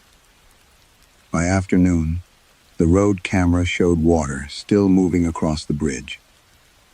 The county emergency page loaded once before the signal failed. Again, advising residents to avoid mountain roads until morning. They were trapped for another night. Mara hated the word trapped. She preferred delayed. Weatherbound, temporarily inaccessible. Words mattered. They changed panic into inconvenience. She had built a career on that principle. A dangerous staircase became rustic. No phone service became an opportunity to disconnect. A missing guest became an isolated incident. By evening, even Celia had begun forgetting Ben in ways she could no longer hide. She set 4 plates on the table, stared at them, then quietly removed one. Ben watched her do it. Who was that for? Celia looked down at the plate in her hands. I don't know. He went upstairs after that. Elise followed him, repeating his name under her breath. as though memorizing a password. Mara remained downstairs with Noah. The guest book stayed locked inside the cabinet.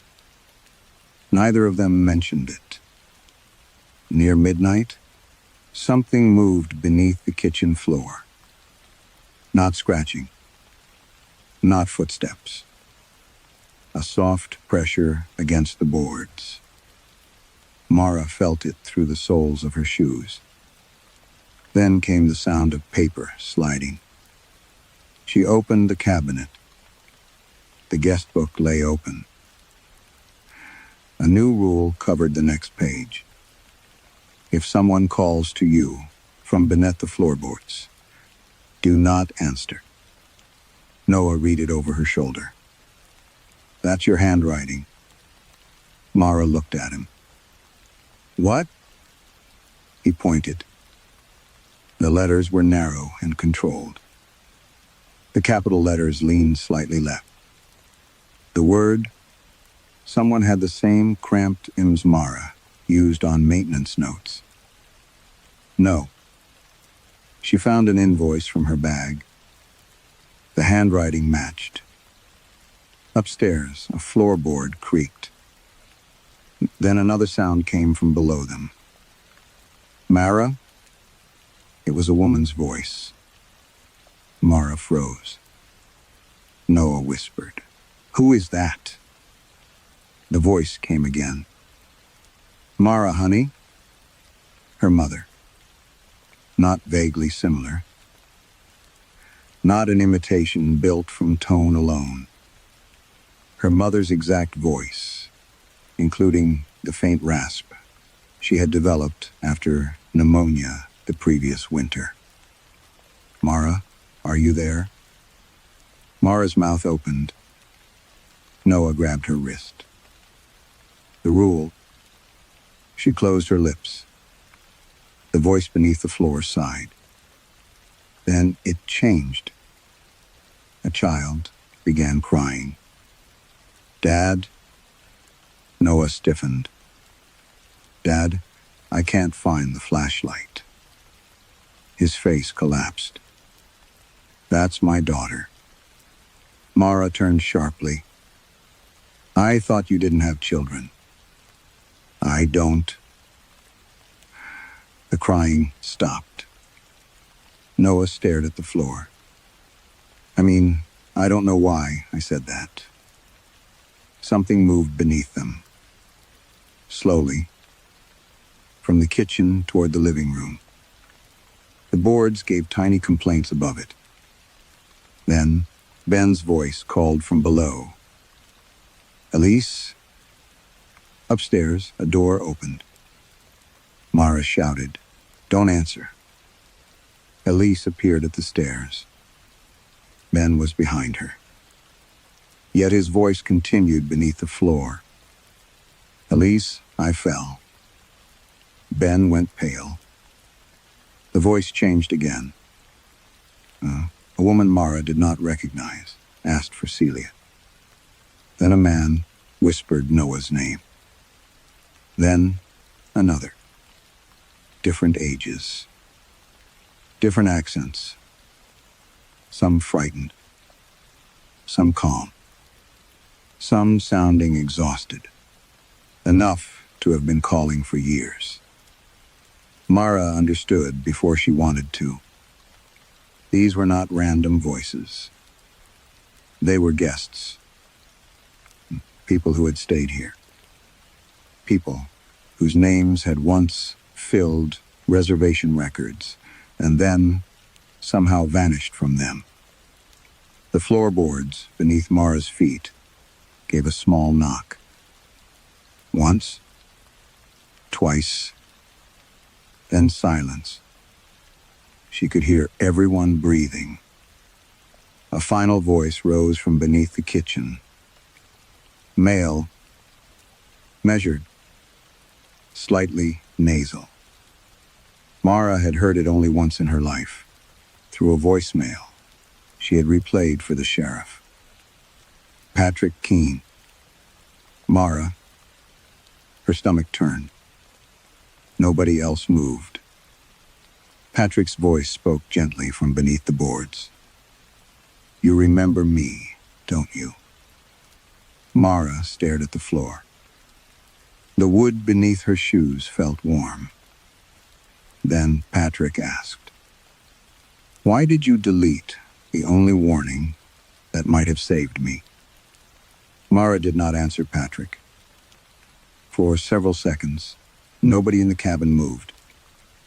Then the voice beneath the floor gave a soft, disappointed laugh. It was exactly the laugh from Patrick's voicemail. Mara remembered hearing it when the sheriff played the recording back to her. Patrick trying to sound embarrassed by his own fear, apologizing for bothering her, saying something outside had begun, using sounds from inside the cabin. She had never returned that call. The voice faded beneath the boards. Mara went to the utility closet. "What are you doing?" Celia asked. "There's a crawl space access outside." Noah shook his head. "Absolutely not. I need to know what's under us." "You already heard what's under us." "That isn't enough." The words came out sharper than Mara intended, because hearing could still be explained. Pipes, animals, panic, a damaged memory. She needed something she could touch. Something that could not be reported, hidden in, or removed from a website. The crawlspace hatch was behind the cabin, half concealed by wet rhododendron. Mara took the utility flashlight and the hatchet from the locked cabinet. Nobody volunteered to follow her. Rain had stopped, but the forest remained dripping and black. Fog hung between the trunks. Mara unlocked the metal hatch. Cold air breathed out. The opening was barely 3 feet high. She crawled inside. The beam of her flashlight moved across stone footings, insulation, pipes, and red clay. At first, everything looked ordinary. Then she saw the grooves. They covered the inside of the foundation. Long, parallel cuts ran through the concrete from ground level, almost to the floor joists. Hundreds of them, some shallow, others deep enough to catch the flashlight's shadow. Mara touched one. Not tool marks. The edges curved irregularly, as though made repeatedly by something harder than fingernails, but shaped like them. Above her, the kitchen floor creaked. Someone walking. Mara continued deeper. The space narrowed. The smell changed. Damp soil gave way to something sweet and stale, like wet paper, left sealed in a box. Her light found the first scrap near a support column. Guestbook paper. The same yellowed stock. She picked it up. Only half a sentence remained. When it asks whether you are awake, pretend. Another scrap lay farther ahead. Then another. Pieces had been pushed into cracks, packed beneath pipes, buried partly in the clay. Some contained rules. Some contained names. Some contained only handwriting repeated, over and over, as though someone had practiced copying a signature. Beside one, foundation stone, lay a rusted car key. A woman's silver earring. A child's plastic compass. An expired driver's license, with the photograph scratched away. Mara stopped breathing. These were not things. An animal had dragged underneath. They had been arranged. Small possessions formed rough rows along the wall. Personal items, proof of people, or remains of them. She crawled farther. The grooves became denser beneath the bedrooms. That was when she understood their shape.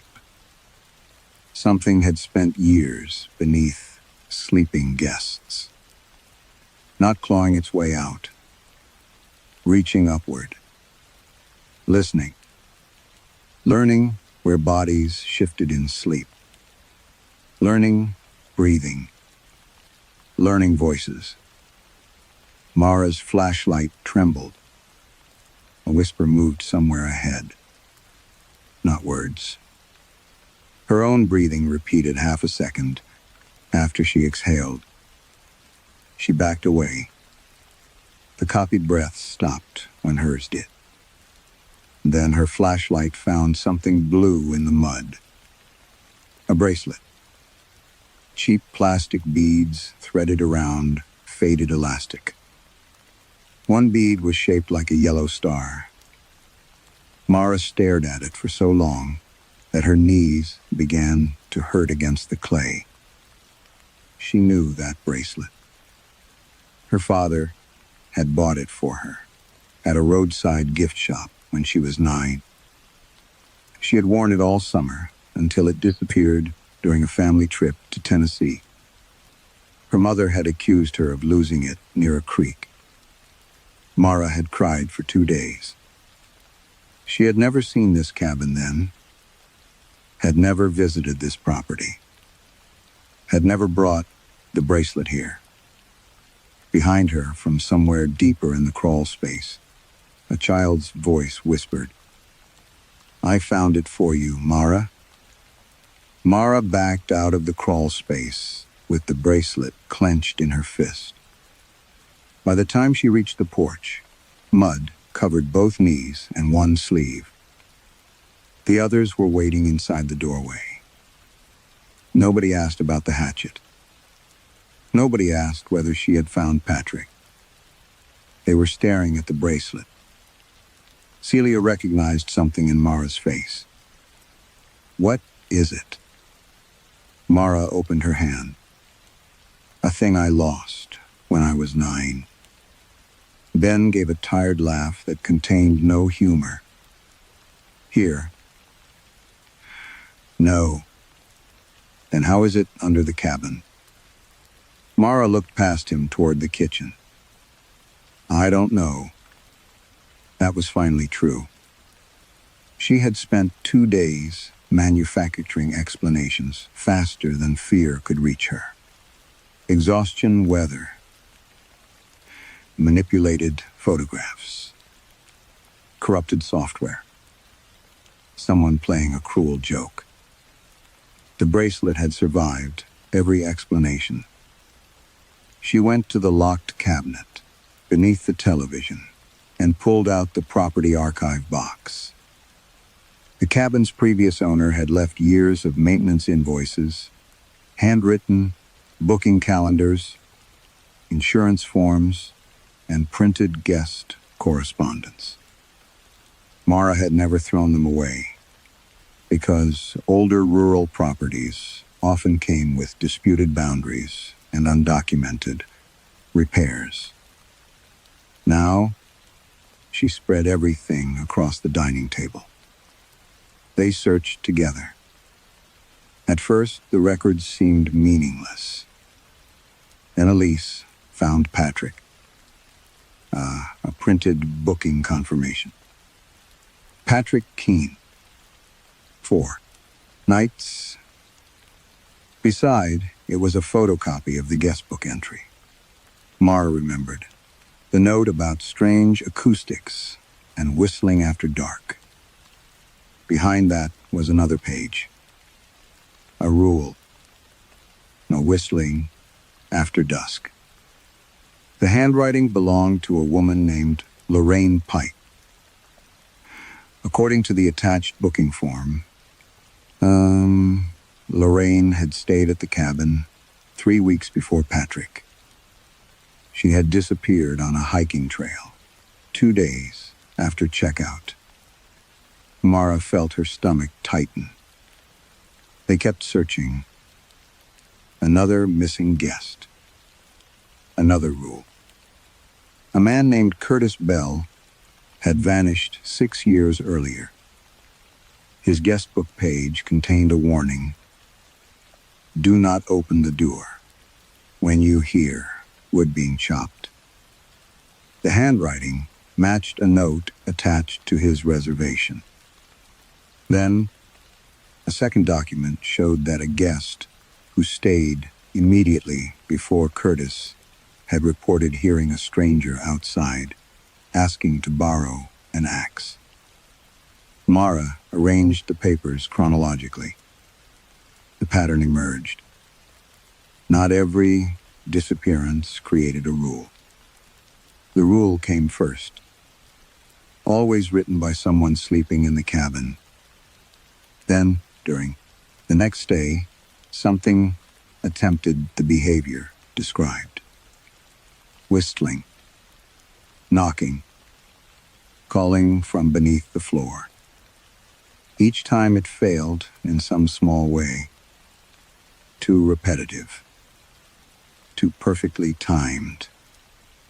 Using a voice it should not know. Standing outside when a real person would have left. Then someone vanished. The next rule recorded what had betrayed it. Noah stared at the spread of papers. These aren't warnings. Mara looked at him. He tapped the first page. They're corrections. Nobody spoke. Ben slowly sat down. Mara saw it then. Patrick had written about something, copying his cough. Leanh had warned against whistling. Another guest had heard chopping. Curtis's rule concerned opening the door. Every new instruction taught the thing outside one more, a human boundary. When people made noise, when they became suspicious, what excuse might persuade them to open a door? How familiar voices should sound. The guestbook was not documenting how to survive it. It was documenting its mistakes. Elise whispered. So, every person who disappeared was a lesson, Mara said. The words tasted wrong. Celia crossed her arms tightly. For what? Mara remembered the grooves beneath the bedrooms, the copied breathing, her childhood bracelet. For becoming believable. Something thudded upstairs. Everyone looked toward the ceiling. The guestbook was still on the kitchen table. Mara had not noticed it opening. Its pages moved by themselves. 1, 2, 3. Then stopped near the back.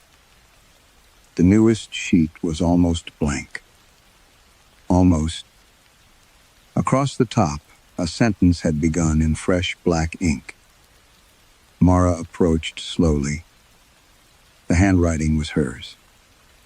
Not similar. Hers, when Mara is afraid, she pretends. The sentence ended there. Wet ink gathered at the final stroke. Mara stared at the unfinished line.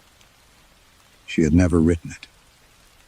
Behind the walls, something began scratching very softly, as if waiting for her to finish the lesson. The scratching stopped when Mara stepped away from the book. For several seconds, the cabin held its breath with her. Then Ben said, "It's writing you now." Mara looked again at the unfinished sentence. When Mara is afraid, she pretends. She knew how it ended. That knowledge frightened her. her more than the words themselves. She pretends everything is manageable. She pretends danger is inconvenience. She pretends removing evidence is the same as solving a problem. Patrick had tried to warn strangers. Mara had made him disappear from the only place where his warning could reach them. Now, something beneath the mountain was learning from that choice. She began arranging the archive pages again. Not by date this time, but by behavior. Whistling, knocking, calling familiar names, requesting help, copying coughs, walking on porches, using personal memories. Every rule marked a mistake. The creature had once whistled too perfectly.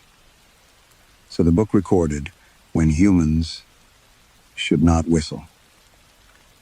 It had chopped wood without understanding when the sound became suspicious.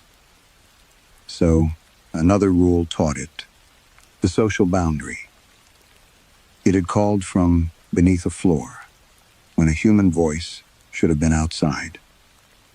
Another correction. Another person gone. Another weakness removed. Elise understood at the same moment. The rules aren't stopping it. No, Mara said. They're training it. Ben stared at the book. Why would the victims write instructions for the thing that killed them? Mara remembered the copied breathing in the crawl space. They aren't choosing to. She looked toward the bedrooms.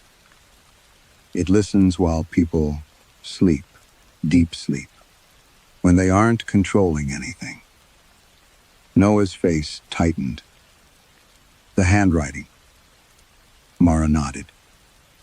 It takes what they know without asking. The Guestbook was not a supernatural safety manual. It was a notebook beside a classroom. The people inside the cabin were teachers who never knew they were teaching. And the thing outside had been a student for years. Celia whispered, "What happens when it learns enough?" Nobody needed to answer. Ben's old entry had already supplied part of it. He had supposedly stayed here years, before his memories, friendships, and scars should have existed. The book had not merely predicted him. It had created a place for him in the past, a version that belonged. Mara thought of Patrick's reservations, vanishing eventually, his warning disappearing first because of her. Then, perhaps, everything else. What if forgetting is part of it? She said. Elise looked at her. Mara continued, "It doesn't only copy someone, it makes room." Ben went still. When people forget the original, the replacement stops having competition. Silence settled over the table. The implications spread slowly. Every missing guest had not simply been killed. They had been edited out. The creature learned their habits, their voices, their relationships, perhaps even their memories. The Guestbook inserted evidence that its imitation had always existed. Then the world adjusted. Photographs, records new, friends, family, history itself.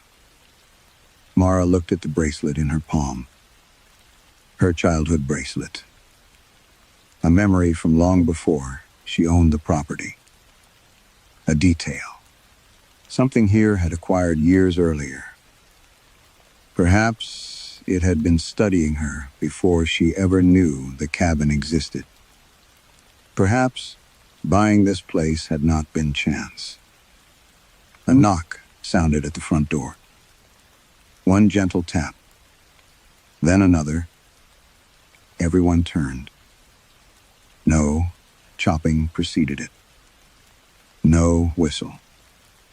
No borrowed voice called from beneath the floor. The knocking was ordinary. That was worse. Mara raised one finger to her lips. A woman spoke from outside. "Hey, guys." Mara's skin tightened. It was her voice. Not approximately. Not the strange flat copy of a recording. Her exact voice, including the slight roughness she developed when tired. "Can somebody open up?" Celia looked from the door to Mara. The voice outside gave a small, embarrassed laugh. Mara recognized that laugh too. It was the one she used with guests when apologizing for an inconvenience she had already decided was not her fault. "I dropped my keys somewhere by the truck." Ben whispered, "Don't." Nobody moved. The thing outside sighed.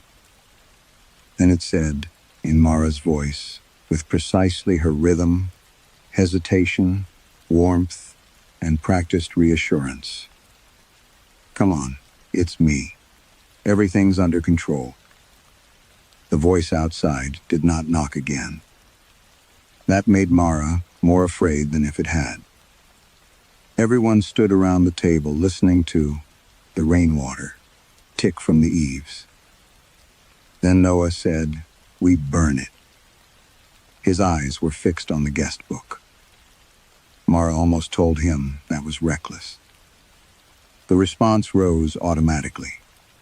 The same reflex that had made her call Patrick unstable, made her report his warning, made her protect the cabin before protecting the people inside it. She looked at the unfinished sentence in her handwriting. When Mara is afraid, she pretends. "No," she said. Noah frowned. Mara picked up the book. "I burn it." The fireplace still contained the remains of the evening fire. She added, kindling then, split logs, striking a match with hands that would not stop trembling. Behind her, someone whispered her name. "Patrick." She did not turn. The flame caught. Mara opened the Guestbook to its first written pages. For a moment, she hesitated. What if the rules were doing both things? Training the creature, yes, but perhaps also keeping it outside. Destroying them might erase its lessons, or remove the last boundaries it was required to obey. There was no way to know. That was what responsibility looked like, Mara realized. Not certainty. Choice without certainty. She tore out the first page. The paper resisted strangely fibers, stretching before they separated. She fed it to the fire. The cabin groaned. A woman screamed from somewhere upstairs. Police spun toward the stairs. Who was that?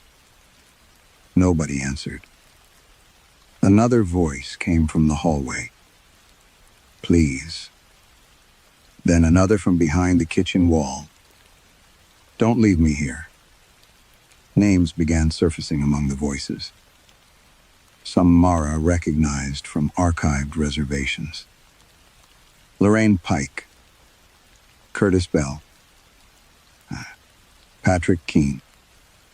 Others belonged to people she had never heard of. They spoke over one another, not screaming now, but pleading with the exhausted politeness of travelers, asking a host to fix something. The fire consumed another page.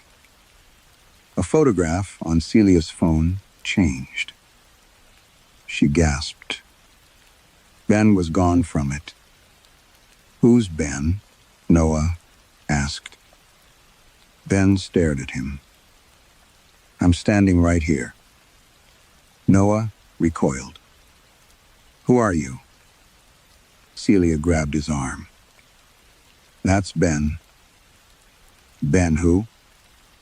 Elise began, saying his full name repeatedly. "Benjamin Larkin, Benjamin Larkin, Benjamin Larkin." Mara tore out another page. The whistling rule curled black at the edges. Outside, something whistled once. Not 3 notes. One uncertain note. Then silence. Mara understood. It was forgetting. She fed the chopping rule into the flames. A moment later, something struck wood outside. Once, then again, too quickly. Then several blows in a confused burst, without rhythm or purpose. The creature was losing what the book had taught it. "Keep going," Ben said. Mara ripped out pages by handfuls. Ink blackened. Names disappeared. The cabin filled with voices. Some thanked her. Some cursed her. Some begged her to stop. Patrick's voice came last. "Mara." She froze. "I tried to tell you." "I know." The room became silent. Mara realized she had answered him. For one sickening second, everyone stared at the floor. Nothing happened. Then Patrick said softly, "At least you answered this time." Mara's eyes burned. She tore out the remaining pages. The guestbook's spine cracked. The fire surged higher.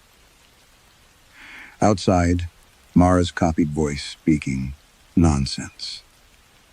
Words with the wrong pauses. Laughter in places. Laughter did not belong. It was unraveling. Noah suddenly pointed toward the sofa. "How many of us came here?" Celia said, "4. Elise said, 5. Ben said nothing. Mara looked around the room. For several seconds she could not remember whether she had been a guest or the manager. Then the flames changed. A final page had fallen open inside the burning book. It should already have been ash. Instead, the paper remained white while fire surrounded it. Fresh handwriting appeared across the page. Mara's handwriting.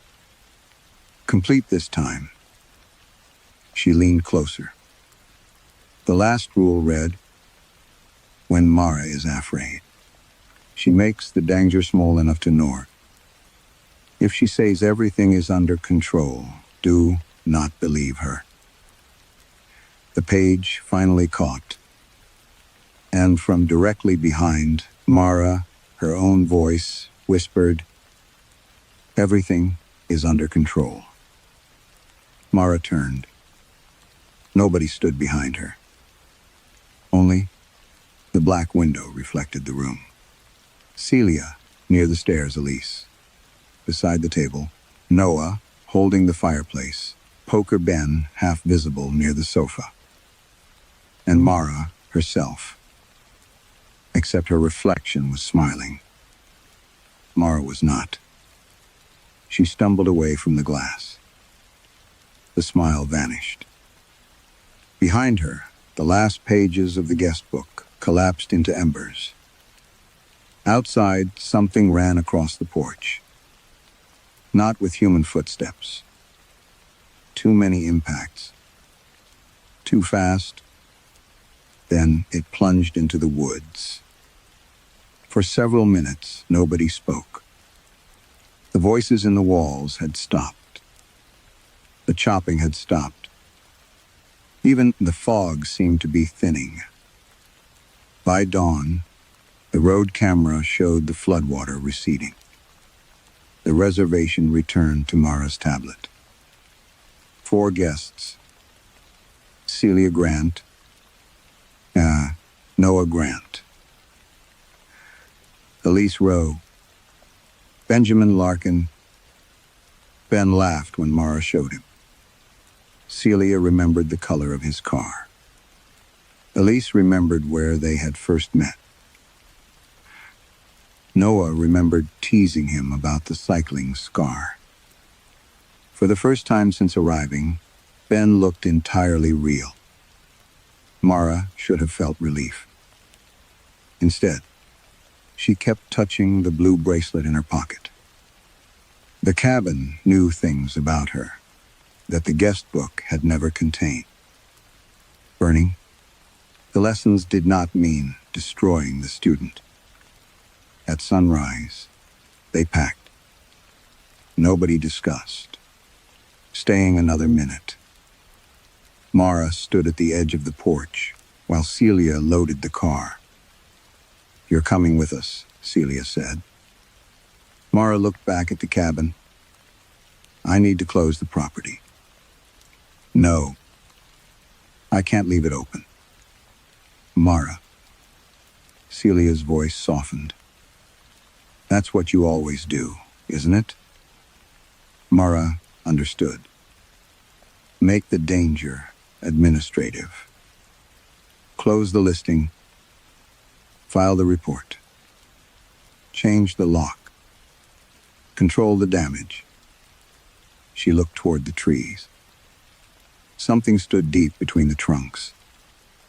Perhaps a person. Perhaps only a narrow patch of darkness left behind by the retreating fog. Mara picked up her bag. All right. The drive down the mountain was quiet. When they reached the bridge, Mara looked back once. Someone was standing on the cabin porch. A woman, too distant to see clearly. But Mara knew the posture. One hand resting against the railing. Head slightly tilted. The stance she used when waiting to greet arriving guests. "Mara?" Celia glanced toward her. Mara faced forward. "Keep driving." 3 weeks later, the cabin listing returned online. The photographs were unchanged. The reviews were excellent. Guests praised the attentive manager, the immaculate rooms, and the charming handwritten rules left inside for visitors. No report mentioned Mara Collins missing. No police search had been opened. According to county records, she still managed the property. According to the rental company, she had answered 12 guest messages that week. On a bright Thursday afternoon, another car climbed the mountain road. 4 friends stepped out, carrying backpacks and grocery bags. A woman waited on the porch. She looked exactly like Mara Collins. Not approximately. The lines beside her eyes were correct. The old burn mark on her right wrist was there. Even the small hesitation before her welcoming smile felt natural. "Long drive?" she asked. The guests laughed. She showed them the bedrooms, the breaker panel, the emergency numbers. Her explanations were easy and warm. Nothing was over-rehearsed. Nothing came at the wrong moment. At the end of the tour, she pointed toward the shelf beside the door. A new guest book rested there. Green cloth. unmarked cover. People leave useful advice sometimes, the manager said cheerfully. One of the guests picked it up. Any weird rules? The woman smiled. Only sensible ones. That night, shortly before midnight, the guest opened the book. Every page was blank except the first. One sentence had been written there, in unfamiliar handwriting. If the manager says her name is Mara, do not let her know you have met the real Mara. From the kitchen came Mara's voice. Everything okay in there? The guest quickly closed the book. Outside, somewhere deep among the trees, someone began whistling. Not 3 notes anymore. A whole song. Perfectly. Some monsters become frightening because they are inhuman. Others become frightening because they learn humanity too well. Mara believed danger could be reduced by controlling how people perceived it. A deleted warning became the first lesson in a much larger act of erasure, until even a human life could be replaced by a version everyone found easier to accept. Perhaps that is what the guest book was always recording. Not rules for surviving a monster, but the small behaviors that convince us someone belongs. And if something could imitate every one of them perfectly, how long would you trust your own memory enough to say it was wrong?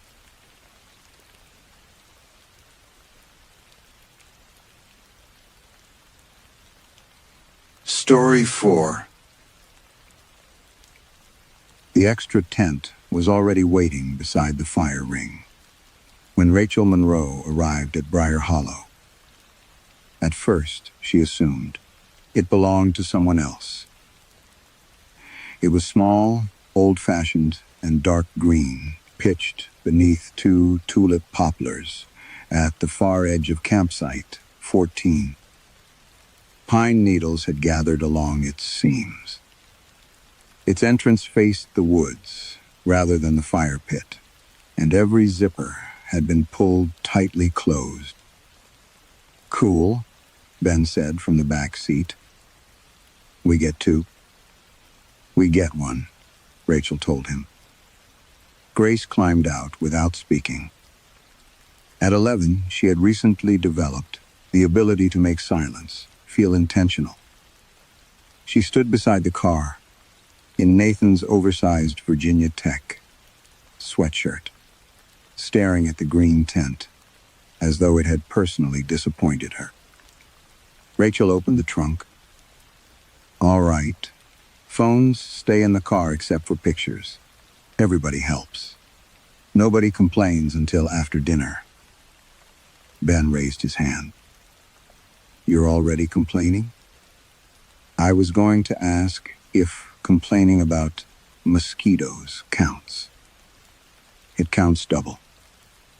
That earned half a smile. Rachel accepted it as a victory. The drive from Richmond had taken longer than expected, especially once the highway narrowed into mountain roads and cell service disappeared. Briar Hollow sat in a fold of the Blue Ridge, where the forest seemed to swallow distance. No RVs. No playground. No camp store selling fluorescent drinks and souvenir magnets. Nathan would have loved it. The thought came automatically. Rachel pushed it aside automatically, too. They had been doing that for 11 months. A golf cart rattled along the gravel lane. The man driving it appeared to be somewhere in his 70s, narrow-shouldered beneath a faded campground jacket. His gray beard was trimmed with surprising care. Monroe family? Rachel nodded. Earl Pritchard, caretaker. He shook her hand, then looked toward Grace and Ben. First time here? Yes. Earl looked at the green tent. Rachel followed his gaze. I think someone left that. No. His answer came quickly. That's ours. Oh. Rachel waited for further explanation. None came. Earl removed a campground map from his jacket and handed it to her. Trailheads north, creeks west. Don't cross it. After heavy rain, food goes in the bear locker. Trash too. He pointed toward the steel box near the picnic table. Then he indicated the green tent. That stays where it is. Rachel laughed politely. I actually brought a larger one. That one's not for sleeping. Something in his tone made Grace look over. Rachel thought she had misheard him. What is it for? Earl rubbed one thumb along the edge of the map. Old campground, custom. He seemed embarrassed by the words. Families camping here. Keep an empty tent beside their own. Been done longer than I've worked the grounds. Ben immediately brightened. Is it for ghosts? Ben? Earl did not smile.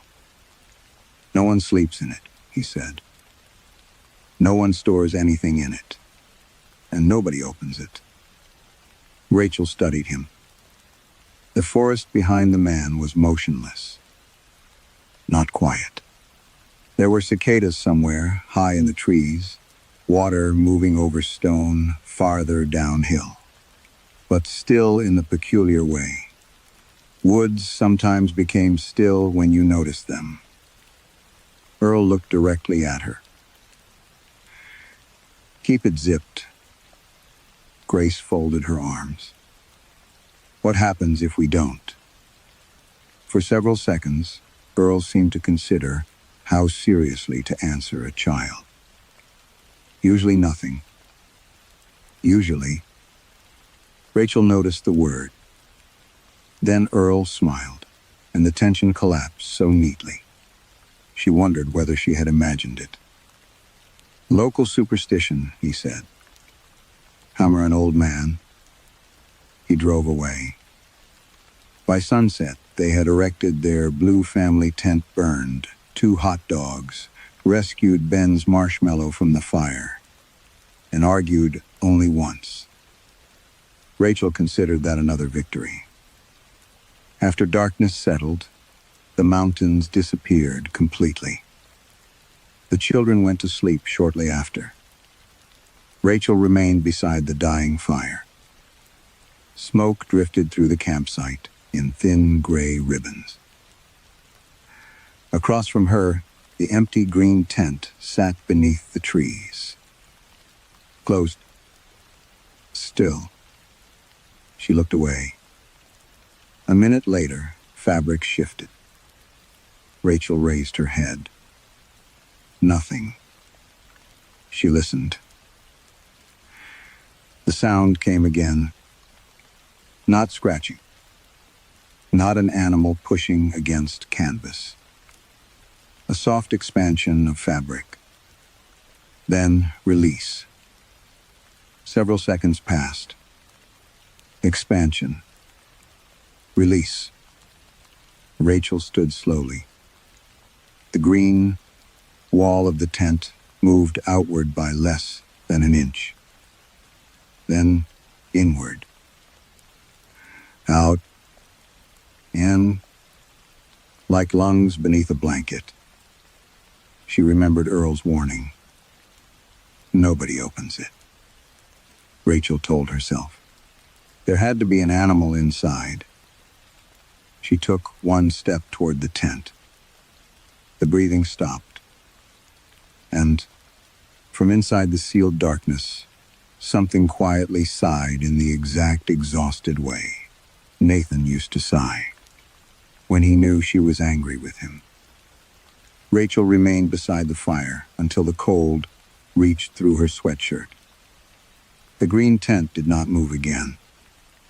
Eventually, she convinced herself that what she had heard belonged to the mountains rather than the tent. Wind, traveling strangely between trees. Canvas settling as the temperature dropped. Some small animal underneath the ground sheet. The sigh was harder to explain. So, she didn't. That had become one of Rachel's better skills since Nathan died. Inside their own tent, Ben slept diagonally across his sleeping bag, one bare foot pressed against Grace's hip. Grace lay facing the wall, earbuds still in, despite Rachel's rule. Rachel removed one gently. Grace opened her eyes. I wasn't asleep. I know. You always say that. Rachel almost smiled. Nathan used to say the same thing. She climbed into her sleeping bag, without mentioning the green tent. Morning arrived, with birdsong, damp air, and Ben announcing that he was starving, as though he had survived several weeks without food. They made pancakes on the camp stove. Grace ate half of one. Ben ate 4. Rachel watched them across the picnic table and wondered, as she often did, whether grief looked different in children, because it actually was different. Ben talked about Nathan constantly. Dad hated raisins. Dad could make pancakes shaped like dinosaurs. Dad once swallowed a fly on his motorcycle. Most of the stories were wrong in some small way, but Rachel rarely corrected him anymore. Grace did the opposite. She almost never said Nathan's name. After breakfast, Rachel suggested the creek. The trail descended through Mountain Laurel toward a narrow stretch of water, sliding between gray stones. Sunlight broke through the canopy in moving fragments. Ben immediately began throwing rocks. Grace crouched near the bank. You need flat ones, she told him. I know. No, like this. She selected a thin stone, turned it between her fingers, then snapped her wrist. The stone skipped 4 times. Ben stared. Do it again. Grace found another. 5 skips. Rachel smiled despite herself. Since when can you do that? Grace looked surprised. Dad taught me. The smile disappeared. When? Grace threw another stone. Last time, Rachel thought. She meant another creek. What last time? Grace glanced back. When we came here. Rachel waited. Ben continued, searching among the rocks. We've never been here before. Yes, we have. No, honey. Grace frowned. Rachel hated correcting memories of Nathan. It always felt like stealing something. We talked about coming to the Blue Ridge, Rachel said carefully. Your dad wanted to. We just never actually did. Grace stared across the creek. He taught me right there. She pointed toward a flat boulder on the opposite bank. Rachel followed her finger. The boulder was broad enough for someone to sit on, its upper surface bleached almost white. He sat there, Grace continued. You were making sandwiches. Rachel's stomach tightened. What sandwiches? Turkey, Dad. Complained because you forgot mustard. That sounded like Nathan. Painfully. So, Nathan put mustard on almost everything and behaved as though its absence were a minor betrayal. Rachel had forgotten mustard this weekend. She had noticed yesterday, while unpacking lunch supplies. Grace's expression changed. Not frightened. Confused. He had that red cap. Rachel knew the cap immediately. Nathan's old Nationals cap had disappeared, years before he died. Rachel had searched the house for it, because Grace wanted something of his to wear to the memorial. They never found it. Grace. What? That didn't happen. Her daughter stood. Why do you always do that? Do what? Tell me I'm remembering Dad wrong. Rachel felt the accusation land exactly where Grace intended. I don't. You do. I correct things sometimes because you think you're the only one who remembers him properly. Ben stopped throwing stones. Rachel lowered her voice. That's not what I think. Grace kicked at the mud. For a moment, Rachel was back in the kitchen, 11 months earlier. Nathan standing beside the refrigerator, his face flushed with anger. You don't listen. You organize. That had been the beginning of their final argument. Or perhaps the middle. Memory had softened everything around it, except his voice. Nathan had wanted to take Grace out of school for several days and drive into the mountains. Rachel had said no. There were Bill's work, Ben's asthma appointment, Grace's science project. There was always something. Nathan had accused her of treating their life like a schedule. Nobody else was allowed to change. Rachel had told him that someone had to behave like an adult. He died 3 days later. She had never told the children that their final, meaningful conversation had ended with Nathan sleeping on the couch. Mom? Ben was looking at her. Rachel realized she had been staring at the water. We should head back, she said. Grace walked ahead alone. On the return trail, Rachel noticed the smell of campfire smoke, even though the campground was still several minutes away. Their fire had been extinguished that morning. When campsite 14 came into view, the green tent appeared exactly as they had left it. Except the ground around, it was darker, as though the soil beneath the canvas had become wet. Grace refused lunch and crawled into their tent. Rachel unpacked turkey sandwiches. Ben sat beside her. After several quiet minutes, he said, Grace isn't making it up. Rachel kept spreading mayonnaise. About what? Dad, teaching her. The plastic knife stopped against the bread. Ben looked toward the creek trail. I remember that trip, too. Rachel looked at Ben for several seconds before answering. What do you remember? He shrugged, suddenly interested in the crust of his sandwich. The creek. You were just at the creek. No, before. Grace has gone silent inside the blue tent. Rachel could feel her listening. What happened before? Ben chewed slowly.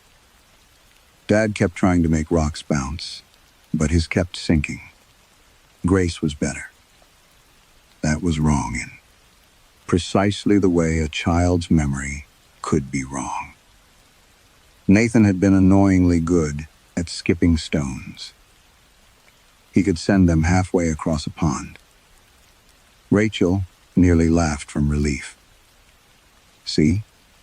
That's probably something you're mixing up with another trip. Ben frowned. He fell in. What? Dad fell in the creek. From inside the tent, Grace said. Because the rock moved. Rachel turned. Grace had unzipped the entrance, just enough to show her face. What rock? The big white one. The boulder she had pointed to earlier. Grace's expression was no longer defensive. She looked uncertain, now almost embarrassed. Dad tried jumping from it. His shoe slipped. He got soaked up to his knee. Ben laughed. And Mom was mad because he got mud in the tent. Rachel's hand tightened around the plastic knife. I wasn't here. Neither, child answered. A faint tapping came from somewhere behind her. Rachel turned toward the empty tent. Water was dripping from its lower seam. One drop, then another. Dark spots appeared among the pine needles. Rachel stood. The sky overhead was clean blue through the trees. The morning fog had burned away hours earlier. Their own tent was dry. She approached the green canvas. The nearer she came, the stronger the smell became. Wet nylon, mud, and something faintly mineral, like creek stones. She pressed 2 fingers against the side. The fabric was cold and saturated. It did not give beneath her touch. Rachel pushed harder. Whatever was inside resisted. Not something solid, exactly. Weight.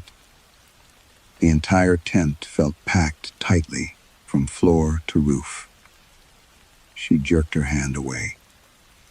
Mom? Grace stood behind her. Rachel turned too quickly. Go back to the table. What is it? Nothing. You keep saying that. Rachel almost snapped at her. Instead, she crouched and examined the ground. The wetness extended only beneath the green tent. Beyond the stakes, the soil remained dry and dusty. There had to be condensation. A leaking water container. Ground seepage. Anything had an explanation if you kept naming possibilities. Grace was staring at the canvas. Was it wet last time? Rachel stood. There was no last time. Grace's mouth tightened. Rachel immediately regretted the sharpness. I'm sorry. Grace walked away. For the rest of the afternoon, Rachel kept them busy. They hiked a short ridge trail. Ben collected acorns. Grace photographed mushrooms and refused to be impressed when Rachel identified a pillated woodpecker. Normal things. Necessary things. But several times, Rachel caught herself remembering the campground. Not this weekend. Before, Nathan crouching beside the fire ring. And Nathan laughing because Ben had dropped an entire marshmallow into the flames.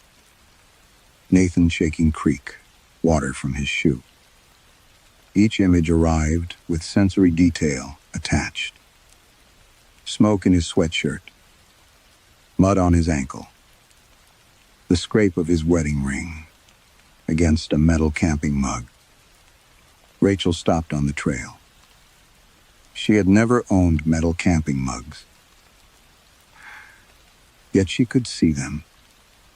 Blue enamel, chipped white along the rims. "Mom?" Grace was watching her. "I'm fine." Rachel hated how often she said that now. Back at camp, Grace asked permission to use her phone to photograph the sunset. Rachel agreed. A few minutes later, Grace came running from near the overlook. "Mom." There was something in her voice that made Rachel stand immediately.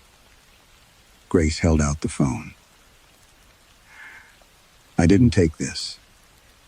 The photograph filled the screen. Their campsite. The composition was slightly crooked, as though the person holding the phone had been laughing. Ben stood beside the picnic table younger, somehow wearing a yellow jacket Rachel did not recognize. Grace was beside him. Rachel stood near the fire ring, and Nathan had one arm around her shoulders. Rachel stopped breathing. He wore the missing red Nationals cap. His beard was shorter than it had been when he died. His face was turned toward Rachel rather than the camera, smiling at something she had apparently just said. Behind them stood the green tent, zipped shut. Rachel enlarged the image. Nathan's hand rested against her shoulder. She could see his wedding ring. "This isn't funny," she whispered. "I didn't do anything." Rachel checked the photograph's information. No useful location data. No recognizable date. Just an image that should not exist. Then something worse happened. A memory opened inside her. She remembered taking the photograph. No, not taking it. Nathan had asked a family at the neighboring campsite to take it for them. The father had joked that Rachel needed to squeeze closer.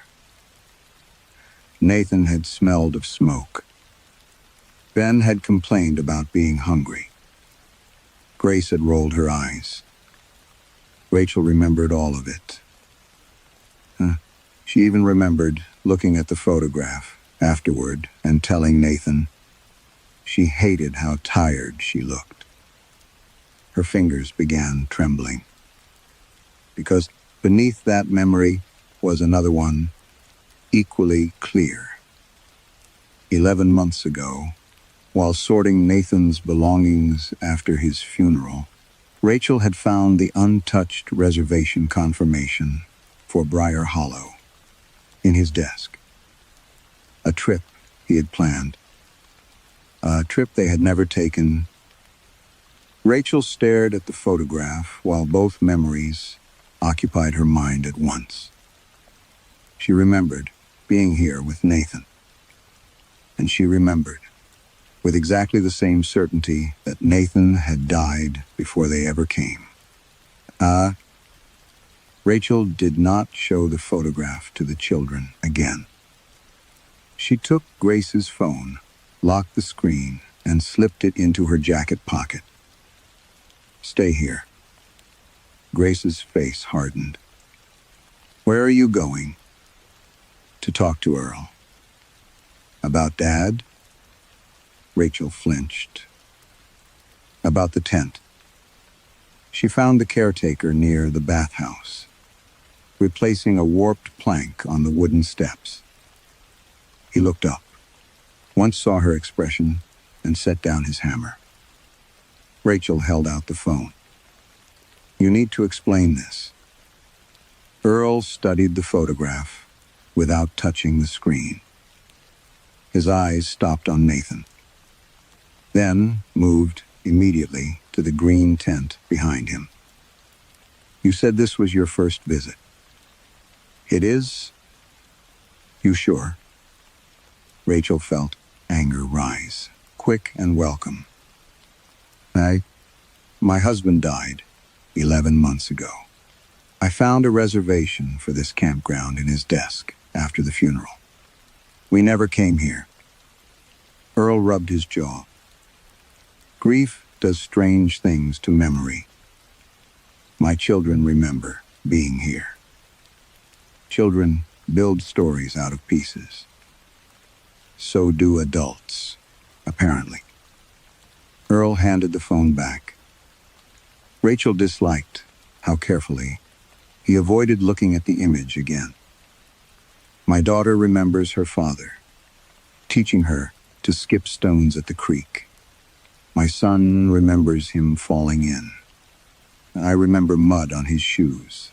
None of that happened. Memories overlap. The tent is wet." Earl went still. Rachel saw it. Small, immediate. A night fear. She stepped closer. "And last night, I heard something breathing inside it." The caretaker's face changed completely. Not disbelief. Recognition. "What exactly did you hear?" "Breathing. Anything else?" Rachel hesitated. A sigh. Earl glanced toward campsite. 14, though the trees concealed it from where they stood. "Did you open the tent?" "No." "Did either child?" "No." "Did you put anything inside?" "No." "Food, clothes, photographs?" I said no. "Did you talk about him beside it?" Rachel stared. Earl's voice lowered. "Your husband. What does that have to do with anything?" "Did you say his name?" Rachel remembered breakfast. Ben's stories. Grace at the creek. Dad. Nathan. Maybe she had said it too. "I don't know. Earl closed his eyes briefly. "What is happening?" He picked up the hammer again, then seemed to realize he had no intention of using it. "People come up here carrying things. That is not an answer. Sometimes people bring grief with them so heavily. It settles into places." Rachel almost laughed.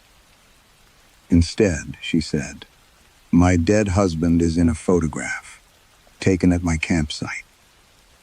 No, a memory of him is.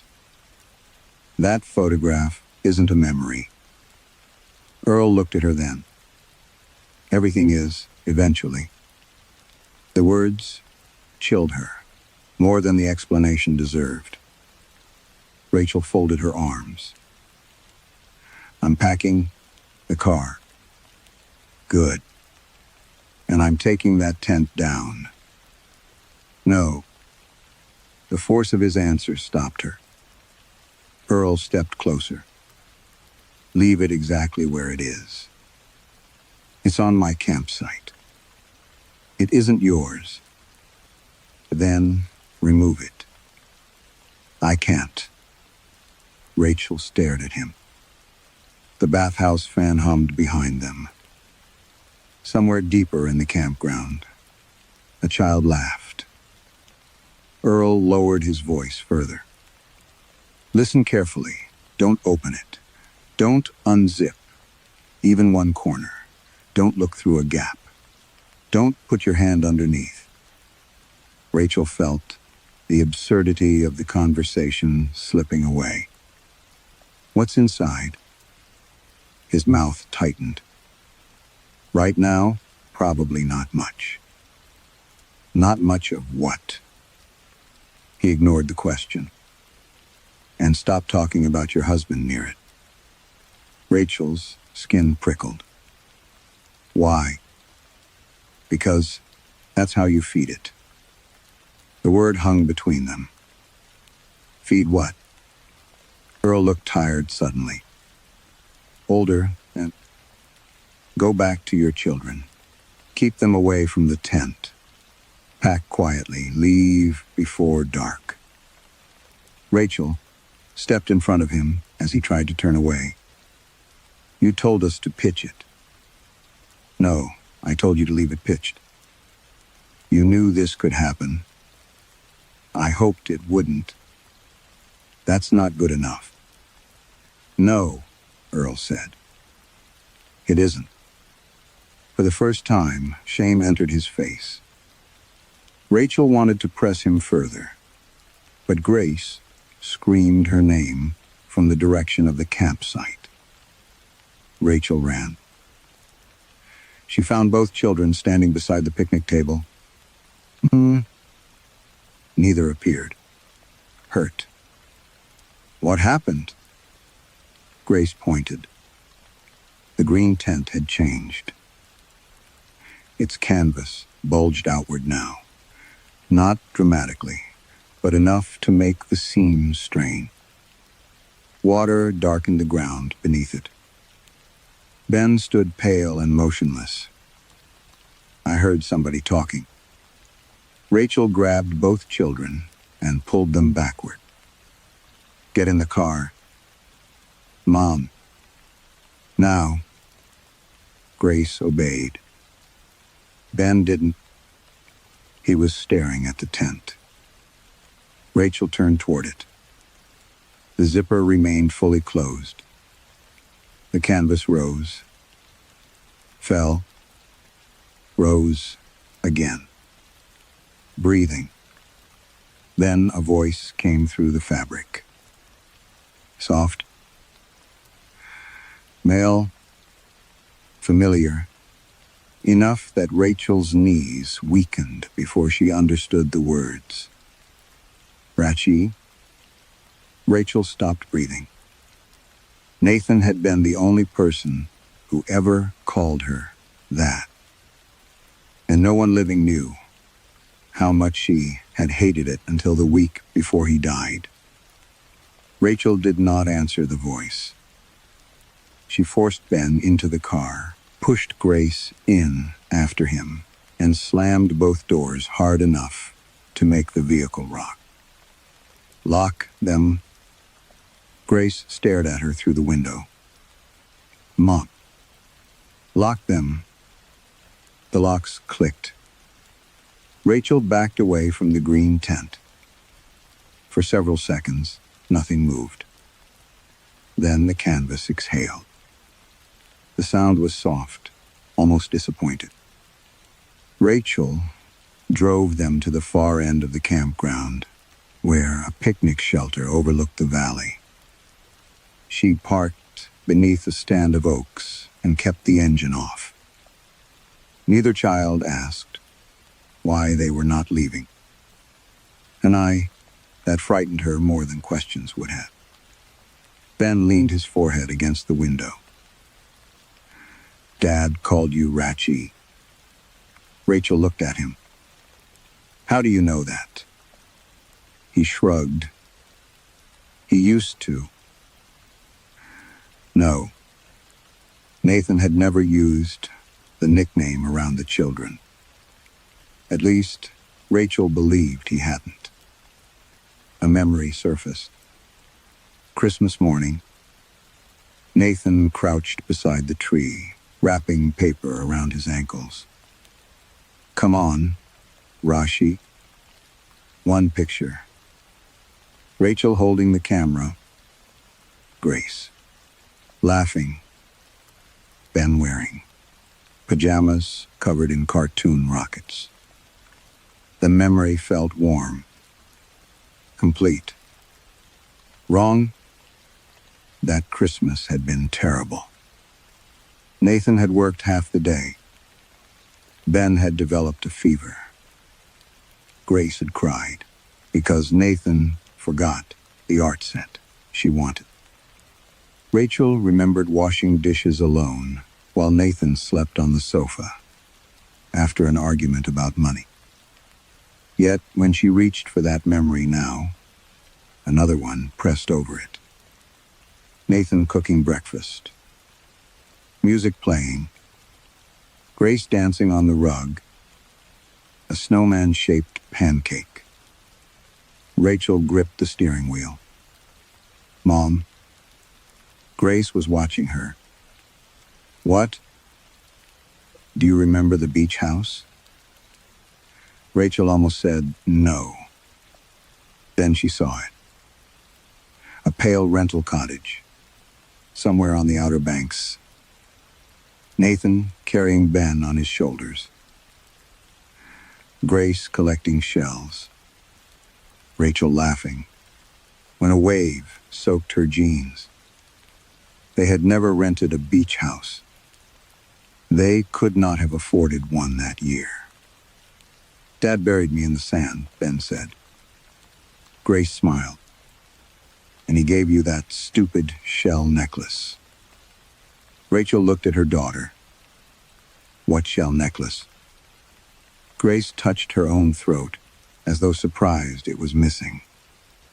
The one Dad made you.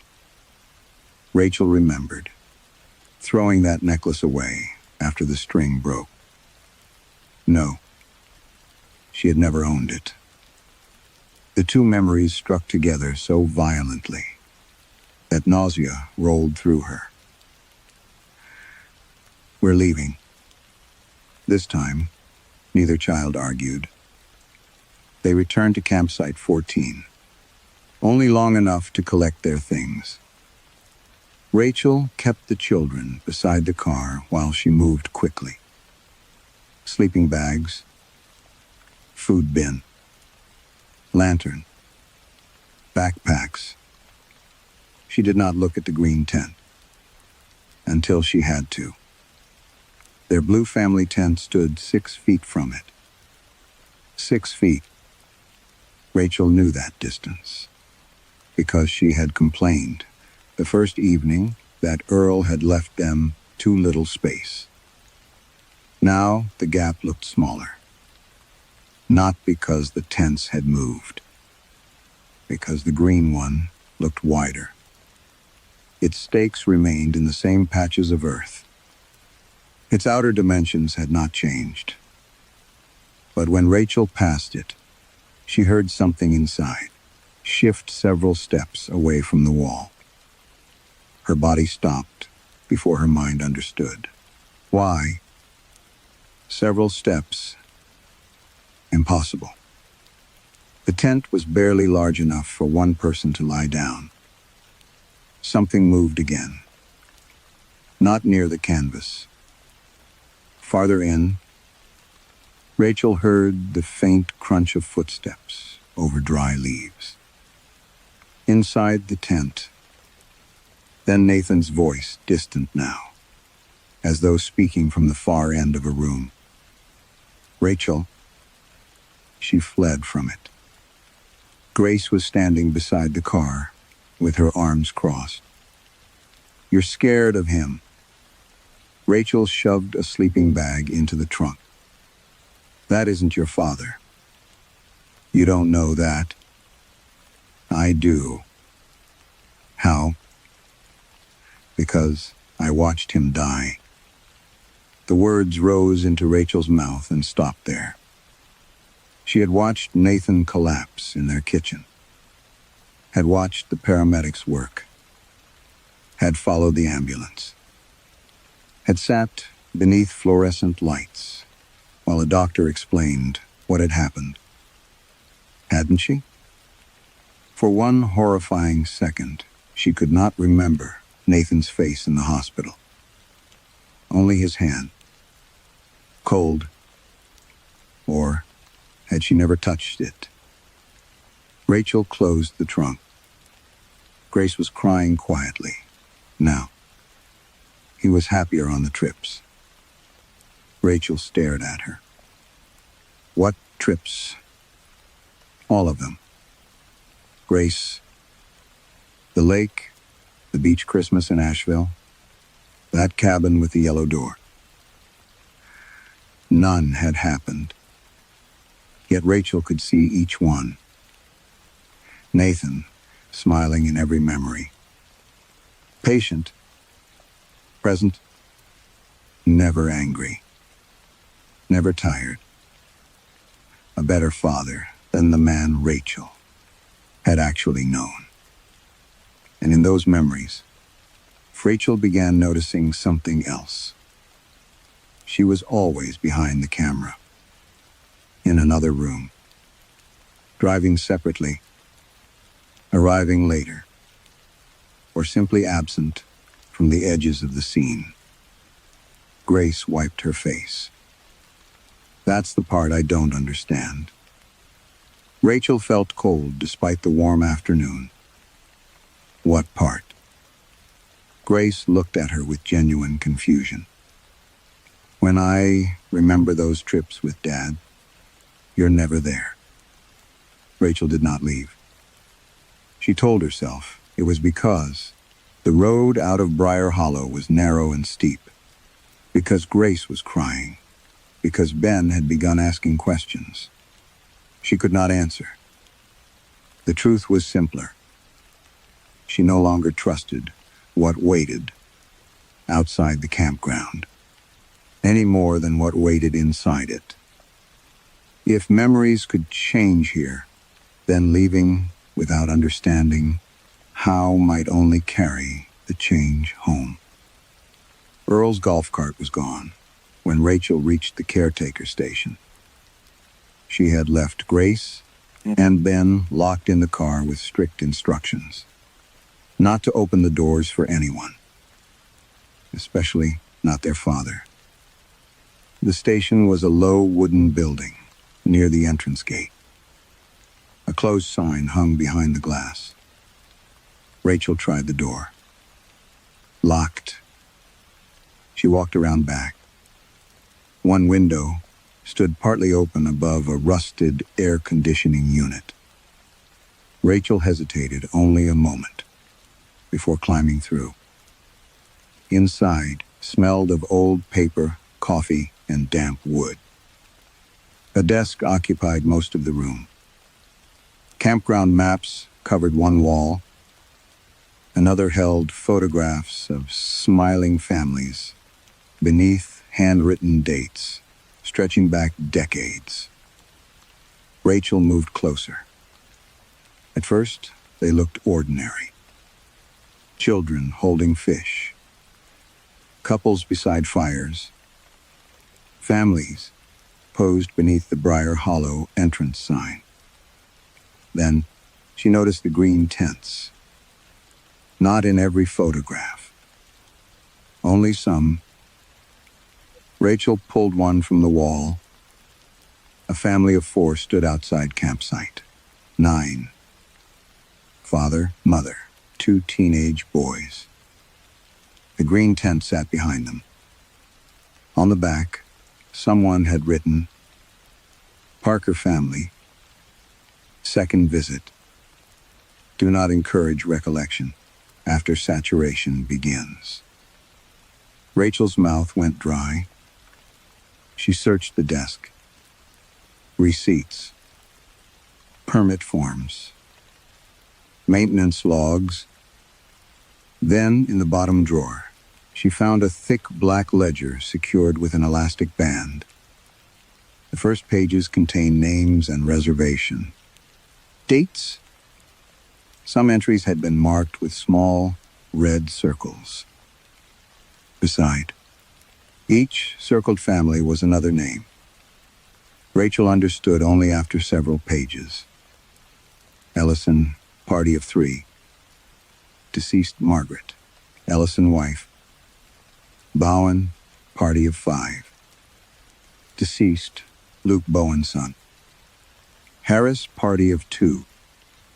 Deceased Joseph Harris, husband.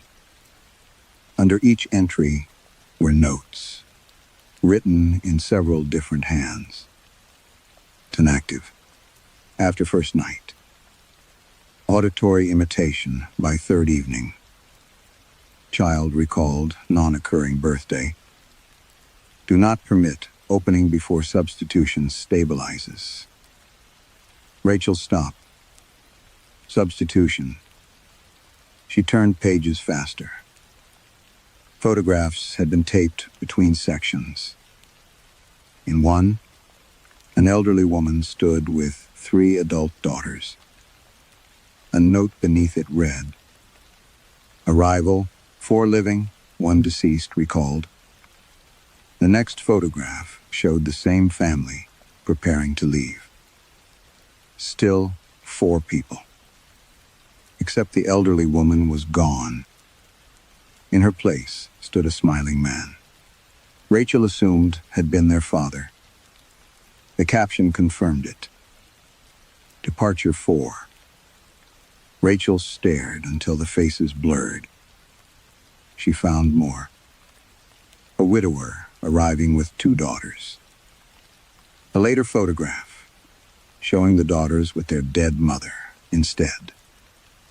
A family of 5 arriving without a teenage son who had drowned the previous summer.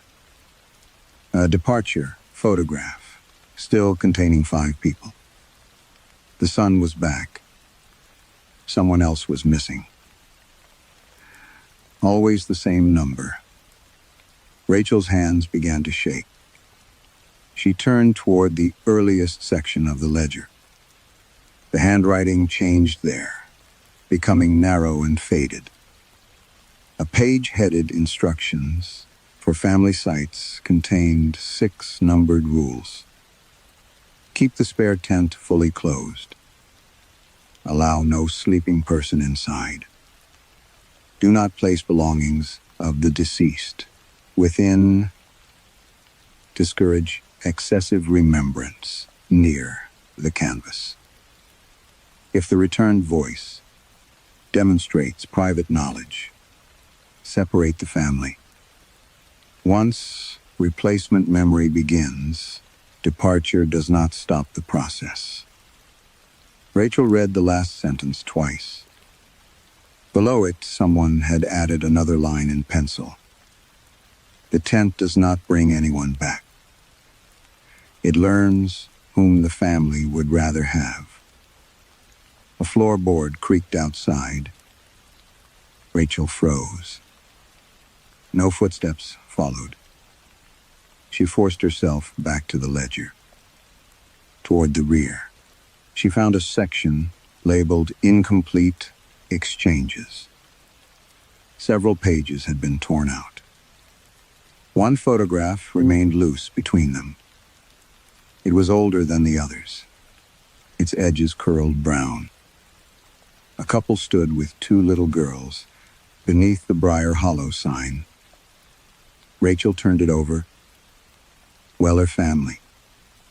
1987. Wife deceased during stay. Husband lost previous winter. Exchange completed on 4th morning. That made no sense. Rachel flipped the photograph again. The father stood smiling broadly, one arm around each daughter.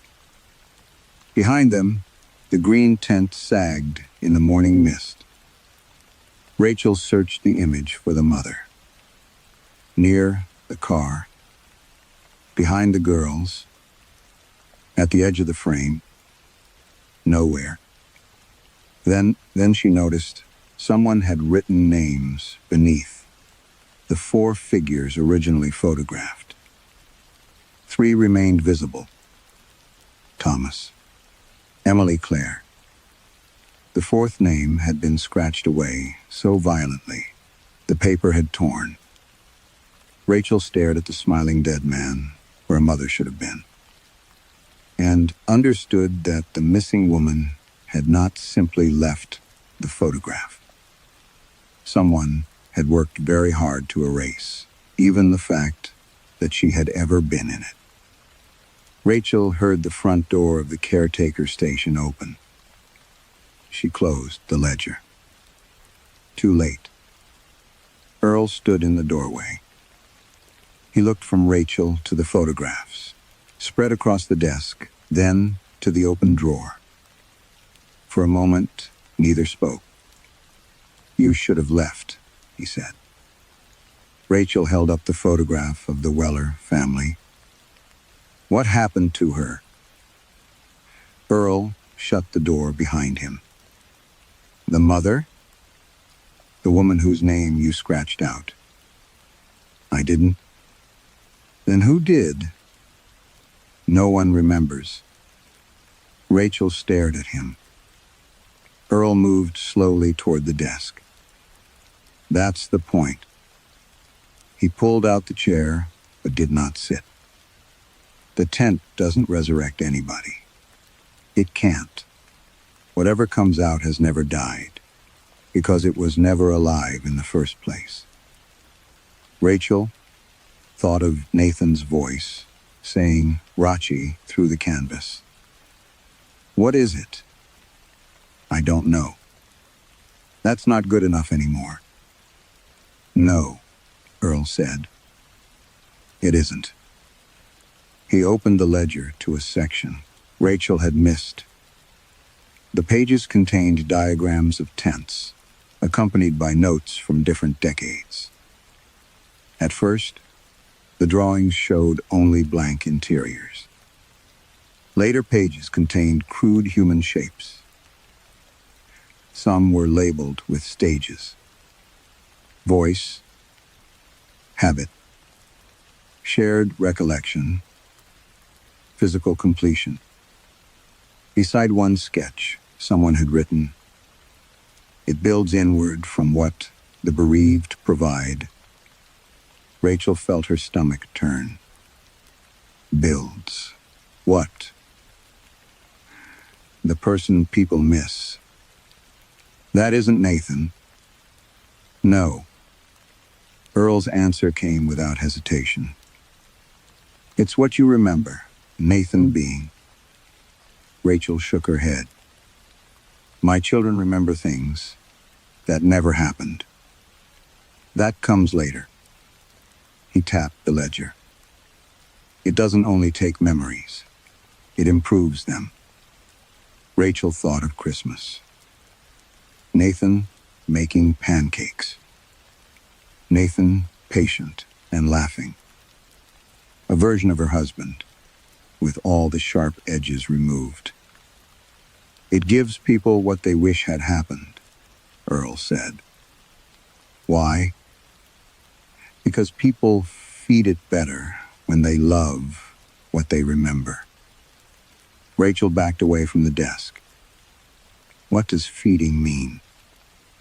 "Every time you recall him near that tent, you give it details, his voice, his expressions. Things, he said. Things he should have said. The way he touched you, the way you wanted him to touch you." Rachel felt sick. And then, Earl looked toward the family photographs. "It needs somewhere to put him." Rachel followed his gaze. The missing mothers, missing sons, missing husbands. A vacancy created after arrival. "No. The family can't gain a person," Earl said. "Not permanently. Something balances." "You mean it kills someone?" "No." His voice softened. "That would be kinder." Rachel stared at him. Earl turned several pages until he found another set of notes. Substitution sequence. Images. Documents. Shared memories. Private memories. Recognition. The final line was underlined. Subject remains physically present after social erasure. Duration unknown. Rachel read it again. "What does that mean?" "It means the person being exchanged doesn't disappear at first." Her mouth went dry. They're still here? For a while. But nobody knows them.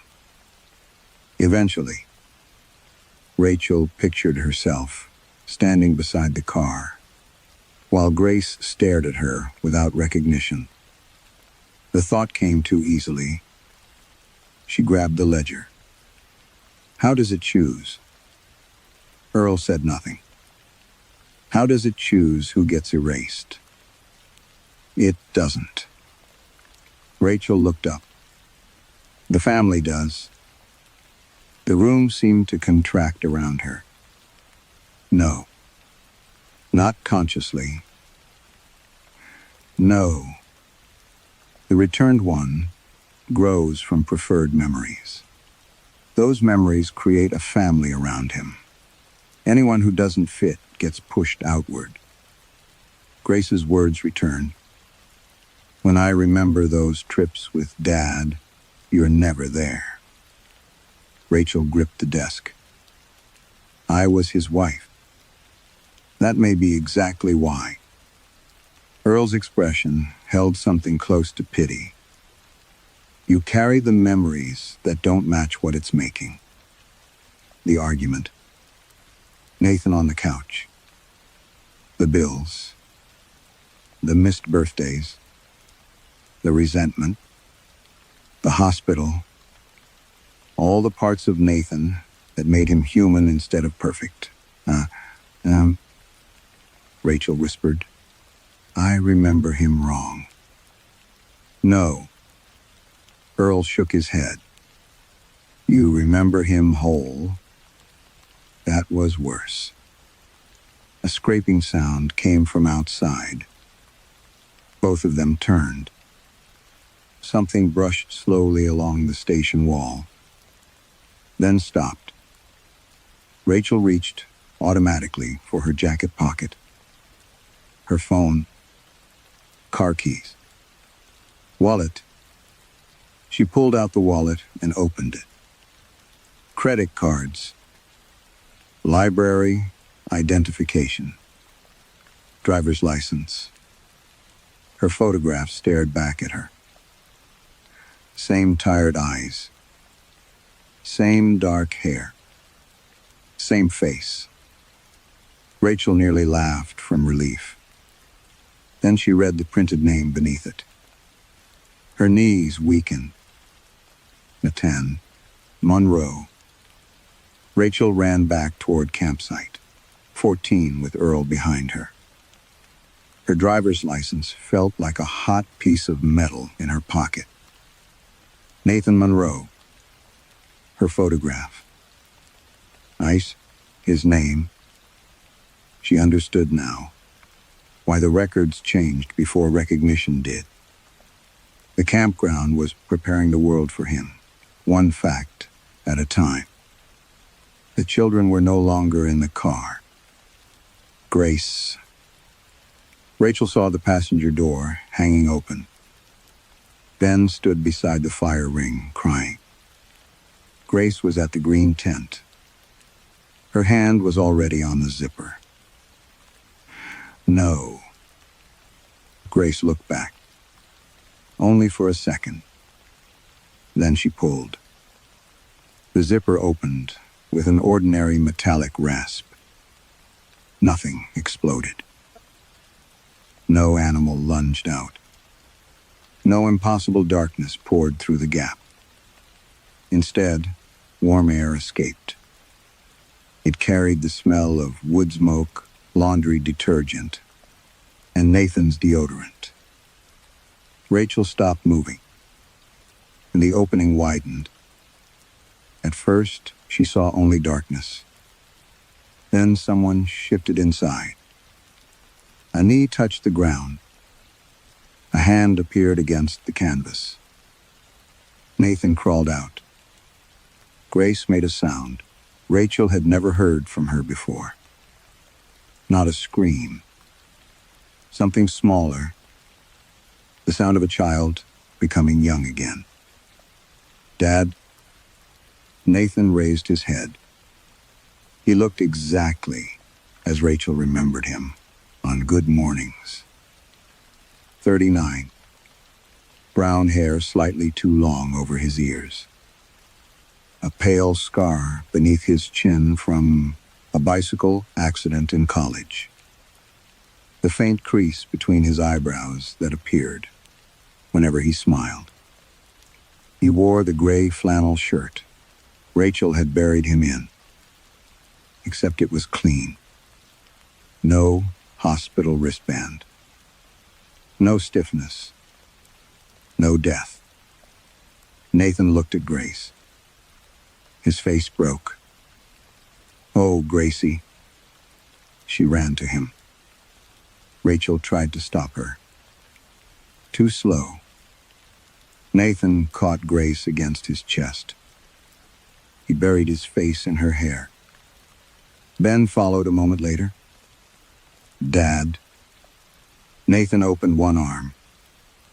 "Buddy." Rachel stood 10 feet away, while her dead husband held their children. Earl whispered, behind her, "Don't let him talk too long." Nathan looked up. His eyes found Rachel. Recognition was immediate. Rashi, her throat closed. He stood. Rachel backed away. Nathan's expression changed. Confusion. Then hurt. "Hey, stay there. Rachel, you're dead." Grace pulled away from him. "Mom."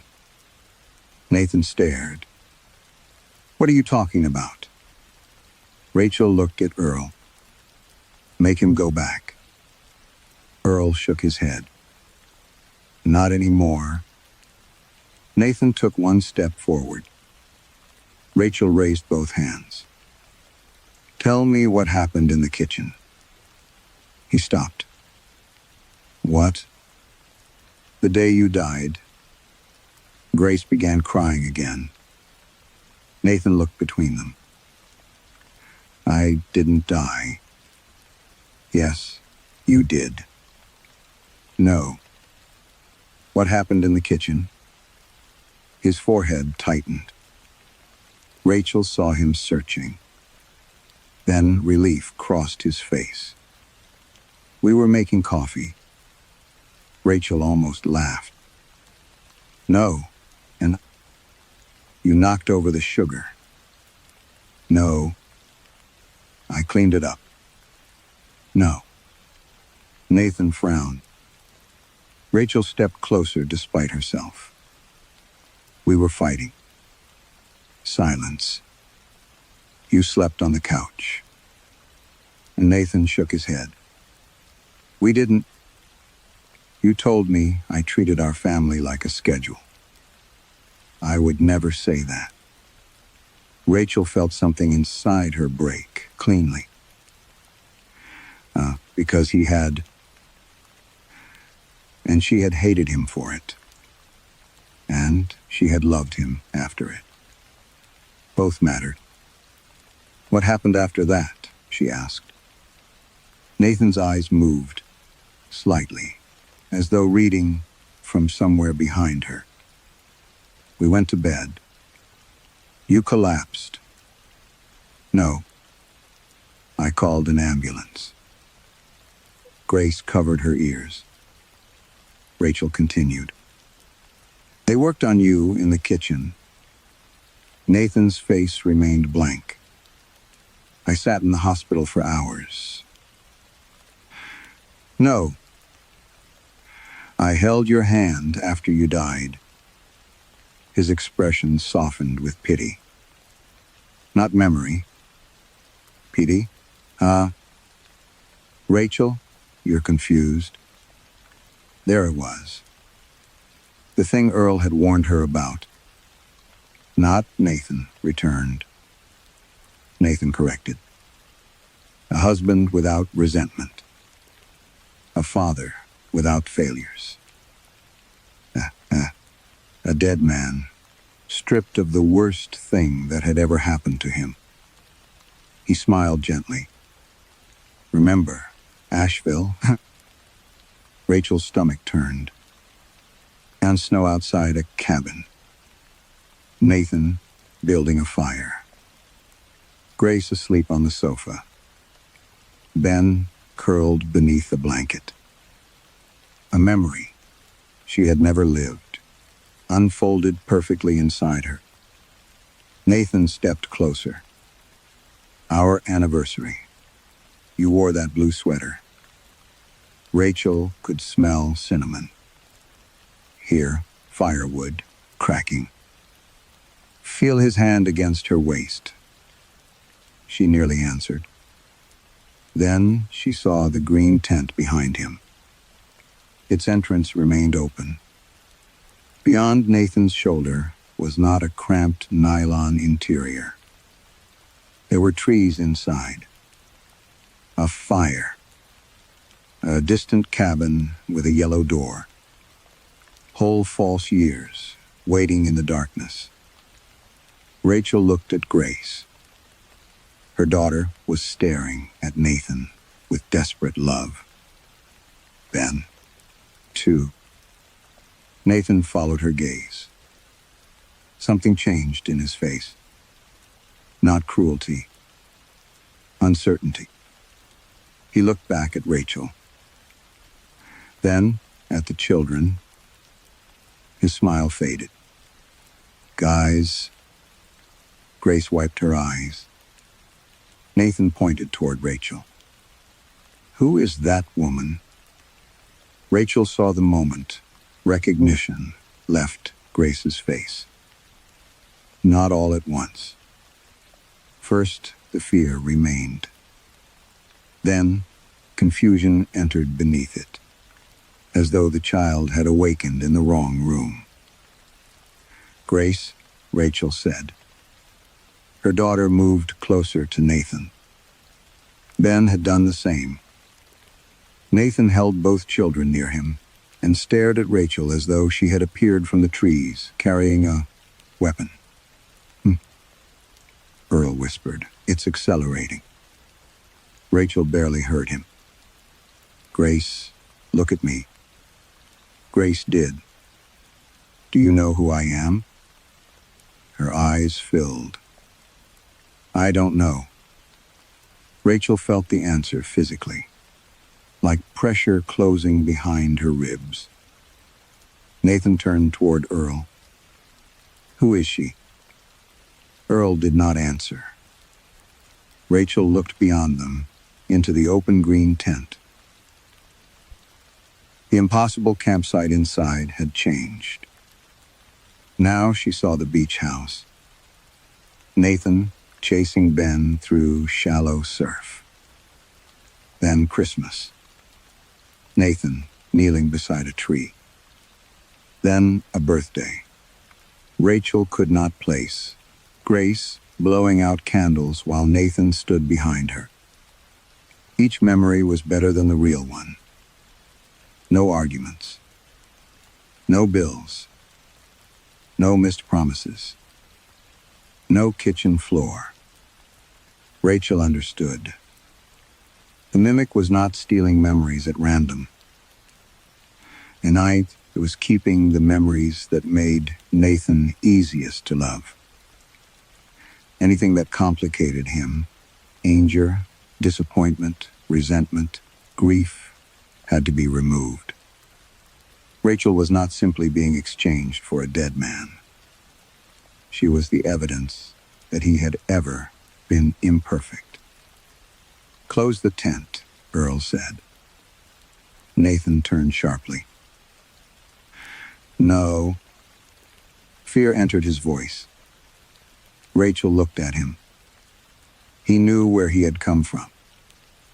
Nathan tightened his arms around the children. We're leaving. With whose car? Rachel asked. She pulled out her keys. Nathan checked his pockets. Empty.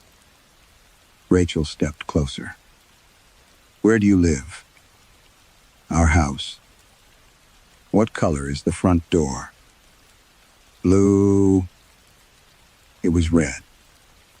What did you give me for our 10th anniversary? Nathan hesitated. Rachel remembered the real answer.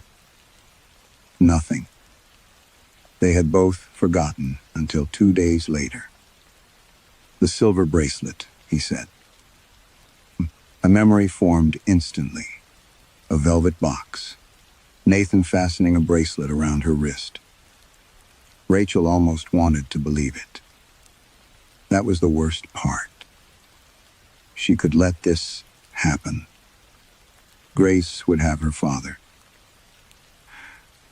Ben would have him. Nathan would be kinder than he had ever managed to be alive. And Rachel was tired. Tired of being the parent who remembered appointments. Tired of correcting stories. Tired of carrying the hospital while everyone else slowly turned Nathan into someone softer. If she disappeared from their memories, perhaps they would be happier. The green tent breathed behind him. Waiting. Rachel began to cry. Nathan's face softened. Rashi. That word nearly destroyed her. She remembered him, saying it in bed, in grocery store aisles, during arguments when he wanted to make her laugh.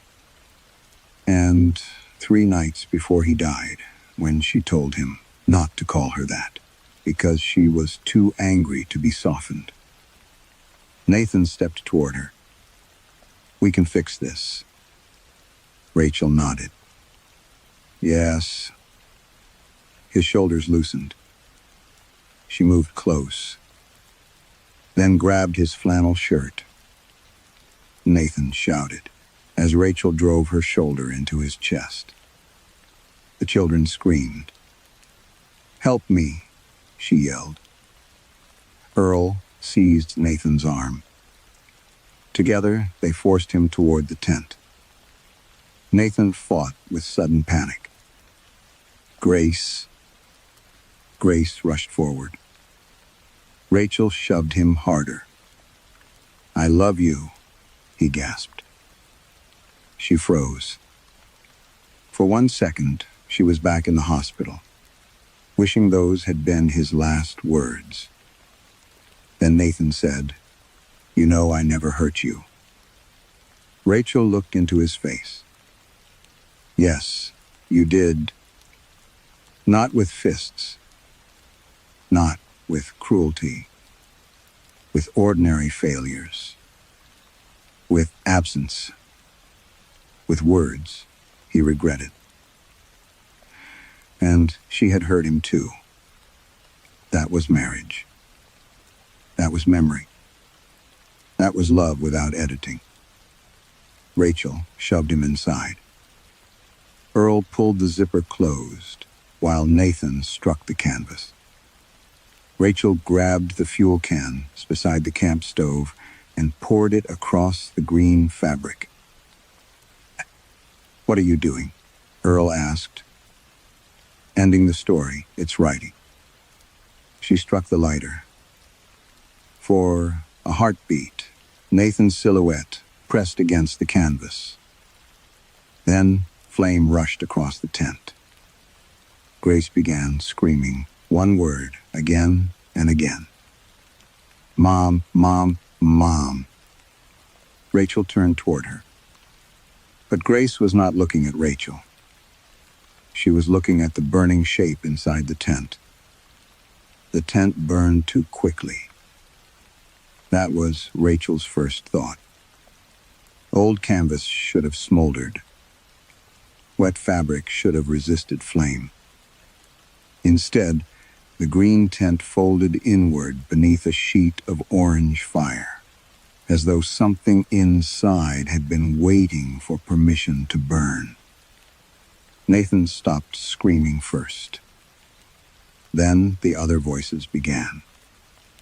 Men, women, children. Dozens of them layered together beneath the crackle of burning, nylon. Earl grabbed Rachel by the shoulders. Go. Grace was still screaming toward the flames.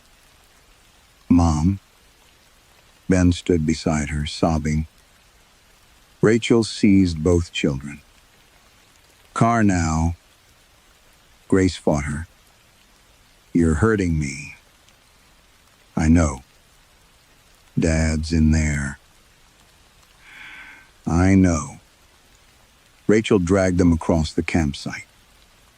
Behind her, one of the tent poles collapsed. For an instant, the burning canvas opened. Rachel saw no body inside. Only a corridor of impossible memories consumed one after another. The beach house burned. The Asheville cabin burned. Christmas lights shriveled into sparks. A birthday table disappeared beneath black smoke. Then Rachel saw something real. Their kitchen. Nathan, standing beside the refrigerator. Angry. Alive. Rachel heard his voice as clearly as she had 11 months earlier. You don't listen.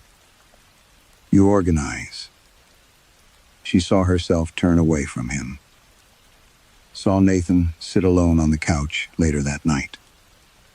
Then the memory caught fire, too. Rachel almost ran back. Instead, she pushed the children into the car and started the engine. Earl stood in the road. Wait. Rachel lowered the window. He held the black ledger. Its cover was burning at one corner. Take this. Why? So somebody remembers what happened.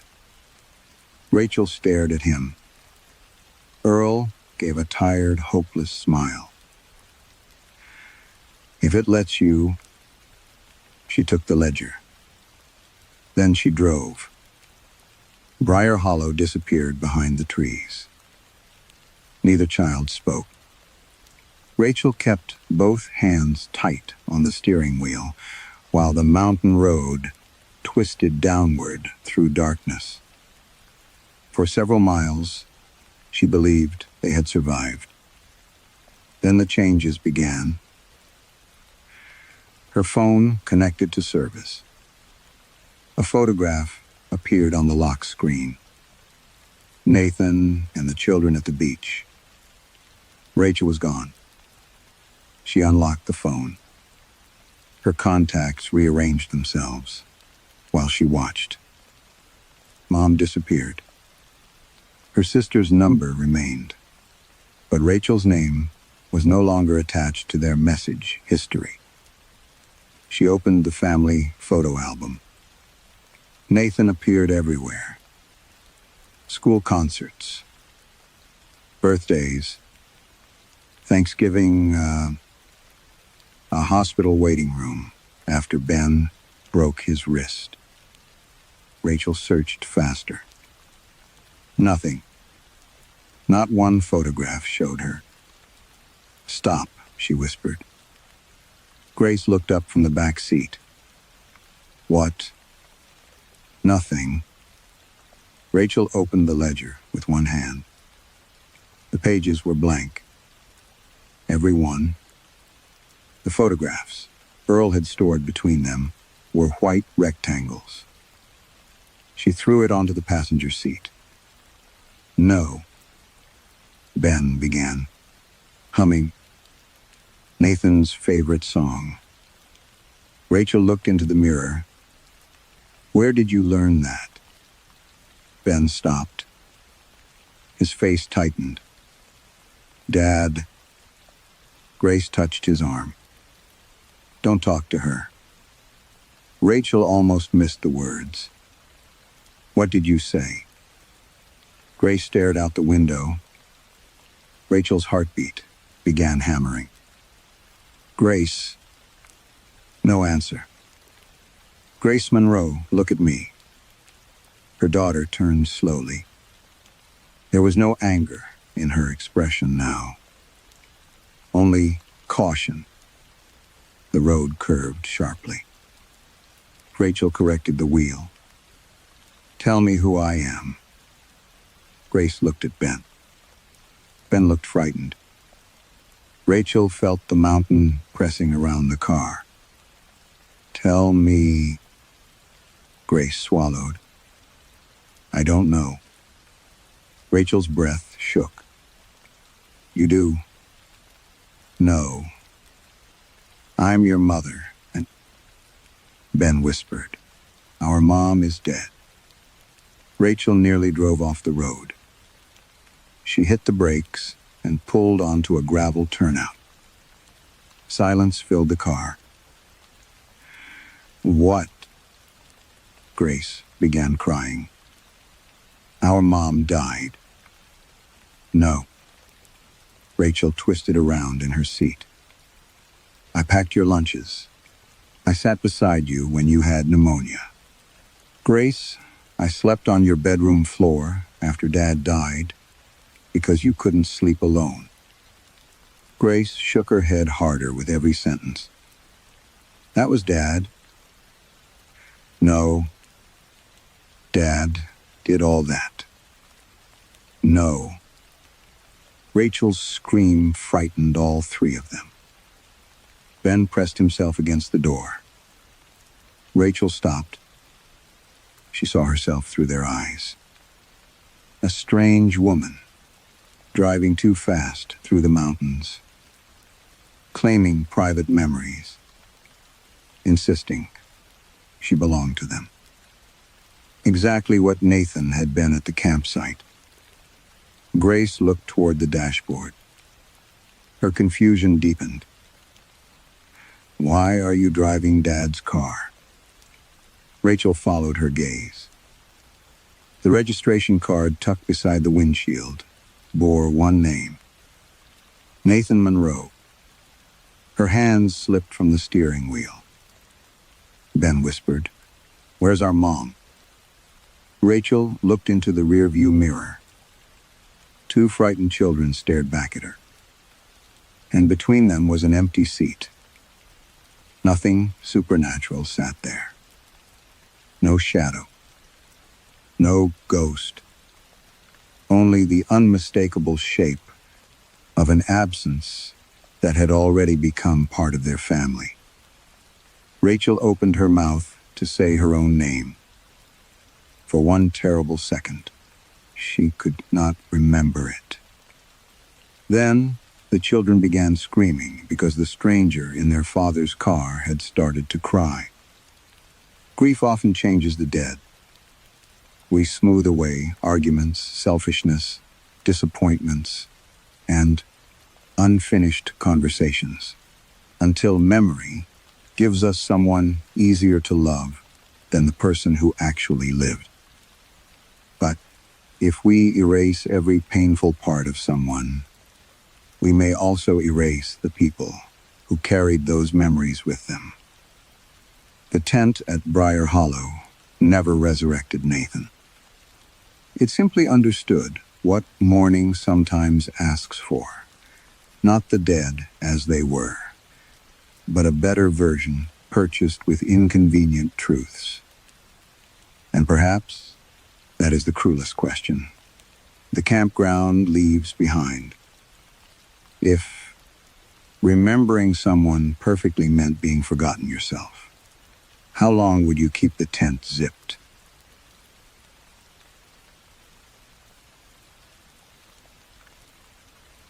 Story 5.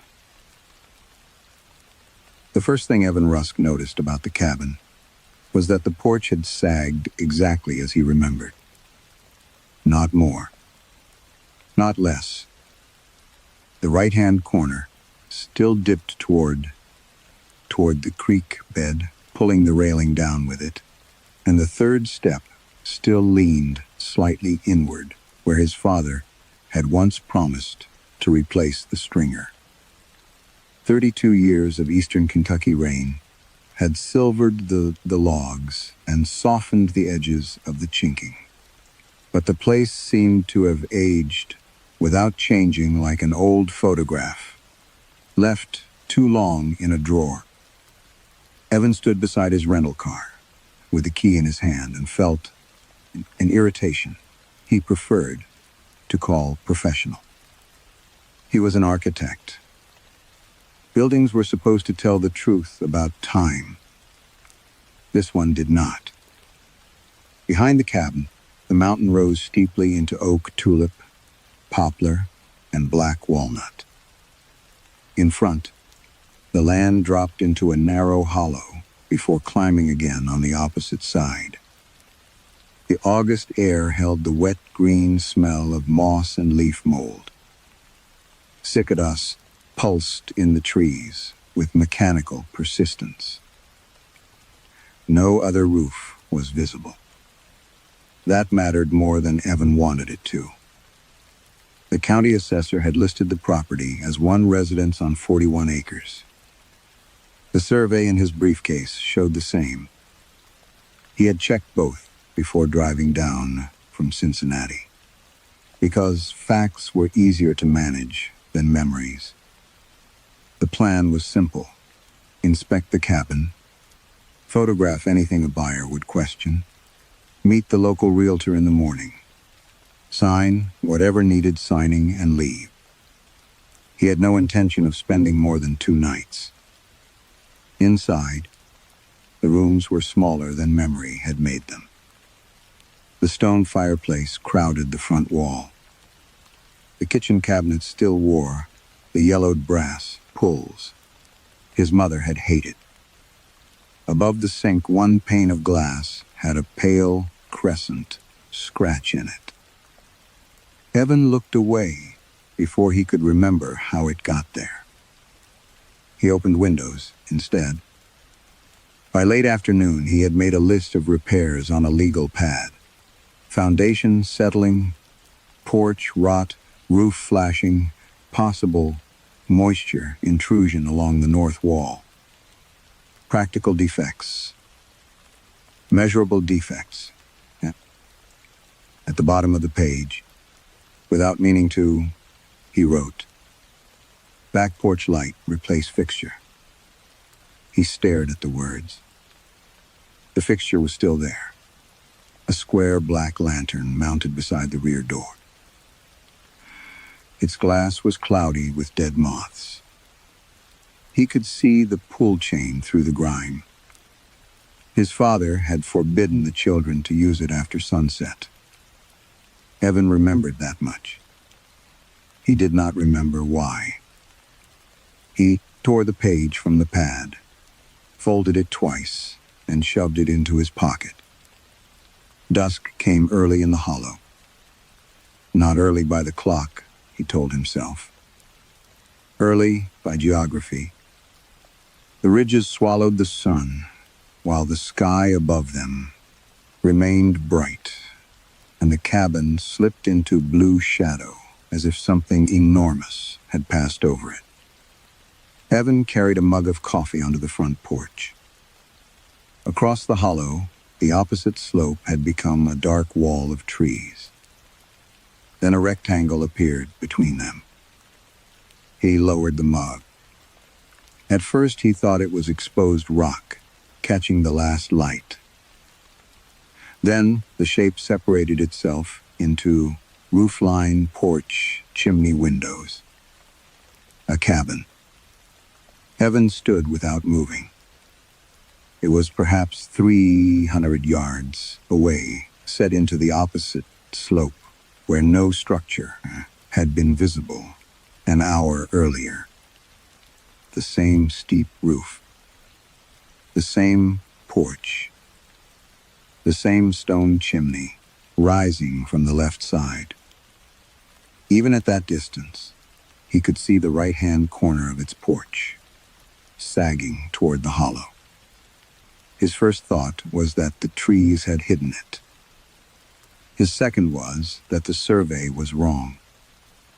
His third came quietly and made the skin along his forearms tighten.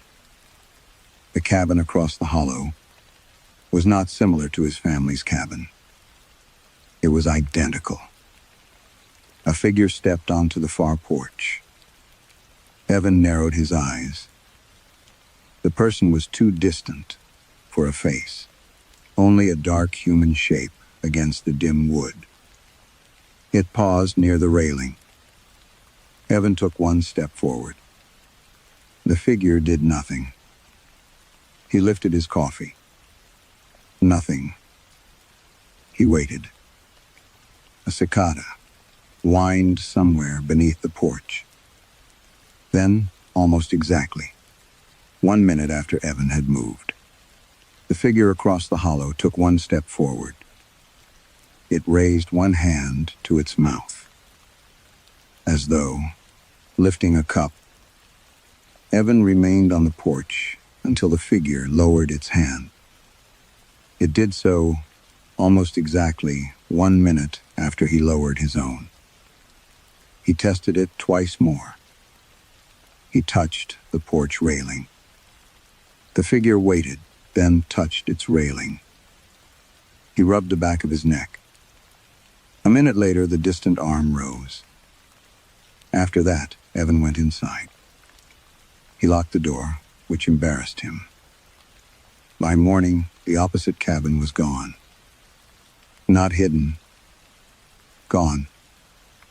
Sunlight filled the eastern slope, illuminating uninterrupted woods where the structure had stood. Evan walked to the edge of the porch with binoculars. He found in an old kitchen drawer, but saw only tree trunks, rhododendron, and a pale strip of exposed stone. He told himself what he would have told a client. Low light, distorted depth. Repetition encouraged pattern recognition. Childhood familiarity amplified coincidence. The explanation sounded convincing, until he looked at his coffee mug. He had left it outside. It now sat on the kitchen table. Evan stared at it for several seconds before remembering that he must have brought it in. Must have. Cora Bell arrived before noon in a dusty blue Subaru. She was in her late 50s, with cropped gray hair and the economical movements of someone who had spent decades entering houses belonging to dead people. She carried a folder beneath one arm and declined Evan's offer of coffee. "Your father kept this place better than most," she said. "He hasn't been here in years." Cora glanced toward the ceiling. "Still," she began, walking through the rooms, dictating minor repairs into her phone. Evan followed, grateful for conversation that concerned joists, drainage, and comparable sales. At the back door, she stopped. Her eyes settled on the porch lantern. "Does that work?" "I haven't checked." "Don't bother." Something in her voice made Evan look at her. She smiled, but it came a second, too late. "Old wiring," she said. "I'd disconnect it before inspection." Evan leaned against the counter. "You know much about this place?" "Enough. There used to be another house across the hollow." Cora's phone stopped halfway to her pocket. For the first time since arriving, she looked directly at him. "What house?" "I saw one last night." The kitchen seemed to become quieter around them. Cora turned toward the window over the sink, although the opposite slope could not be seen from there. Probably the old pike placed through the trees. It was identical to this cabin. Her jaw tightened. Then she laughed. It was a small, practiced sound. Mountain shadows can build all kinds of houses. She changed the subject immediately. Evan let her. But after she left, he found himself standing beneath the porch lantern again. The dead moths inside its glass had collected in a soft gray mound. A memory came without warning. His father, kneeling in front of him, and Toby, near this same door. Not angry. That was what Evan remembered most clearly. Their father had been frightened. After the ridge goes dark, neither of you touches that light. Toby had asked, why? Their father had gripped both boys by the shoulders. Because sometimes somebody turns theirs on first. Evan closed his eyes. There should have been more. Instead, his memory jumped. Rain. Toby crying somewhere outside. Their mother's voice, saying his brother's name, again and again, until it no longer sounded like a name. Search parties moved through the woods for 6 days. Dogs followed Toby's scent downhill and lost it near the creek. No body was found. Evan had been 9. Toby had been 7. For years, adults had told Evan that trauma damaged memory. He had accepted that explanation because the alternative was admitting there were pieces he did remember and simply refused to touch. One of them was light. Another was a window across the hollow. That evening, Evan positioned a chair on the front porch before dusk. He brought his binoculars, phone, and wristwatch. When the ridge swallowed the sun, the opposite cabin emerged gradually from the dark, as though Dusk were developing an old photograph. The figure appeared soon afterward. Evan raised his hand. 1 minute later, it raised its hand. He crossed his legs. The figure followed. Then Evan deliberately stayed still. For several minutes, neither moved. A moth struck the porch window behind him. Once, twice. Across the hollow, the figure suddenly lifted its right hand. Its thumb pressed against the side of its index finger. The remaining 3 fingers curled tightly into the palm. Then, the thumb rubbed back and forth against the knuckle. Evan stopped breathing. It was a meaningless little gesture.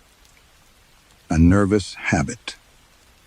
Something Toby had done whenever he wanted to cry without letting their father see.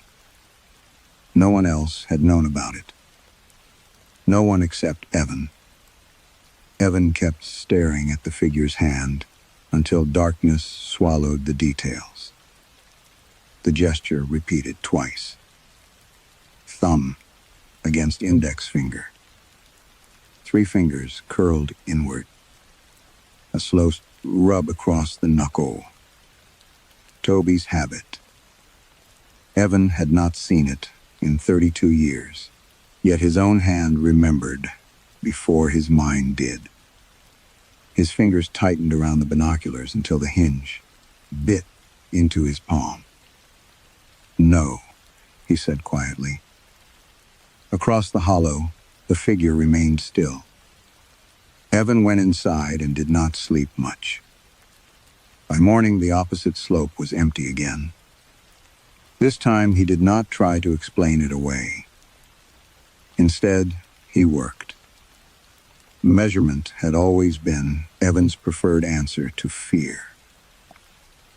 He photographed the front elevation of his cabin, measured the porch width, window spacing, roof, pitch, chimney dimensions, and distance between structural openings. Then he marked his own position at several points along the porch using masking tape. He downloaded a surveying application onto his phone and used the ridge-line chimney and visible tree trunks. as reference points. When evening came, he was ready. The other cabin returned with the dusk. Evan photographed it immediately. Then he enlarged the images, even allowing for perspective, distortion. The proportions matched. 3 front windows, identical spacing, same chimney width, same asymmetrical porch settlement. Even the railing had the same damaged baluster, there, near the left post. That bothered him more than the figure. Buildings accumulated accidents. A copy might reproduce design. It should not reproduce decay. Evan recorded himself raising one arm. He lowered it and watched his phone's timer.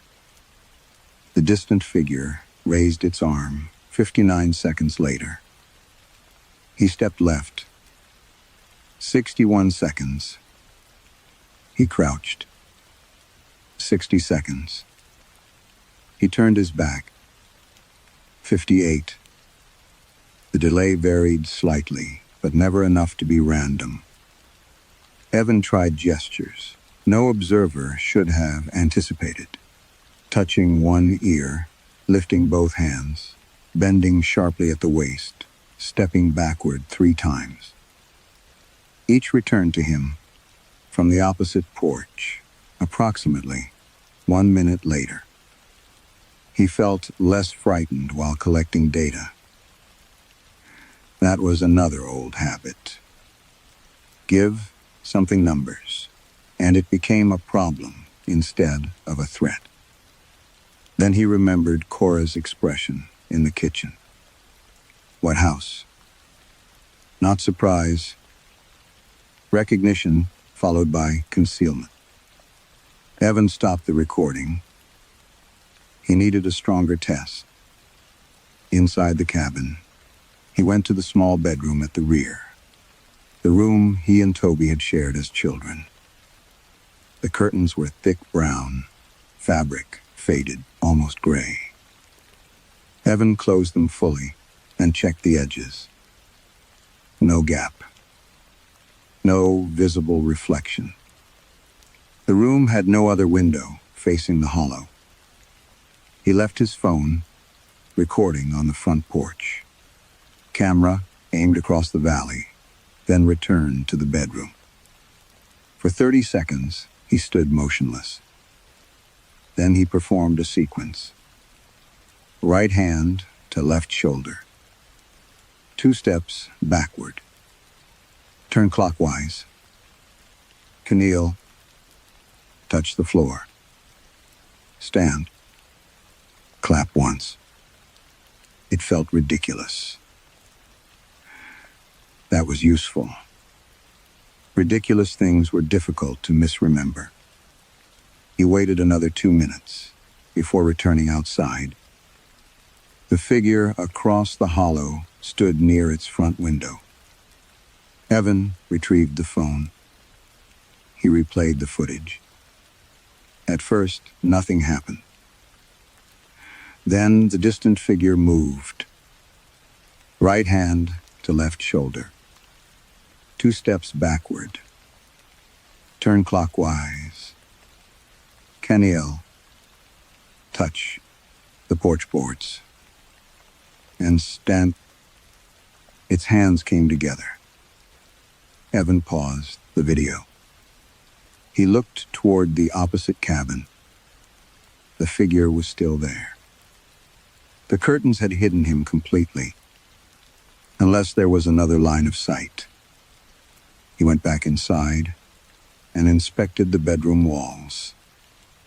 Old logs, plaster patching. No openings. No mirrors positioned toward the exterior. No camera. He even checked beneath the bed. Then he heard a faint sound from outside. A single clap. Evan returned to the porch. The figure had finished the sequence, exactly as he had. He should have left then. Instead, professional curiosity hardened into something less reasonable. Evan set the phone recording again. This time, he stood at the porch, railing, and did nothing. He watched the seconds pass. 1 minute. 2. 3. The figure remained motionless. Evan let his arms hang loose. He deliberately emptied his mind of movement. For nearly 5 minutes, neither man moved. Then the figure across the hollow turned its head toward the cabin door. Evan did not. The figure stepped backward. Evan stayed still. It reached for the door. Evan's pulse began hammering.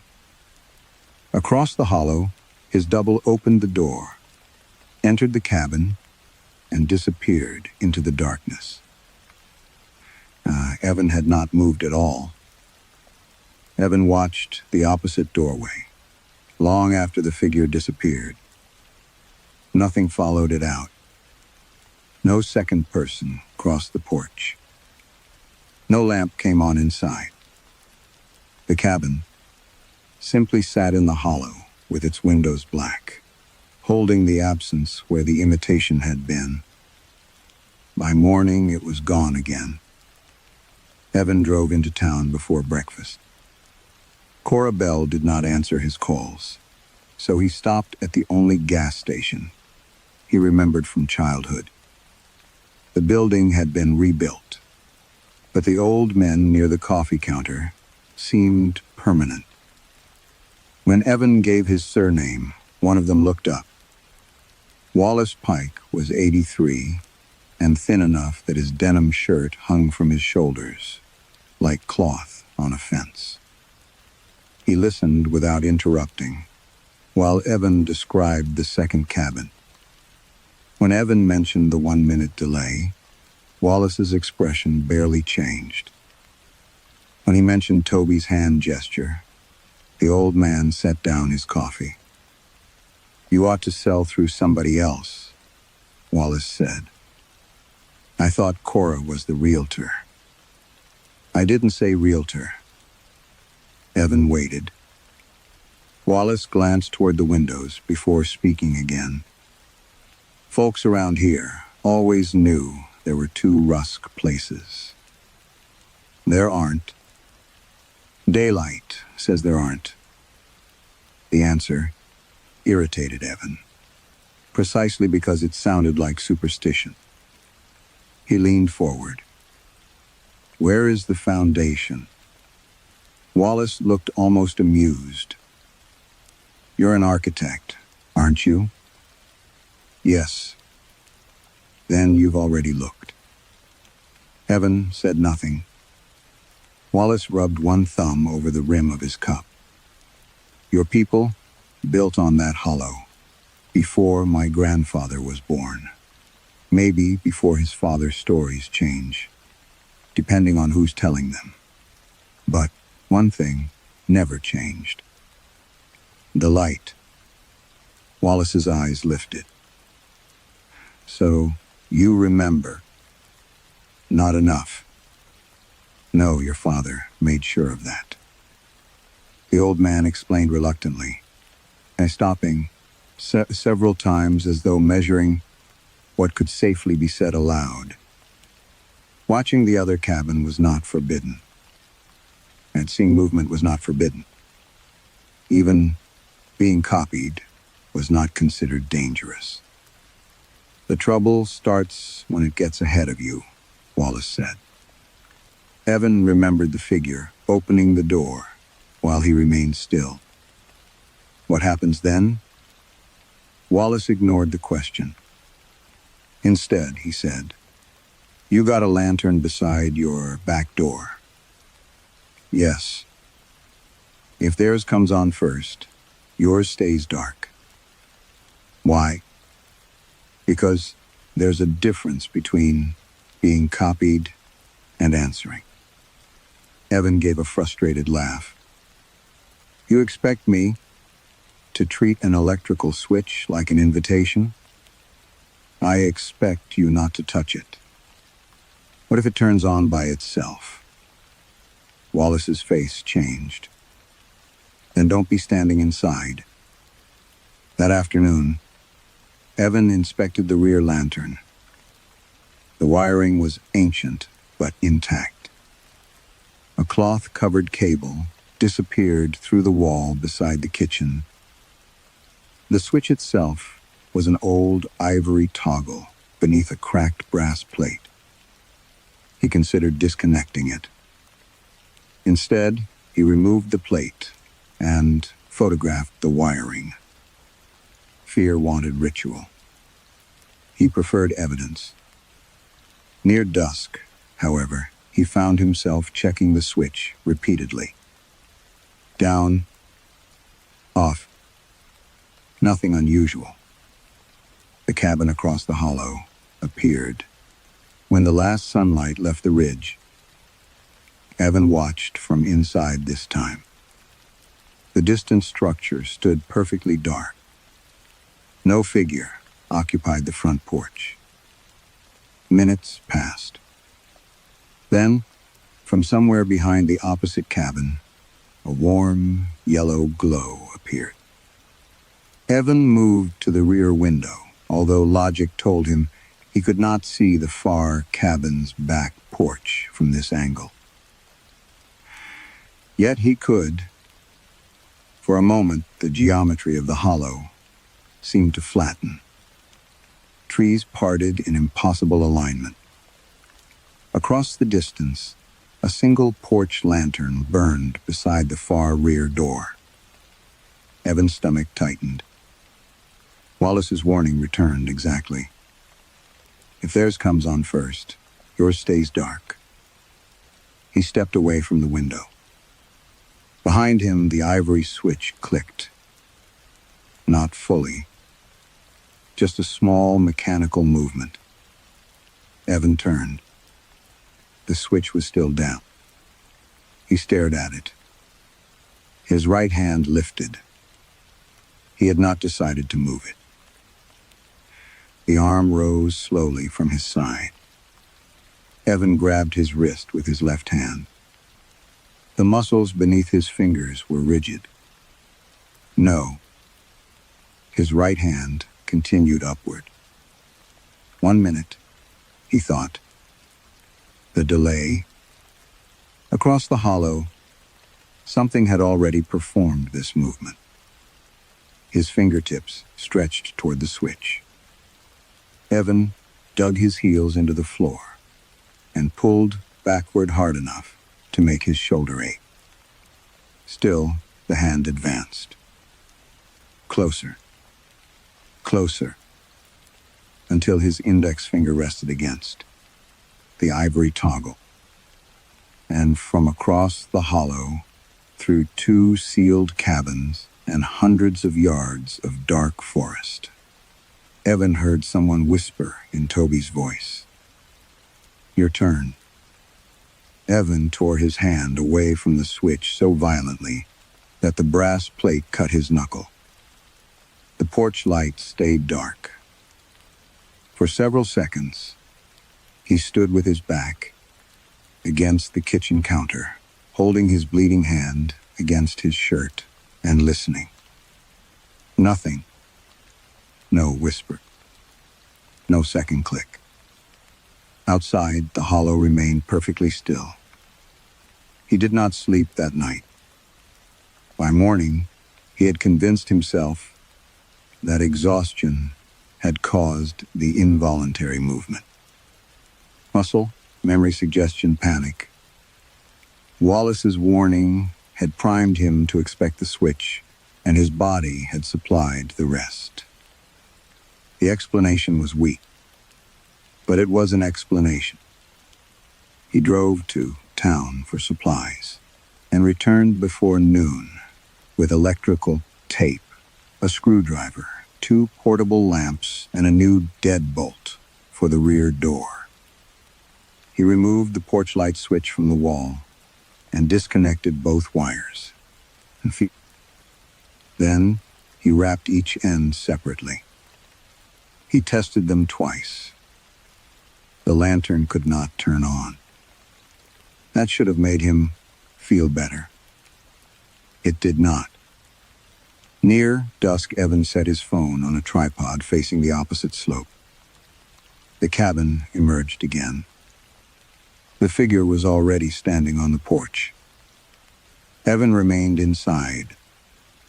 He waited. Across the hollow, the figure opened the front door. Evan frowned. A few seconds later, he heard something behind him. The front door of his own cabin rattled softly in its frame. Not opening. Not yet. Evan turned toward it, then stopped. The figure had moved first. He watched through the window. Across the hollow, the double stepped inside and closed its door. Evan stayed where he was. 1 minute passed. Nothing happened. Then his own hand reached toward the latch. He pulled it back. The following hour became an experiment he increasingly regretted conducting. The double sat in a chair. Approximately 40 seconds later, a sudden heaviness entered Evan's legs. Not sleepiness. The specific bodily urge to sit. He refused. Across the hollow, the figure stood before. Evan felt rested. Later, it turned sharply toward the left side of its porch. Evan watched it through the binoculars. 7 seconds afterward, something struck the outer wall beside his kitchen. A falling branch. The sound made him turn in precisely the same direction. He froze midway through the movement. The figure had known. Again, the double walked to a window. A minute later, Evan found himself thinking without reason that he should check the front window latch. He did not. He stood in the middle of the room with both hands clenched. The thought remained. It did not feel planted. That was worse. It felt entirely his own. Evan began writing each event on the legal pad. Other cabin moves. Then impulse. Then me. He underlined the sequence. Until now he had assumed the delay meant imitation. That assumption had been wrong. Maybe it had always been wrong. What if the 1 minute gap had never shown the figure copying him? What if Evan had spent every evening completing movements that had already begun somewhere else? The idea made him nauseous. He looked at the notes again. A building followed drawings before it existed. Construction preceded occupancy. Plans came before walls. He understood systems in which the finished object appeared to cause the blueprint, only because no one had seen the blueprint first. Across the hollow, the figure raised both hands and rubbed its face. Evan immediately dropped his gaze. He would not do it. He concentrated on keeping his arms still. 10 seconds. 20. 30. Then sweat prickled along his forehead. His eyes burned. The desire to rub his face became almost unbearable. He paced instead. The figure across the hollow had already stopped. It was standing at the railing, watching him, not copying, waiting. Evan stepped closer to the window. The double moved closer to its own railing. Its face remained indistinct, but tonight The dusk seemed thinner between them. Evan raised the binoculars. The figure did not mirror him. It leaned forward, then slowly lifted one hand to its mouth, as if shielding words from anyone standing behind it. Its lips moved. No sound crossed the hollow. Evan watched carefully. 2 syllables. A pause. Then 2 more. The figure repeated them. Evan felt the binoculars begin to shake. Only one person had ever called him that. Toby had invented the name when he was 4, because he could not pronounce Evan properly, and had kept using it long after he learned. Across the hollow, the man wearing Evan's shape mouthed it again. Evie. Evan did not answer the name. Tonight. He lowered the binoculars and backed away from the window until the opposite cabin disappeared behind the wall. Abby. The sound had not crossed the hollow, but his mind supplied Toby's voice anyway. High, impatient, always stretching the first syllable. He slept on the floor beside the fireplace, because it was the only place in the cabin from which he could see neither porch. Sometime before dawn, he woke, with his cheek against cold stone. Something beneath him was hollow. Evan sat up. He struck the hearth with his knuckles. Solid, near the fireplace opening. Solid along the left edge. Then, beneath the right corner, a different sound. A muted wooden knock. He fetched his flashlight and examined the stonework. The hearth appeared original, but Evan noticed a narrow mortar line running where no structural joint belonged. Someone had cut a rectangular section into the floor and concealed its edges beneath soot and decades of dust. Professional irritation displaced fear. He worked a putty knife into the seam. The slab lifted. Beneath it was a shallow wooden compartment. The smell that rose from inside was dry paper, cedar, and something faintly sweet with age. Evan found 3 leather-bound ledgers, a bundle of folded letters tied with black thread, and several rolls of architectural drawings wrapped in oilcloth. He carried everything to the kitchen table. The oldest blueprint was dated 1891. 2 structures were drawn on opposite slopes. Evan stared at them. Not similar. Identical. Every dimension matched. Window spacing. Chimney placement. Roof pitch. Porch depths. Even the orientation of the rear doors. A dashed line ran through the hollow between them. Beside it, written in faded ink, no household passage after nightfall. Another drawing showed the same buildings from above. The western structure was labeled Ruske House. The eastern one, the Keeping House. Evan unfolded another sheet. Same labels.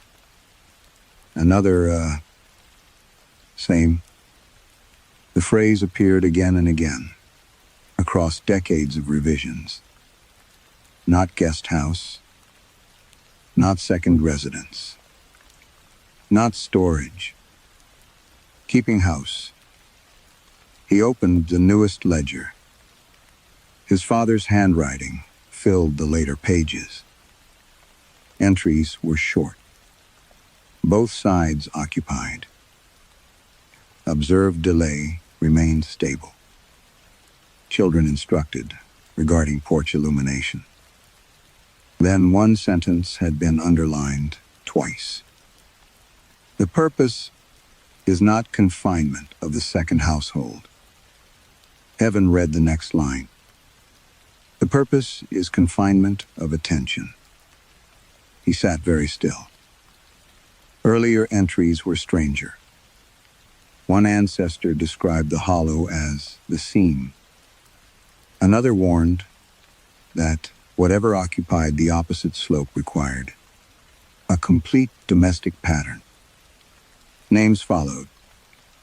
Families, births, deaths, marriages. Each time someone left the rusk. Household and entry noted whether the other side had adjusted. Evan turned pages faster. His grandfather had written, "They do not need our bodies first. They need our habits."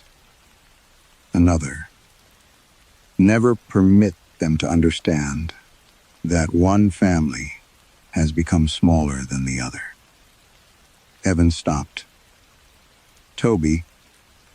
He searched backward and forward through the ledger. Then he found the year.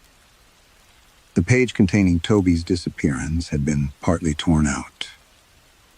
Only the bottom remained. His father had written one surviving sentence. One boy retained opposite. Pattern preserved. Evan pushed away from the table. No.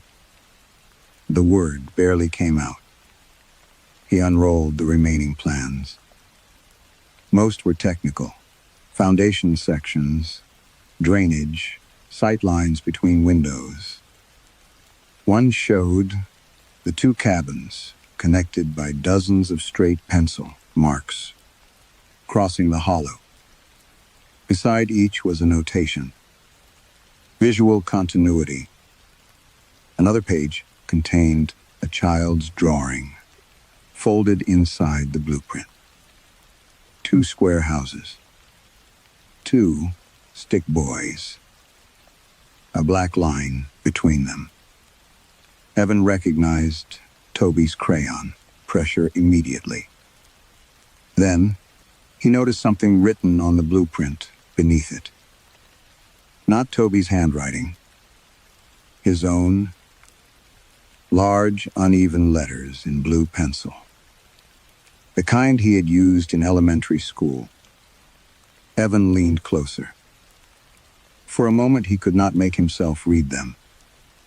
He had spent 32 years believing trauma had erased the night his brother vanished. But those words had been written by a child who remembered enough to leave himself a message. 5 words. Toby is still over there. Evan read the sentence until the handwriting stopped. Looking like his. Toby is still over there. He remembered writing it. Not the act itself. Not yet, but the pressure of the blue pencil between his fingers. He remembered, pressing so hard that the point snapped. The memory frightened him, more than the words. Because it meant he had known. He untied the bundle of letters. Most were written between members of the Rusk family who had moved away from the hollow. They avoided direct descriptions, speaking instead of balance, attendance, and keeping the supper table complete. A letter from 1926 was less careful.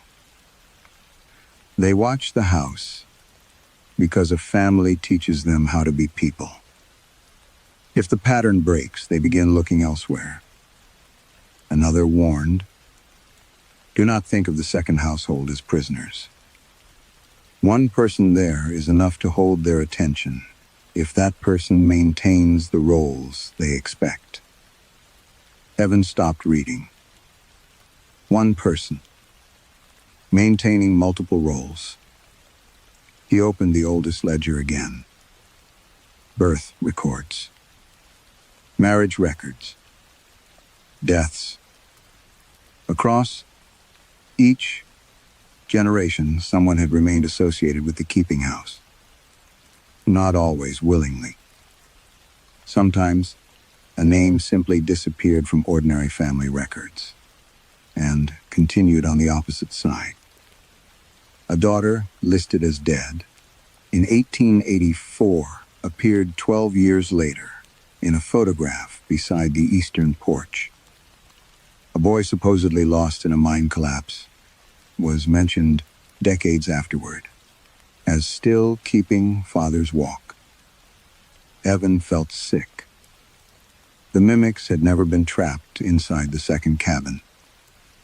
They had been distracted by it. The Rusks had fed them a family, not flesh, behavior. He searched the compartment again and found a small cassette recorder wrapped in cloth.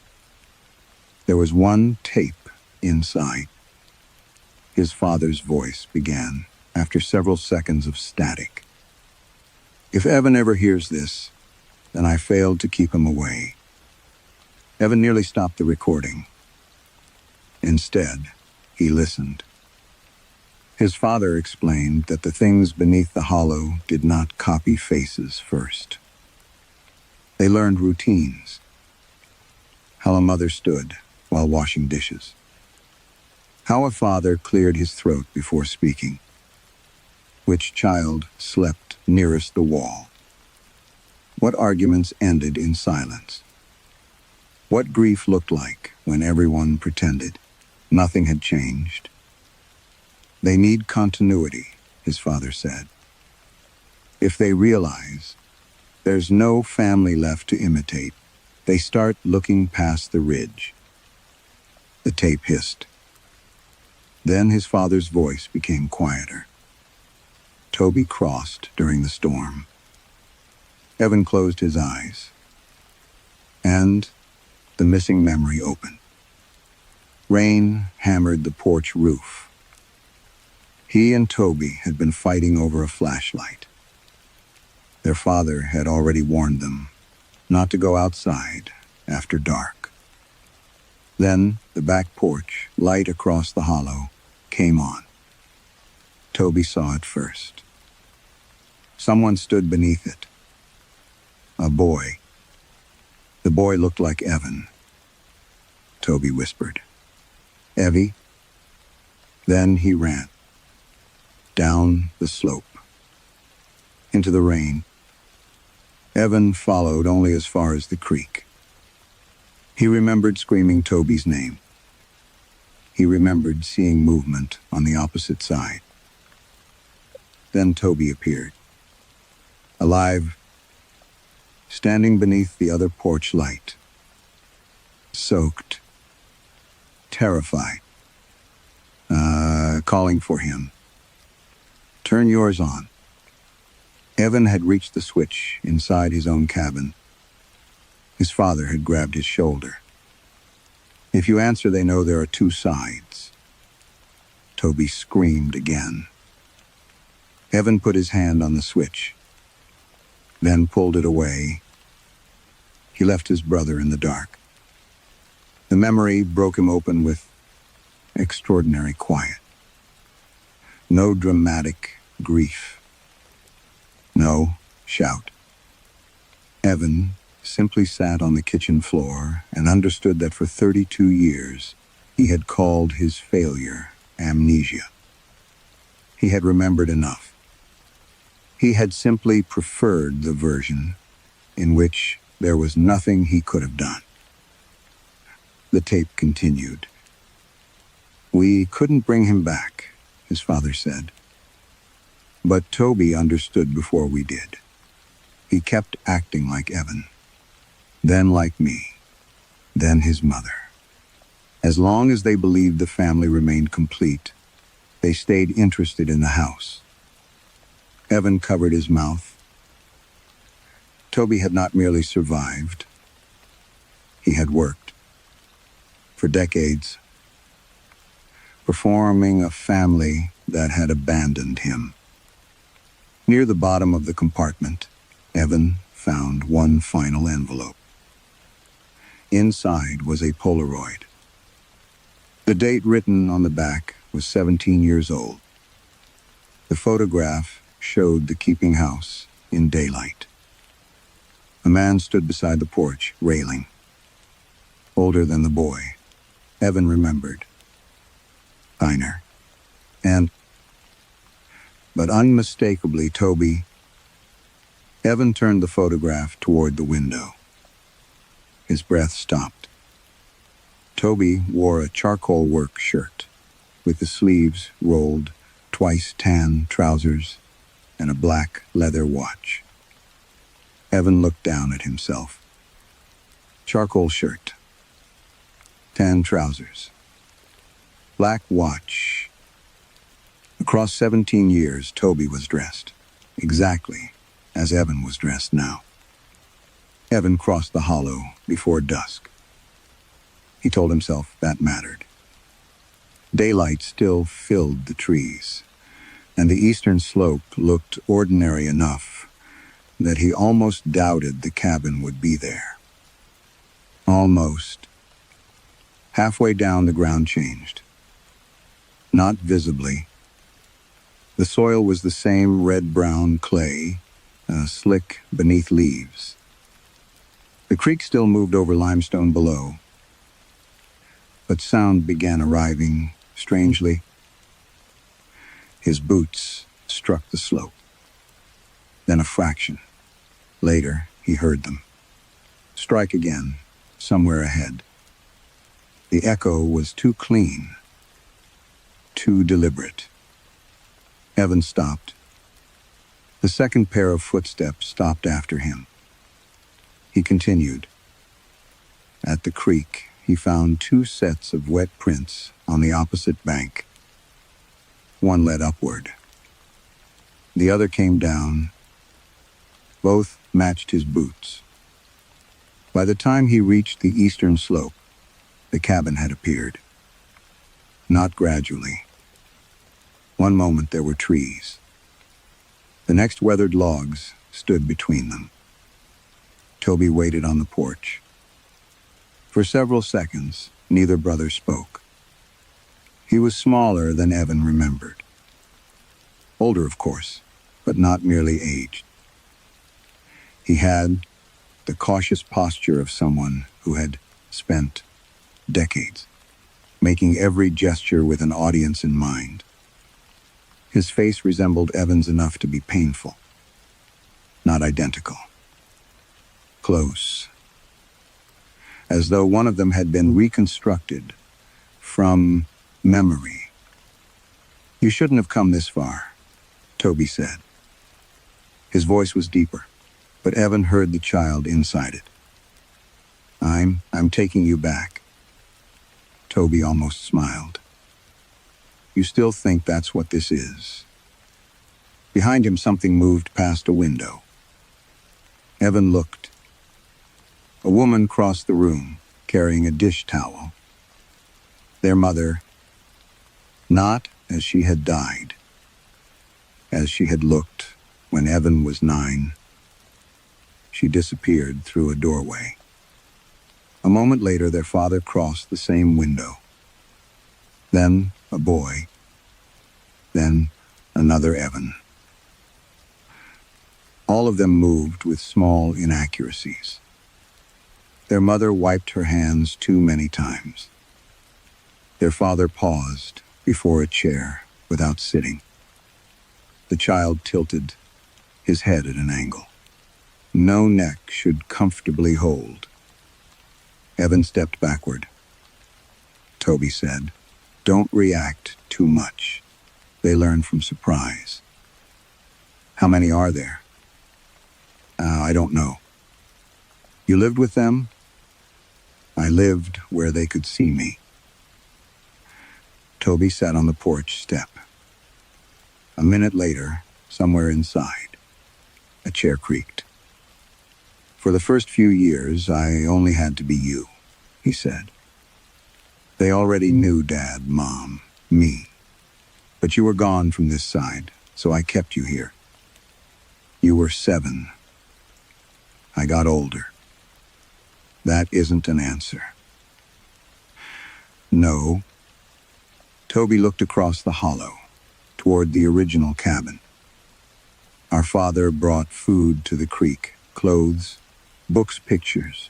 Later, newspapers. Eventually, photos of you. Evan understood before Toby finished. You followed me. I followed what they were supposed to think you were. College haircuts, weight changes, the way Evan rolled his sleeves, the black watch, his adult posture, his habits, all recreated by a brother he had abandoned. How they helped. Toby glanced toward the window. They're good at noticing.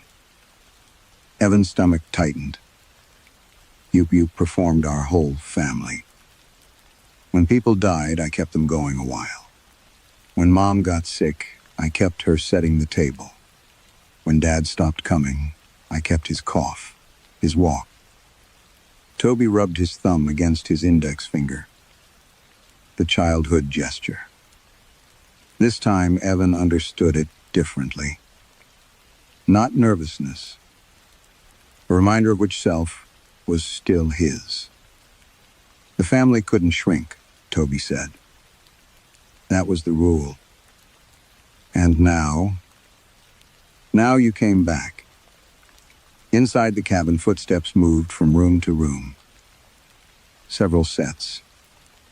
Perfectly synchronized. Toby stood.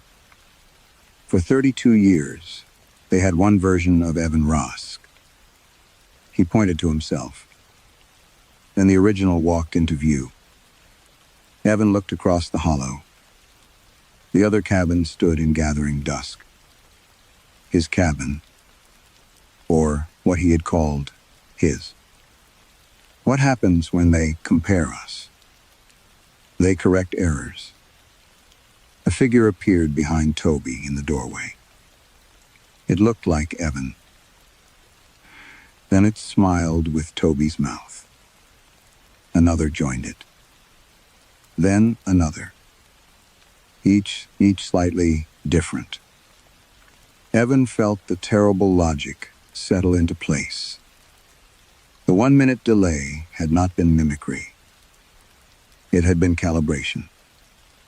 They're learning which of us is right, he whispered. Toby shook his head.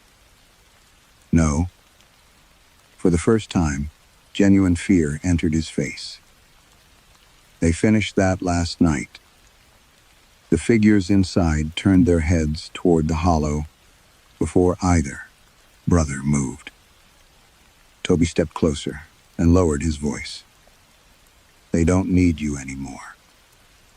He looked back at the house. They don't need me either. Across the windows, every imitation began moving at once. Not copying, not anticipating. Proceeding. Toby stared at Evan. They already know what happens next. The figures inside the keeping house moved before Toby spoke again. One crossed behind the front window, carrying something shaped like a plate. Another pulled out a chair. A third climbed the staircase. Domestic movements. Ordinary movements. That was what made them unbearable. They're continuing the evening, Toby said. Evan watched a version of his mother place invisible food on an invisible table. What evening? Ours? Toby grabbed Evan's arm. You have to go. I'm not leaving you here. You already did that once. Don't make it matter twice. The words landed without anger. That made them worse. Toby pulled him toward the slope. If you reach the other house before full dark and keep every light off, maybe the boundary, still means something. And you. I stay.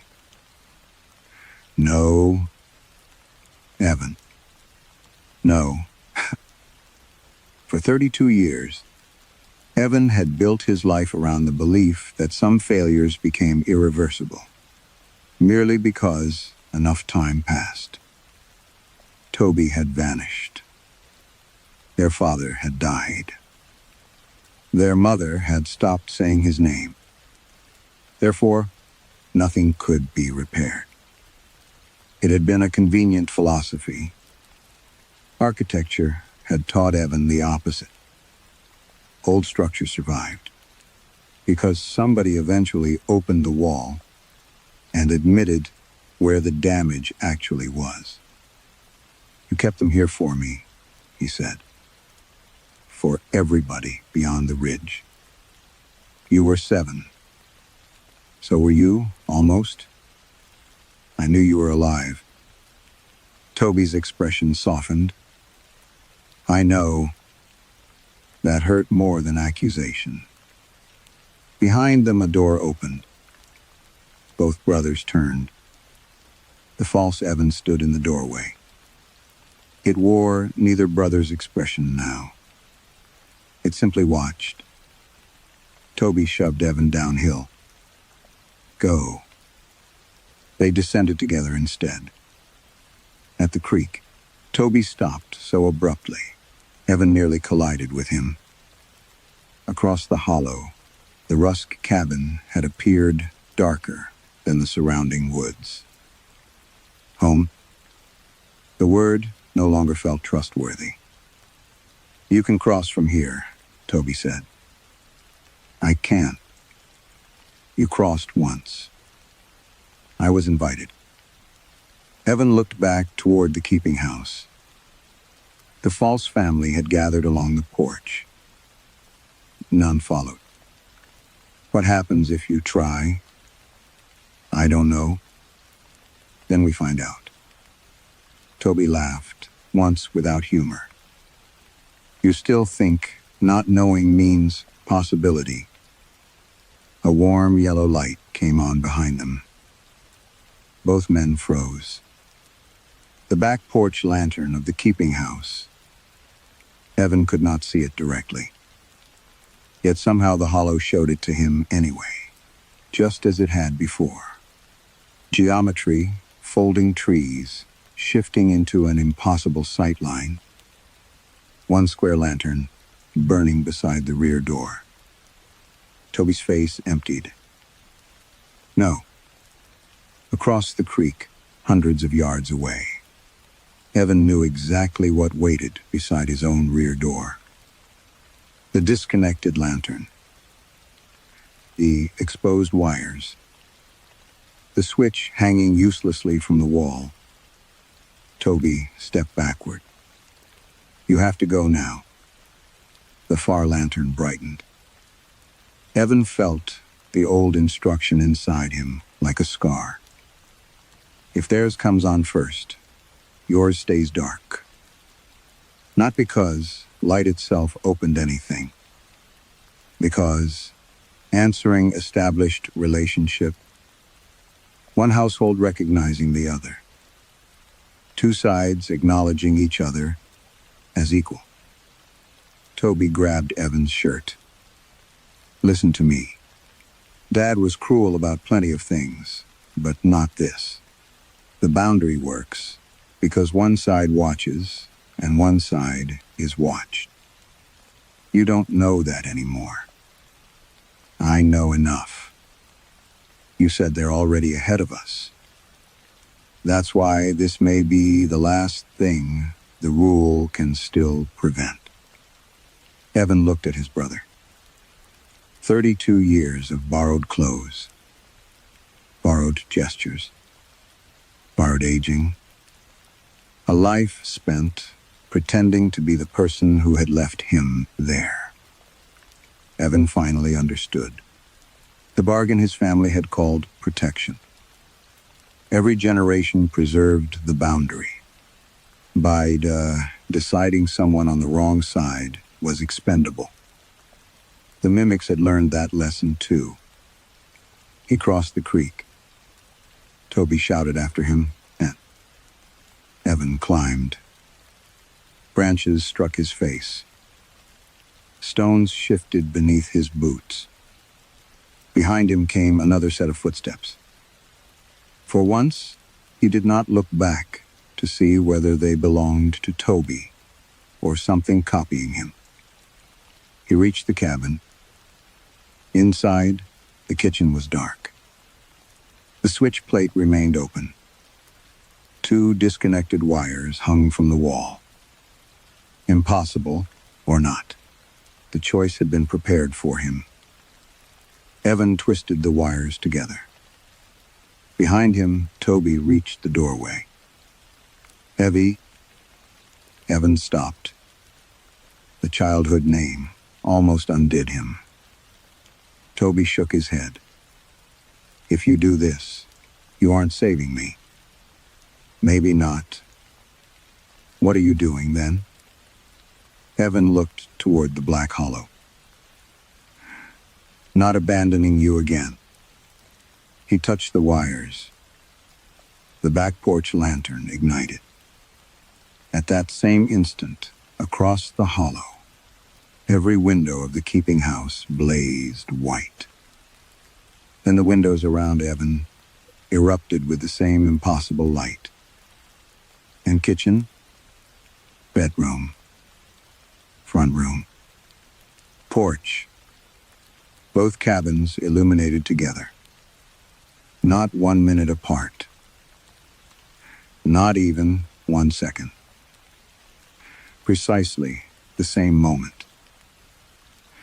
And from somewhere beneath the hollow came the sound of an entire family standing up. Evan did not remember falling. He remembered the light. He remembered the sensation that both cabins had become transparent for a single, impossible instant. Not because he could see through their walls, but because he could feel the shape of every room in both of them at once. 2 kitchens, 2 rear doors, 2 narrow bedrooms, 2 front porches, sagging toward the same hollow. Then morning, he woke on damp grass, halfway up the western slope, with a pounding behind his eyes and the smell of wet ashes in his throat. The sun had already cleared the ridge. Birds moved in the laurel. The creek below went on, making the small, indifferent sound it had always made. Across the hollow stood a cabin. Behind him stood another. Evan pushed himself upright and stared from one to the other. They were identical in daylight, not simply similar. Identical down to the warped railing, and the silvering on the logs, the pitch of the roof, the chimney stones, mottled, dark with age. No scorch marks, no broken glass, no sign that every window in both houses had blazed with impossible light, only hours earlier. Toby was sitting a few yards away with his elbows on his knees. For a while, neither spoke. Then Toby said, I dreamed our mother packed my school. Lunch in the east kitchen. Evan looked at him. Toby rubbed his thumb against his index finger and stopped as if he no longer knew whether the gesture belonged to him. I remember the smell of bacon, he said. I remember Dad cursing at the truck because it wouldn't start. I remember you throwing a spoon at me from the table. He turned slowly toward the opposite side. But in that memory, that's the house it happened in. Evan swallowed. I remember the storm, he said. I remember watching you from the back window after you ran downhill. I remember Dad holding my shoulder. He pointed across the hollow. But now, I can't tell whether I was standing over there or here. They checked both cabins.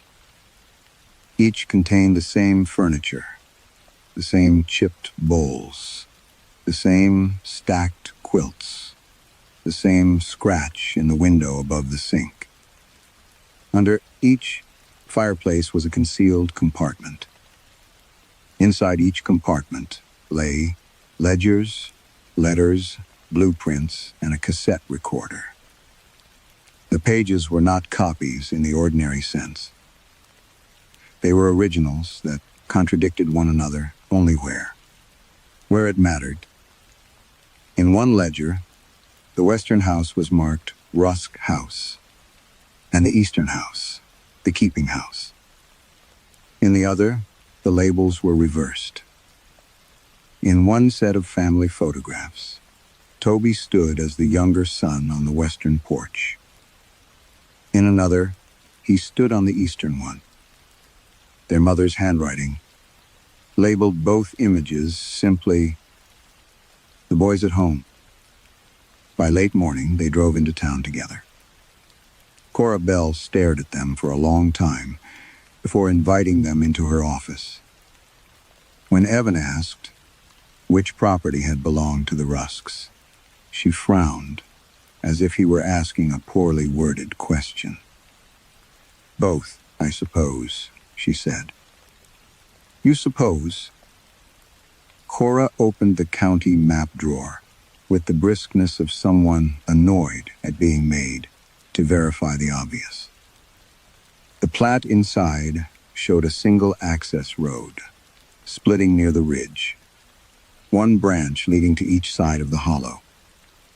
She tapped the paper. "The west parcel is the older record," she said. Then she hesitated. "No, sorry, the east." She blinked and withdrew her hand. "I don't know why," I said west. At the clerk's office, the deed books told a different story every time they were opened. One volume listed a transfer from Samuel Rusk to Evan Rusk for the western tract alone. Another, shelved inches away, described the eastern cabin as the sole surviving family residence. A photocopy made from one page no longer matched the page itself when Evan checked it again. Wallace Pike only looked tired. "I told you daylight only says so much," he said. "Which side was ours?" Evan asked. Wallace studied both brothers, and something like pity crossed his face. "You boys keep asking, as if the hollow owes you one answer." On the drive back, even the road seemed less certain. At one bend, Evan was sure. The left fork had not existed that morning. Toby insisted. It always had. 10 minutes later, Toby swore. The rusted church sign near the bridge had once pointed east, though Evan would have bet his life it had always leaned west. By evening, they carried the photographs to the ridge above the cabins and spread them on the hood of the car. Under the slanting light, faces seemed to shift allegiance with every change of angle. In one picture, their father stood with a hand on Evan's shoulder. In the next blink, the hand rested on Toby's. Memory had not exactly failed. It had been redistributed. The two cabins below them held the last light on their windows. "We could burn them," Evan said. Toby shook his head. "And prove which story?" Neither brother laughed. Dusk deepened in the hollow. From the ridge, both houses looked patient, almost companionable, as though they had always belonged to each other. At one point, Evan thought, he saw movement inside the western front room. Toby saw it too, but he was looking at the eastern house. A figure stood at each window. distant, human, familiar.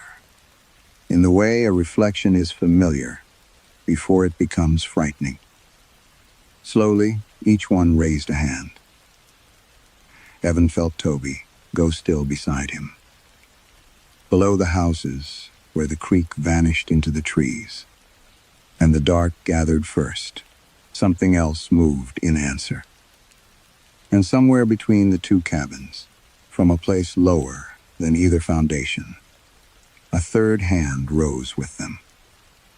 Maybe the deepest fear in this story is not being copied, but being made uncertain of the life you have always called your own.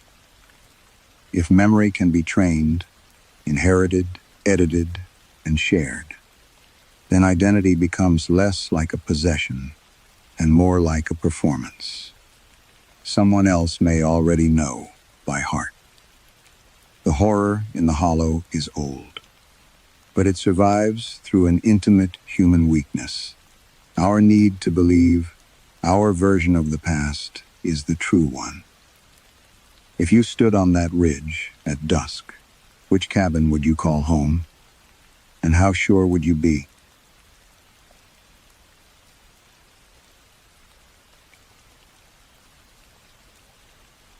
Story 6. By the time Nina Bell found the old warning beneath the lid of the firebox, the teenagers had already decided. The campsite was disappointing. There was no lake, no cell service, and no dramatic cliff. Camp 12 sat in a shallow bowl of eastern Tennessee forest, where tulip poplars rose straight as columns and redoux. Dendron crowded the slopes. The August air smelled of wet bark and fern.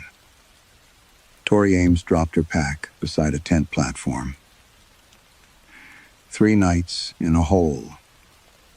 It's a hollow, Graham Lott corrected. That makes it better? Graham smiled with the patient expression he used whenever one of the 4 teenagers tried to provoke him. At 42, he had spent most of his career running court-referred wilderness programs, and he believed nearly any conflict could become useful if people stayed in the circle long enough. Nina was less certain. She was 25, 6 weeks into her trainee season with the Ranger District. And this was her first overnight trip without another ranger present. Her job was practical. Route safety, weather checks, water discipline, wildlife precautions, and the small decisions that kept people from becoming search and rescue reports. She liked practical things. Practical things had causes. A rotten limb fell because fungi weakened the wood. A bear approached because somebody stored food badly. A fire escaped because somebody became careless. She had built much of her adult life around sentences like those.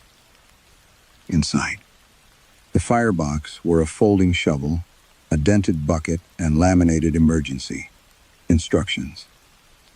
Beneath them, someone had written in black marker directly on the plastic lid, "If the campfire says your name, let it go out." Nina stared at it longer than she meant to. Behind her, Jonah Creed and Micah Rowe argued over tent platforms.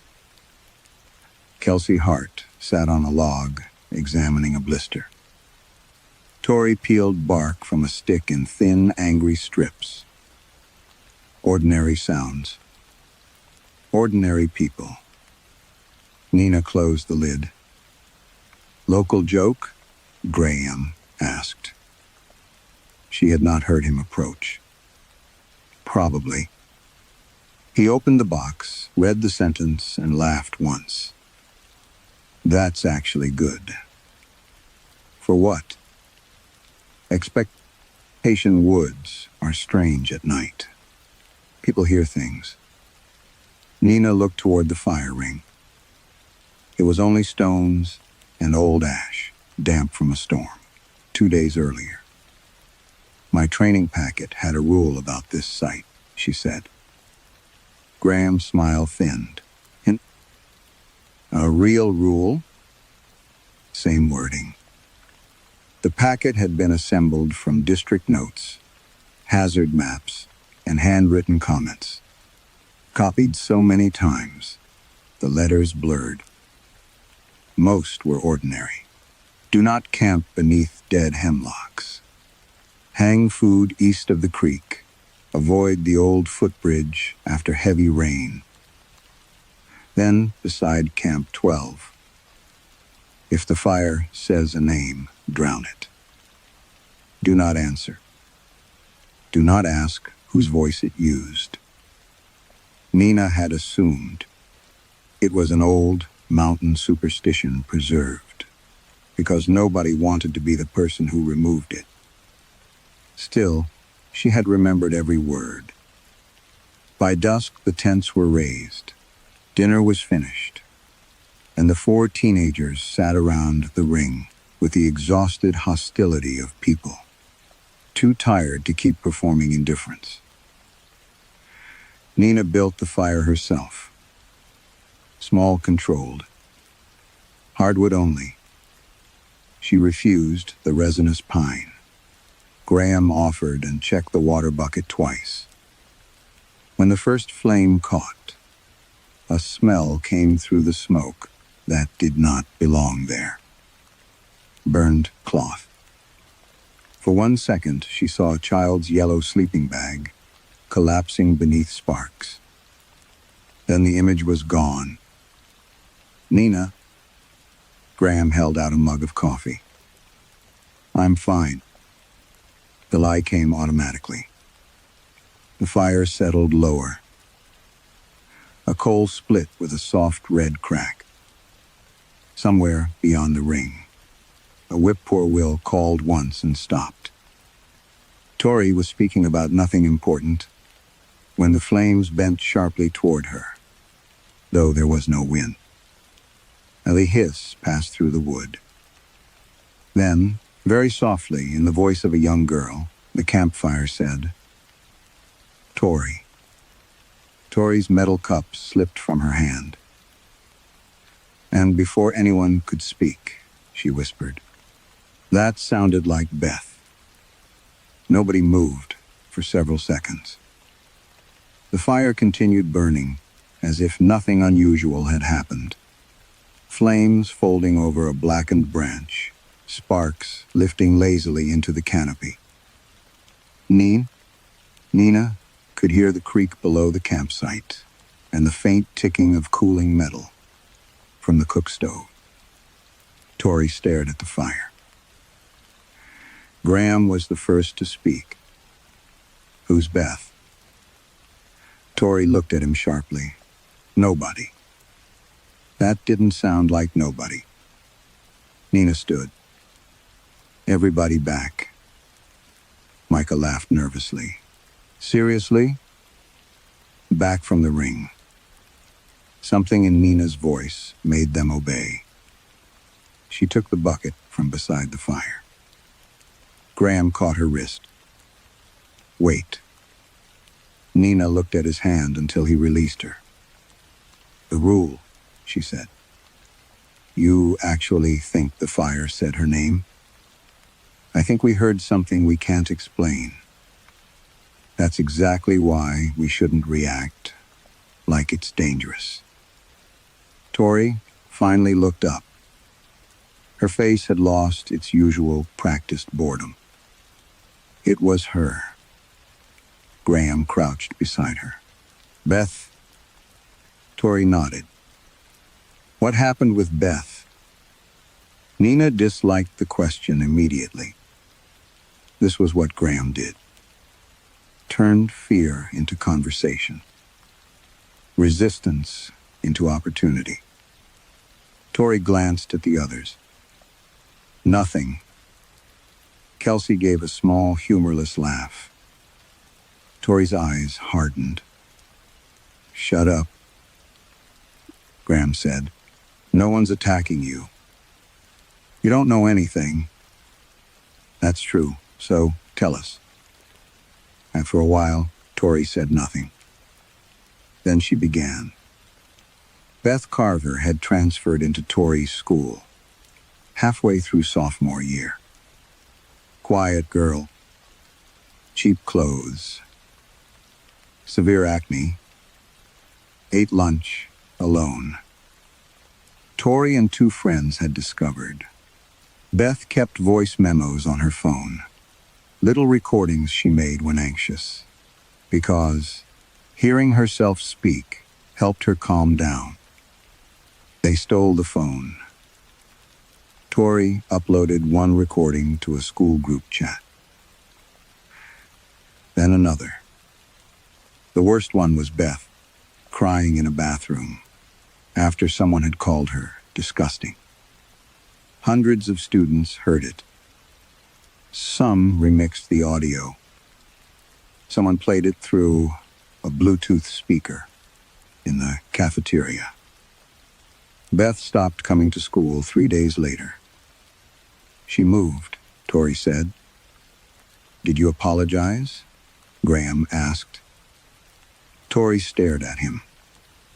No. Why? I don't know. The answer came too quickly. Nina recognized that kind of answer. Not ignorance. A locked door. Graham leaned forward slightly. This program isn't about punishment. It's about responsibility. Harm grows when people pretend it didn't happen. Nina looked at the fire. The flames had lowered. Good. She let go of the bucket. If it died naturally, perhaps that would be enough. Tori rubbed both hands against her jeans. She told me something once. Nobody interrupted. Before all that, before we took her phone, Tori swallowed. She asked why I hated her. And what did you say? I told her I didn't hate her. That was true? Tori's mouth tightened. No. The flames shifted. Nina saw it immediately. Every tongue of fire leaned toward Tori. Not with the wind. Toward her. Tori, Nina said quietly. Move away. But Graham raised one hand. Let her finish. Nina turned on him. Graham. Then the wood hissed. A girl's voice came from inside the fire. Not loud. Not distorted. Intimate. As if someone were crouched between the burning logs. You only hate me because I saw you crying. Tori stopped breathing. Kelsey whispered, What? The voice continued. You said if I ever told anyone, you'd make sure nobody believed anything. I said again. Tori stood so abruptly the log rolled behind her. No. Graham's expression had changed. That happened? No. Tori. So. No one knew that. She backed away from the ring. No one. Nina seized the bucket. This time Graham did not stop her. She emptied the water across the flames. Steam burst upward. The campsite vanished into smoke and darkness. Someone coughed. Someone swore. The last orange glow died between the stones. Nina stood listening, bucket hanging from one hand. Tori had turned completely away from the fire ring. Moonlight caught the edge of her shoulder. Her shadow stretched long across the dirt. Except the shadow had not turned with her. It was still seated beside the dead fire, facing the ashes. For perhaps 3 seconds, Nina believed the shape beside the fire was only an afterimage. Her eyes had adjusted to flame for nearly an hour. Sudden darkness could leave false colors, ghost lines, bright stains that lingered where objects had been. Then Tori stepped sideways. Her real shadow moved with her. The other one did not. It remained stretched across the stones, shaped vaguely like a seated girl, with her knees drawn close. There was no body position to cast it. No lantern. No moonlight strong enough beneath the trees. Nina blinked. The shape vanished. "Tori," she said. "What?" "Nothing." She hated herself for the answer. Graham switched on his headlamp. White light flattened everyone's faces. Micah immediately protested. "We're seriously not relighting that?" "We need light," Graham said. "We have headlamps," Nina replied. "For tonight, we also have wet clothes, food cleanup, and a temperature drop coming." He was right about the practical problem, which made Nina resent him more. The fire had been their cooking heat, their central light, and their safest way to keep the teenagers gathered, rather than wandering around an unfamiliar sight after dark. The district regulations did not prohibit fires at Camp 12.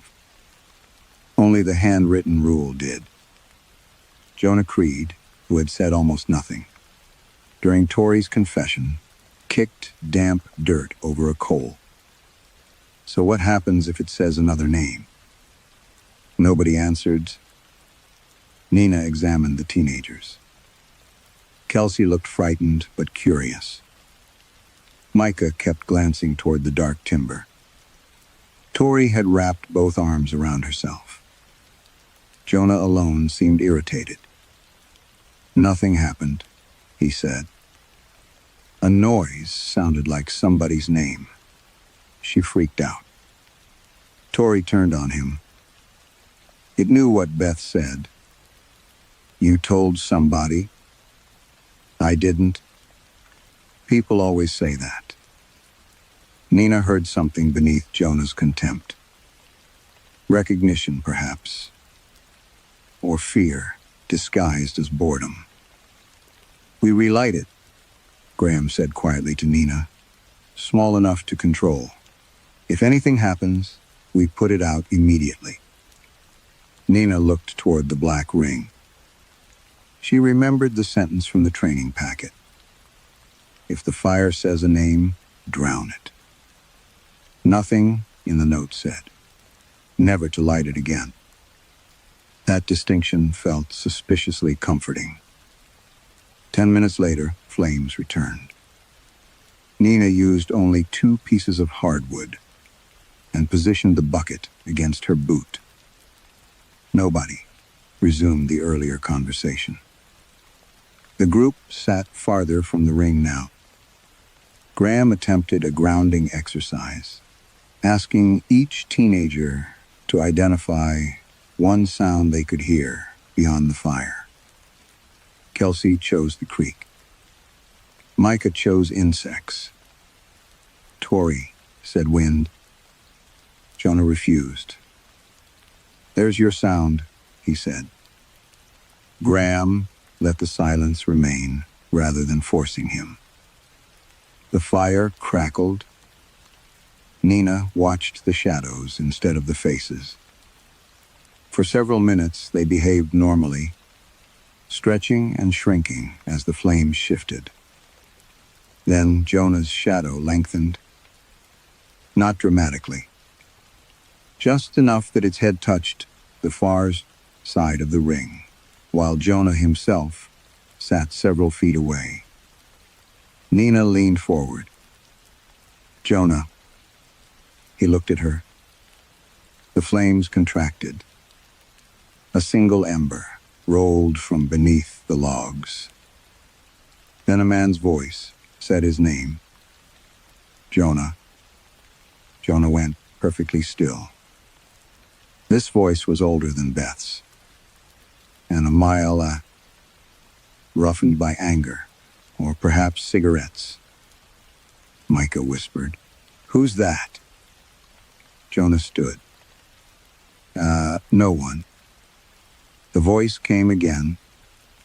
Jonah Creed. Nina reached for the bucket. Graham did not stop her, but Jonah did. "Wait." His eyes remained fixed on the flames. "You recognize him?" Graham asked. Jonah's jaw tightened. "No." The fire made a sound like someone drawing breath through clenched teeth. Then the voice said, "You promised you wouldn't leave me there." Jonah's face changed. It was slight, but Nina saw it. The instant before denial formed when memory arrived first. Graham saw it too. "Who is he?" Jonah stepped backward. I said, "I don't know." His shadow did not follow. It slid forward instead. Across dirt. Across dead leaves. Toward the flames. Nina rose so quickly. She knocked the bucket sideways. The shadow reached the fire ring and seemed to brace both hands against the stones. Jonah had not spoken. His mouth was closed. But from the black shape at his feet came Jonah's own voice, clear and calm. His name was Aaron Pike, and I left him bleeding behind the old quarry because I was afraid the police would find what was in my truck. For several seconds, nobody seemed to understand where Jonah's voice had come from. Jonah understood. That was worse. He stared at the black shape, touching the stones, while his own mouth remained clenched shut. "Aaron wasn't bleeding that bad," he said. The shadow answered immediately. "You watched him crawl." "No. You heard him calling." "That's not what happened." The fire brightened. Nina grabbed the bucket and threw water across the logs. The shadow snapped backward. Steam rolled through the circle, carrying the smell of wet ash and something sour beneath it. Jonah stumbled as though shoved. When Nina's headlamp found him again, his shadow lay properly behind his boots. Graham was staring at him, not with horror, with fascination. "What happened at the quarry?" Jonah laughed once breathlessly. "You're kidding.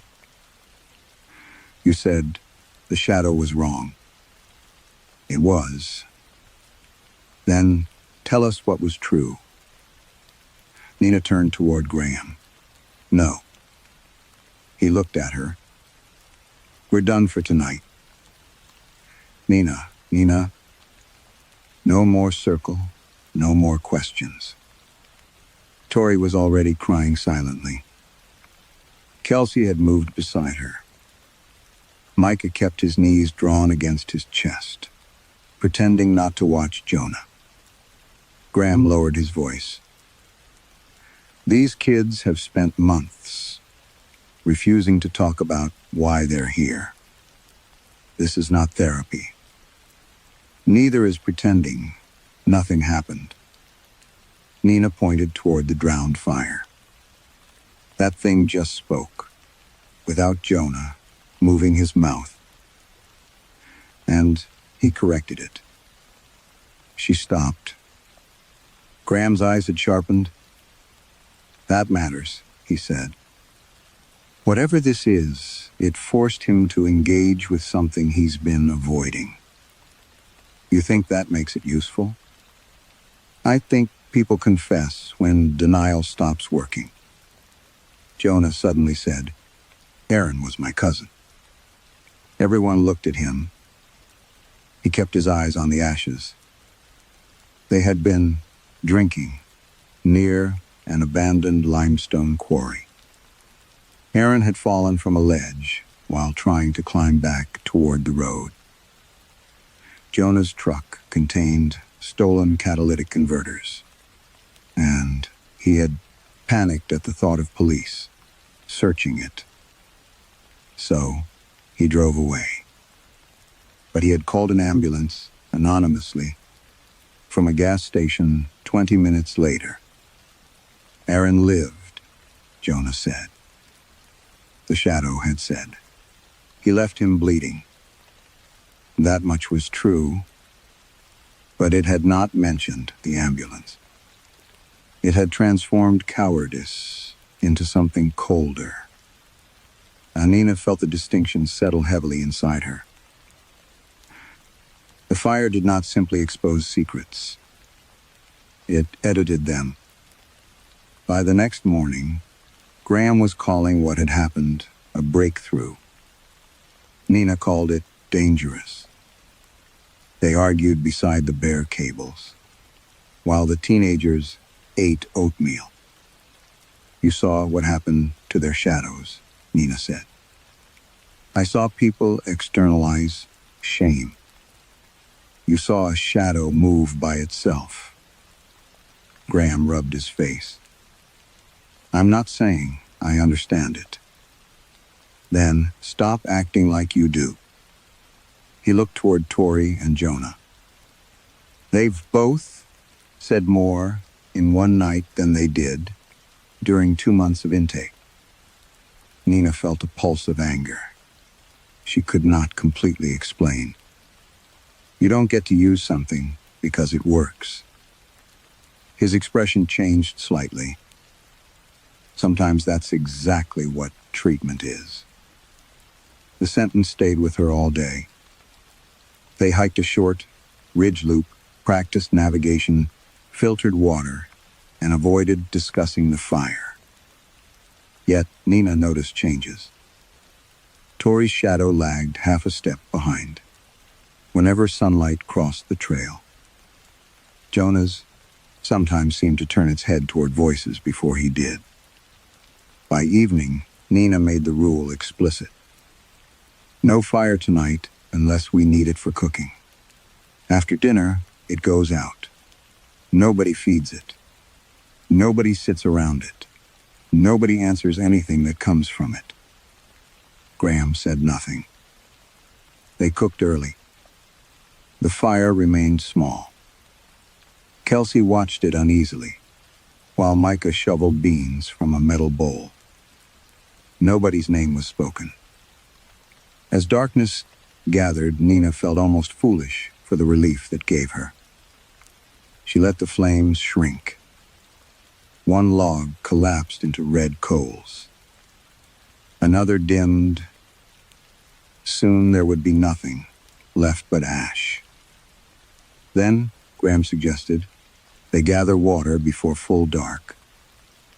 Nina took Kelsey and Micah to the creek. They were gone less than 10 minutes. When they returned, the campsite glowed brighter than before. Nina stopped between the trees. The fire was burning high, far too high. 3 fresh split logs lay across the ring, their pale cut ends still untouched by flame. Who did that? No one answered. Tori shook her head. Jonah stared at Graham. Graham calmly tightened the lid on the coffee tin. Nina walked to the woodpile. She had stacked every piece herself that afternoon. 3 logs were missing. And when she turned back toward the fire, she saw fresh sawdust clinging to Graham's right glove. Nina held Graham's gaze across the fire. The sawdust on his glove looked white in the orange light. "You fed it." Graham glanced at his hand, then back at her. "I added 3 logs. I told you not to. You told everyone not to. That includes you." A silence opened around them. Tori stood near her tent, with her arms folded tight. Jonah leaned against a tree. Kelsey and Micah remained beside the water bucket, neither willing to come closer. Graham's voice stayed calm. "We have 4 kids here who were sent because every normal method failed. This is not a method. You don't know what it is. Neither do you. No, but I know what happened last night." Nina looked at Jonah. He looked away. Graham continued. Tori admitted what she did to Beth. Jonah admitted what happened at the quarry. The fire distorted both stories. It forced them to correct the distortion. That sentence chilled Nina more than the flames. The fire did not need to tell the truth. It only needed to say something cruel enough that the person rushed to replace it with the truth. Jonah pushed away from the tree. "So now you're going to make it do all of us." "No one is making anyone do anything," Graham said. Tori laughed bitterly. "You fed it after she told you not to." Micah muttered. "He wants a breakthrough." Jonah rounded on him. "Maybe you should have one." "What's that supposed to mean?"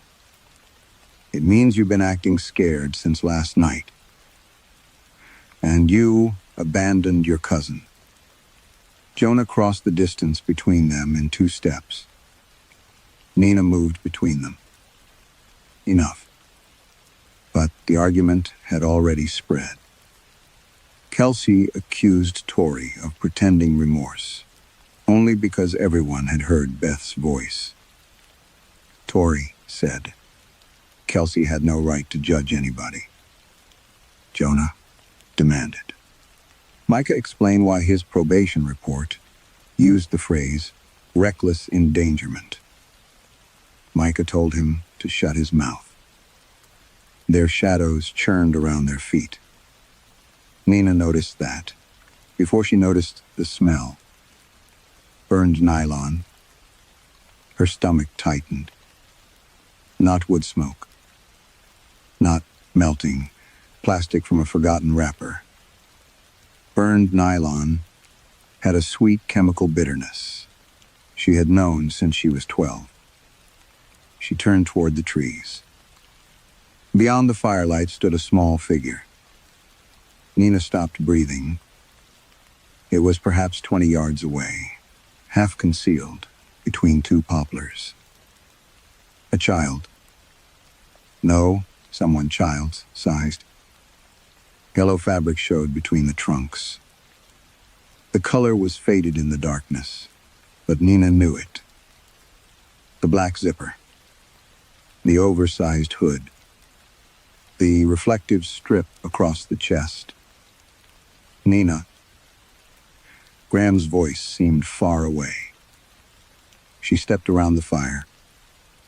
The figure did not move. Willa had owned a yellow sleeping jacket because their mother bought everything too large, insisting children grew faster than money did. Nina had hated that jacket. Willa wore it constantly on camping trips, sleeves swallowing her hands. 13 years ago, firefighters found melted.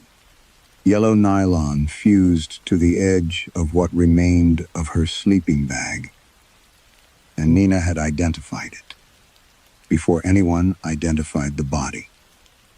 Nina. Graham touched her shoulder. She jerked away. What are you looking at? She pointed. The space between the trees was empty. For 1 second, she nearly convinced herself she had imagined it. Then something cracked deeper in the woods. A footstep. Small. Careful. Tori screamed. Nina spun around. The teenagers were staring at the fire. Tori's shadow had moved again. It no longer connected to her feet. The dark shape stood upright on the opposite side of the ring, though Tori herself was several yards away. Its head turned toward Kelsey. "I didn't just post Beth's recordings," it said in Tori's voice. Tori went white. "Stop. I sent them to boys she liked." "That's not?" "I told them she was desperate." "Shut up." Tori kicked dirt into the flames. Her shadow recoiled. Jonah shouted at her. Micah grabbed the bucket. Graham stepped forward, saying something about letting her finish. Nobody listened. The campsite dissolved into accusation and panic. Nina backed away. The smell came again. Burned nylon. Closer now. At the edge of the light, beyond Graham's shoulder, the small figure had returned. Yellow jacket. Thin legs. One sleeve hanging over the left hand, exactly as Nina remembered. This time, Nina did not look away. The figure slowly raised its head. Firelight reached beneath the hood, and Nina saw Willa watching her. Willa vanished. The moment Nina stepped beyond the firelight. 1 second, the yellow jacket was visible between the trees. The next, there was only darkness, layered with rhododendron and the silver trunks of young maples. "Nina," Graham called after her. She ignored him. Branches struck her shoulders as she moved downhill. The smell of burned nylon came and went ahead of her, impossible to follow, except that every time Nina stopped, it returned. A memory tried to surface. Rain earlier that afternoon. Willa complaining about wet socks. Their father warning them not to wander below the old campground boundary. Nina forced it down. Behind her, voices rose around Camp 12. Someone shouted her name. Then someone else shouted it, in exactly the same tone. Nina did not turn around. The slope steepened. Rhododendron closed over an old path almost completely. But beneath the leaves, she found something that should not have been there. A timber step, rotten nearly through. Then another. Nina switched on her headlamp. The beam caught a rectangle beneath the vegetation. At first, she thought it was exposed bedrock. Then she saw rusted bolts. A tent platform, collapsed in the center, half swallowed by roots. Another stood 15 feet downhill. Then a third. Nina stopped. The forest around her rearranged itself. Not physically, in memory. She knew this slope. She knew the angle of the creek below it. She knew where the morning sun would have come through the trees. No. The word escaped her quietly. She pushed through the rhododendron. At the bottom of the slope was a fire ring, older than the one above. Its stones had sunk deep into the earth, their upper surfaces furred with moss. A young beech tree had grown through one side. Nina stared at it until her headlamp began trembling. This campground had not been called Camp 12 13 years ago. It had been called Laurel Creek Youth Site. She remembered the wooden sign.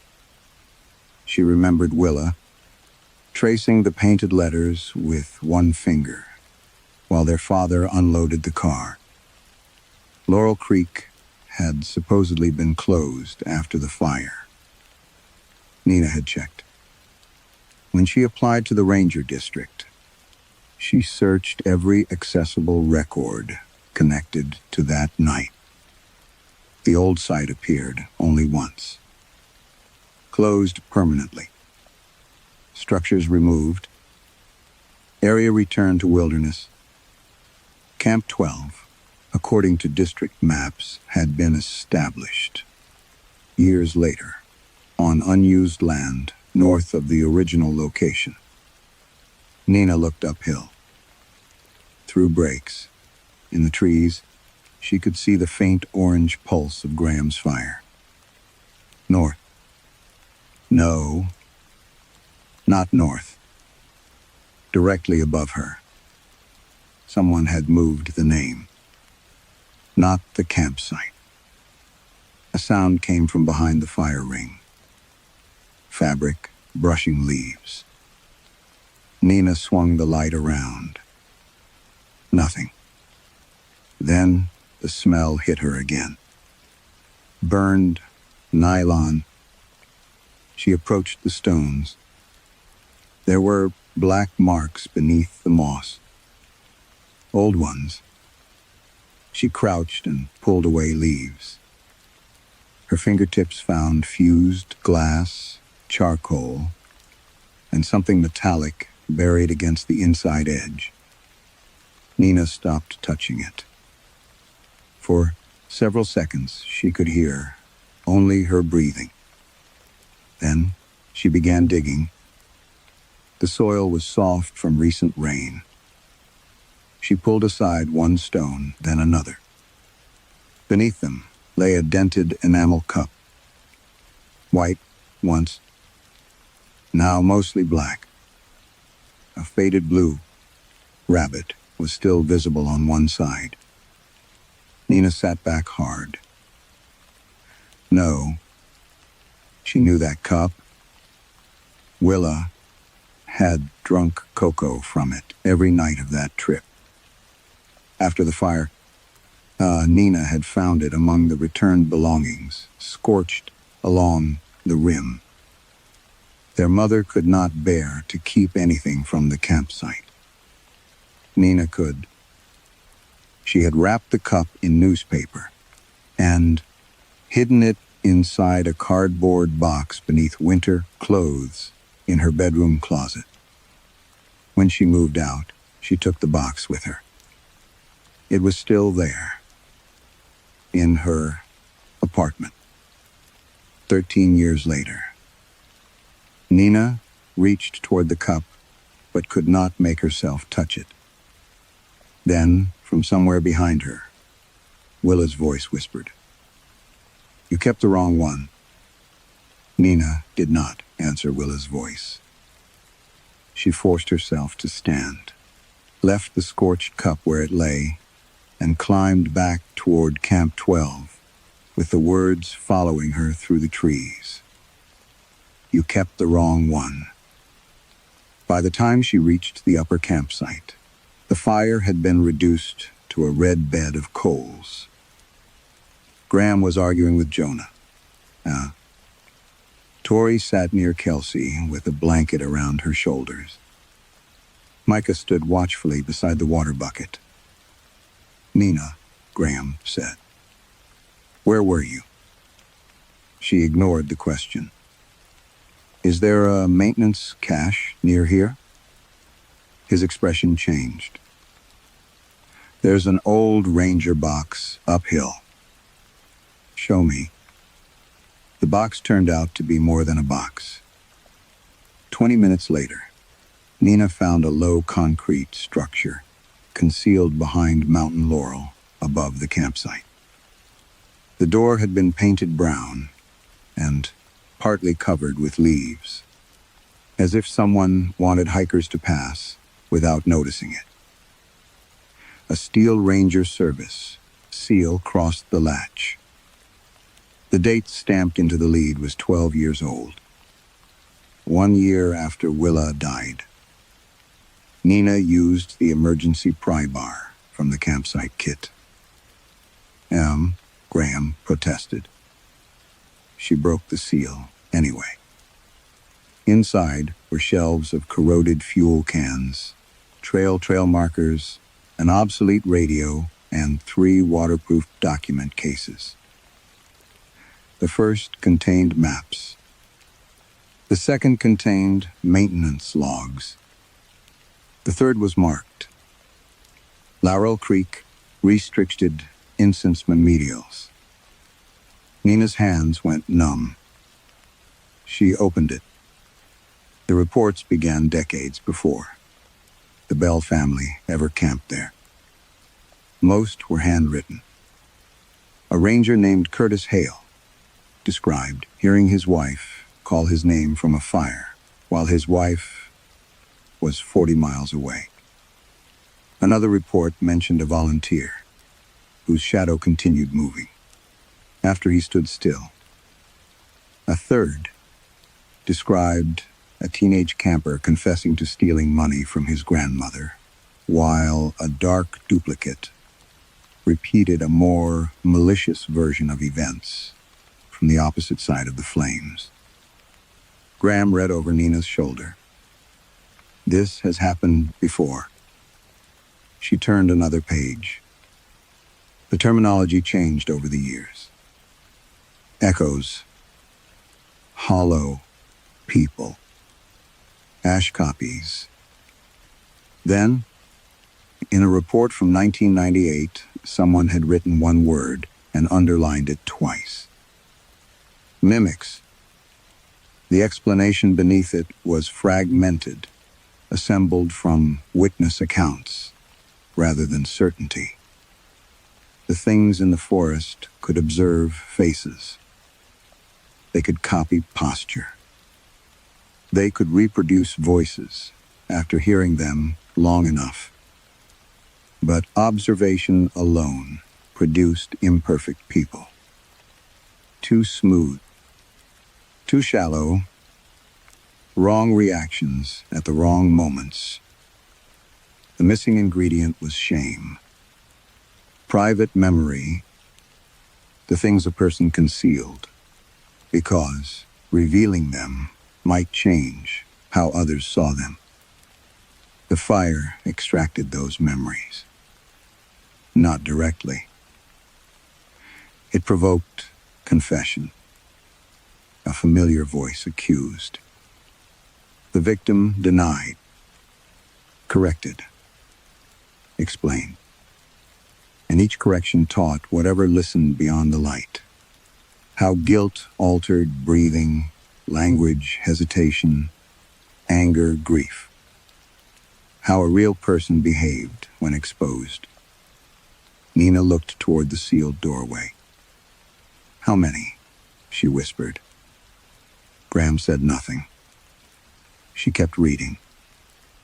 One ranger had drawn a diagram of a fire ring surrounded by human figures. Beyond them stood smaller shapes between the trees. Underneath, they are not learning what we look like. They are learning what makes us ourselves. Another report warned that detached shadows appeared during the learning stage. The shadows were rehearsals. Crude emotional copies, testing the newly acquired memories. Every confession made them more independent. Every correction made them more accurate. Nina's stomach turned. She found the Bell file near the bottom. Her own surname was printed across a manila blackened at one corner.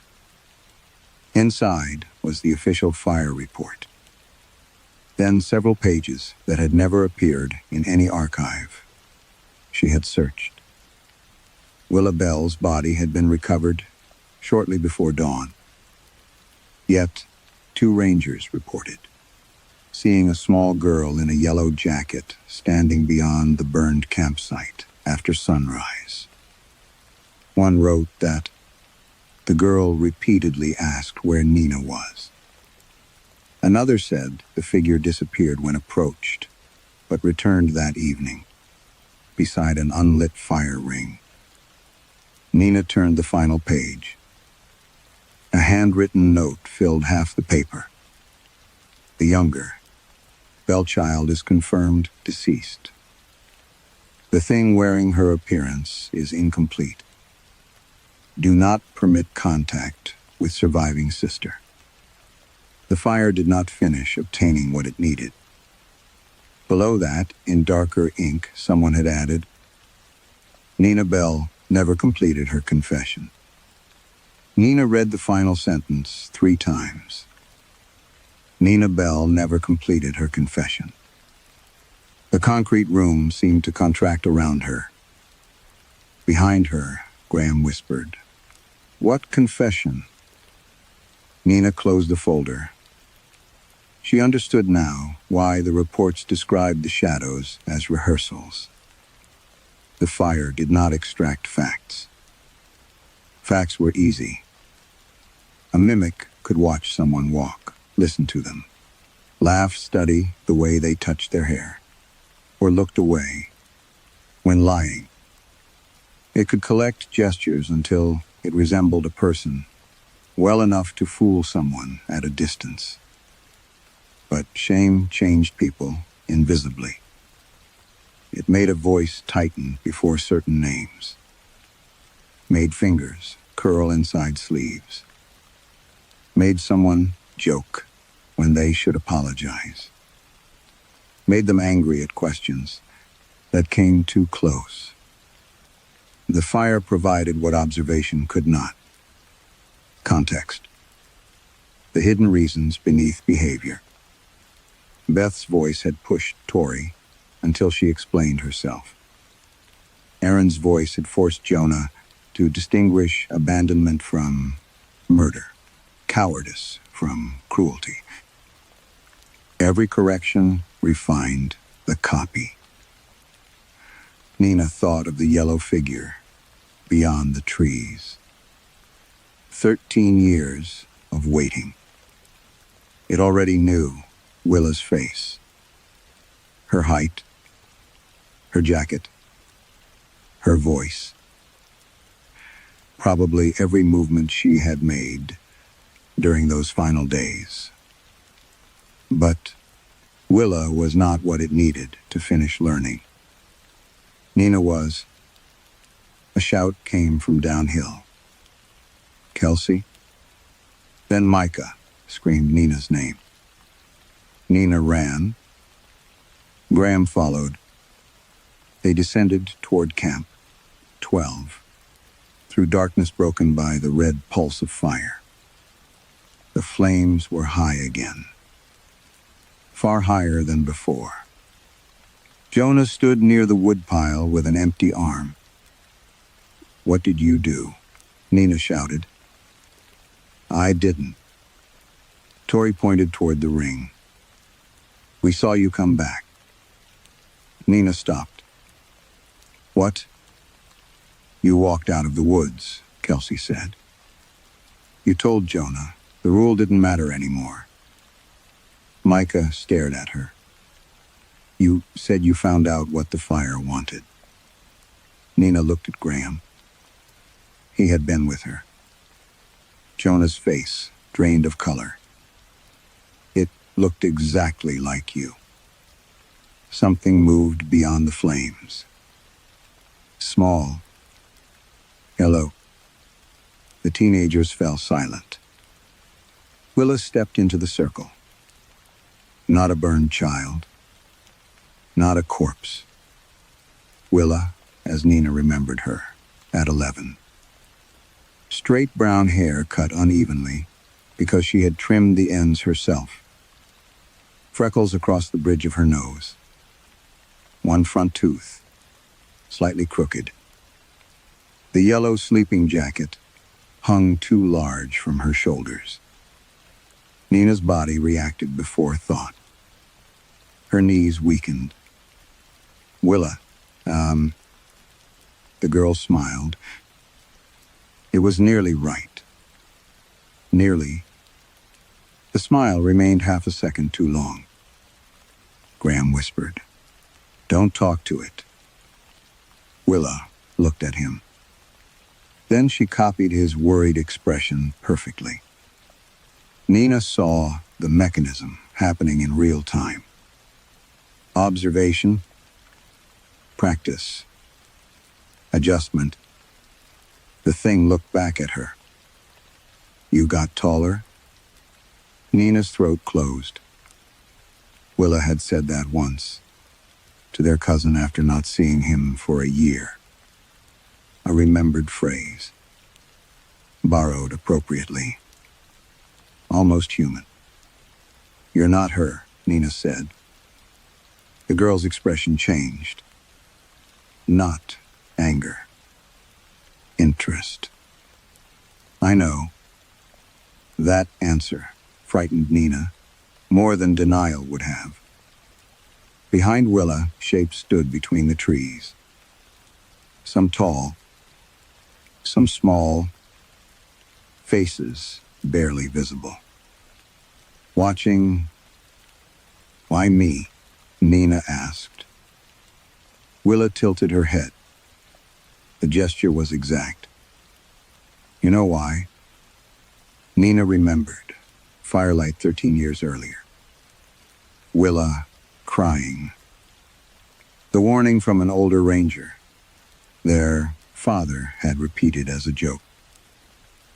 "If the fire says your name, put it out." Then Willa's name from inside the flames. Nina remembered, reaching for another branch. A piece of oak, heavy in both hands. She had spent 13 years remembering the fire as something that escaped suddenly. A spark.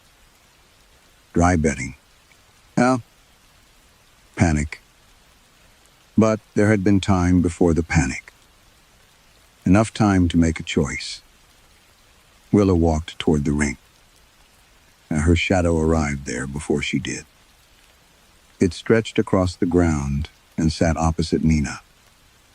Then Willa lowered herself onto the log behind it. The other shapes remained outside the light, waiting. Graham reached toward the water bucket. Nina stopped him. Not because she wanted the fire alive. Because she suddenly understood that if she extinguished it now, she would still never know how much the thing already knew. Willa rested both covered hands in her lap. Her face became sad. This expression was perfect. Nina hated it for that. Then the creature, wearing her sister, looked across the flames and asked, "Why did you keep putting wood on after it said my name?" For a long moment, Nina could not answer. The fire moved between them. Willa sat on the opposite log, small hands, hidden inside sleeves, waiting with the patience of something that had waited 13 years already. Behind her, the shapes between the trees remained still. Nina looked at the teenagers. Tori's face was wet with tears. Jonah stood rigid beside the woodpile. Kelsey and Micah had moved close together. Graham remained near the bucket, watching Nina as if he finally understood that nothing happening here could be turned into treatment. Willa asked again, "Why did you keep putting wood on?" Nina remembered the first time the fire had spoken her sister's name. They had been children. Their father had gone downhill to retrieve water. Willa had already spent most of that evening irritating Nina, asking questions, borrowing things without permission, telling their parents about an argument. Nina wanted forgotten. Then the flames had said, "Willa," in their mother's voice. Willa had gone pale. She had wanted the fire extinguished. Nina had laughed. "I thought it was a trick," Nina said. Willa tilted her head. The shadows behind her shifted. "That isn't the whole answer." Nina's mouth went dry. "No. What were you angry about?" Nina looked down. Ash floated around her boots. "She told our parents something." "What?" "That I'd stolen money." Graham said nothing. No one did. Nina continued. She had taken cash from her mother's purse to buy concert tickets with older girls from school. Willa found the envelope hidden beneath Nina's mattress. She told their mother. Nina was grounded. The tickets were returned. For days, Nina refused to speak to her sister. Then their family went camping. Willa kept trying to apologize, Nina said. The creature smiled faintly. She said she was sorry for telling. "Yes, but you wanted more." Nina felt something tighten inside her chest. The fire leaned toward her. Not physically. Every flame seemed suddenly angled in her direction. I wanted her to admit she'd done it to hurt me. Had she? No. But you wanted her to say it anyway. Nina closed her eyes. The memory came whole now. Willa crying beside the fire. Their mother's voice coming from the logs. Then Nina's. Then a girl from school Willa had lied to once. Each voice asking questions. Each voice pulling something private from her. Willa begging Nina to put the fire out. And Nina feeding it instead. Branch after branch. Not because she disbelieved the warning. Because she had begun to understand what the fire was doing. It was humiliating Willa. Making her frightened. Making her confess. "You knew the thing wearing," Willa said. Nina opened her eyes. "Yes." The word barely carried. "You knew the rule." "Yes." You knew it was wrong." "Yes." And then why? Because part of her had enjoyed seeing Willa afraid. Because she had wanted her sister reduced, exposed, punished. Because when the fire began crawling beyond the ring and Willa screamed, Nina's first reaction had not been terror. It had been satisfaction. The thought approached the surface. The shapes in the forest leaned closer. Nina understood. That was what they still needed. Not the theft.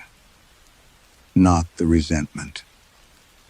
Not even the decision to keep feeding the fire. They needed the emotion beneath it. The ugliest piece.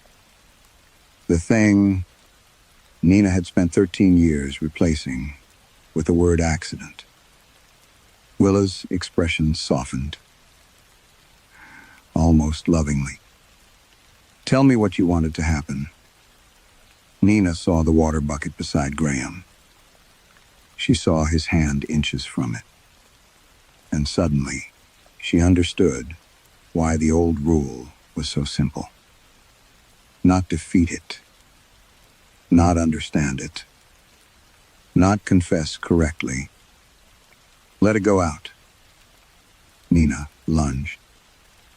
Her boot struck the bucket.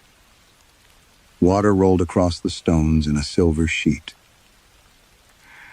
The fire screamed, not like wood, like dozens of people inhaling at once. Steam exploded upward. Willa's face vanished behind it. The surrounding shapes rushed forward.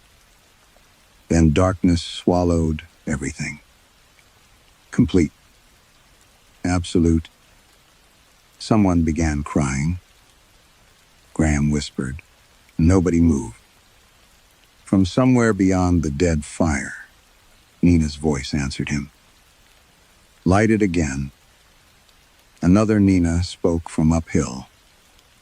Light the fire. Then another from beside the creek. Another behind the tents. Another directly behind Tori. Soon dozens of Nina bells surrounded the campsite. Every voice perfectly calm, perfectly human. And together, they said, light it again.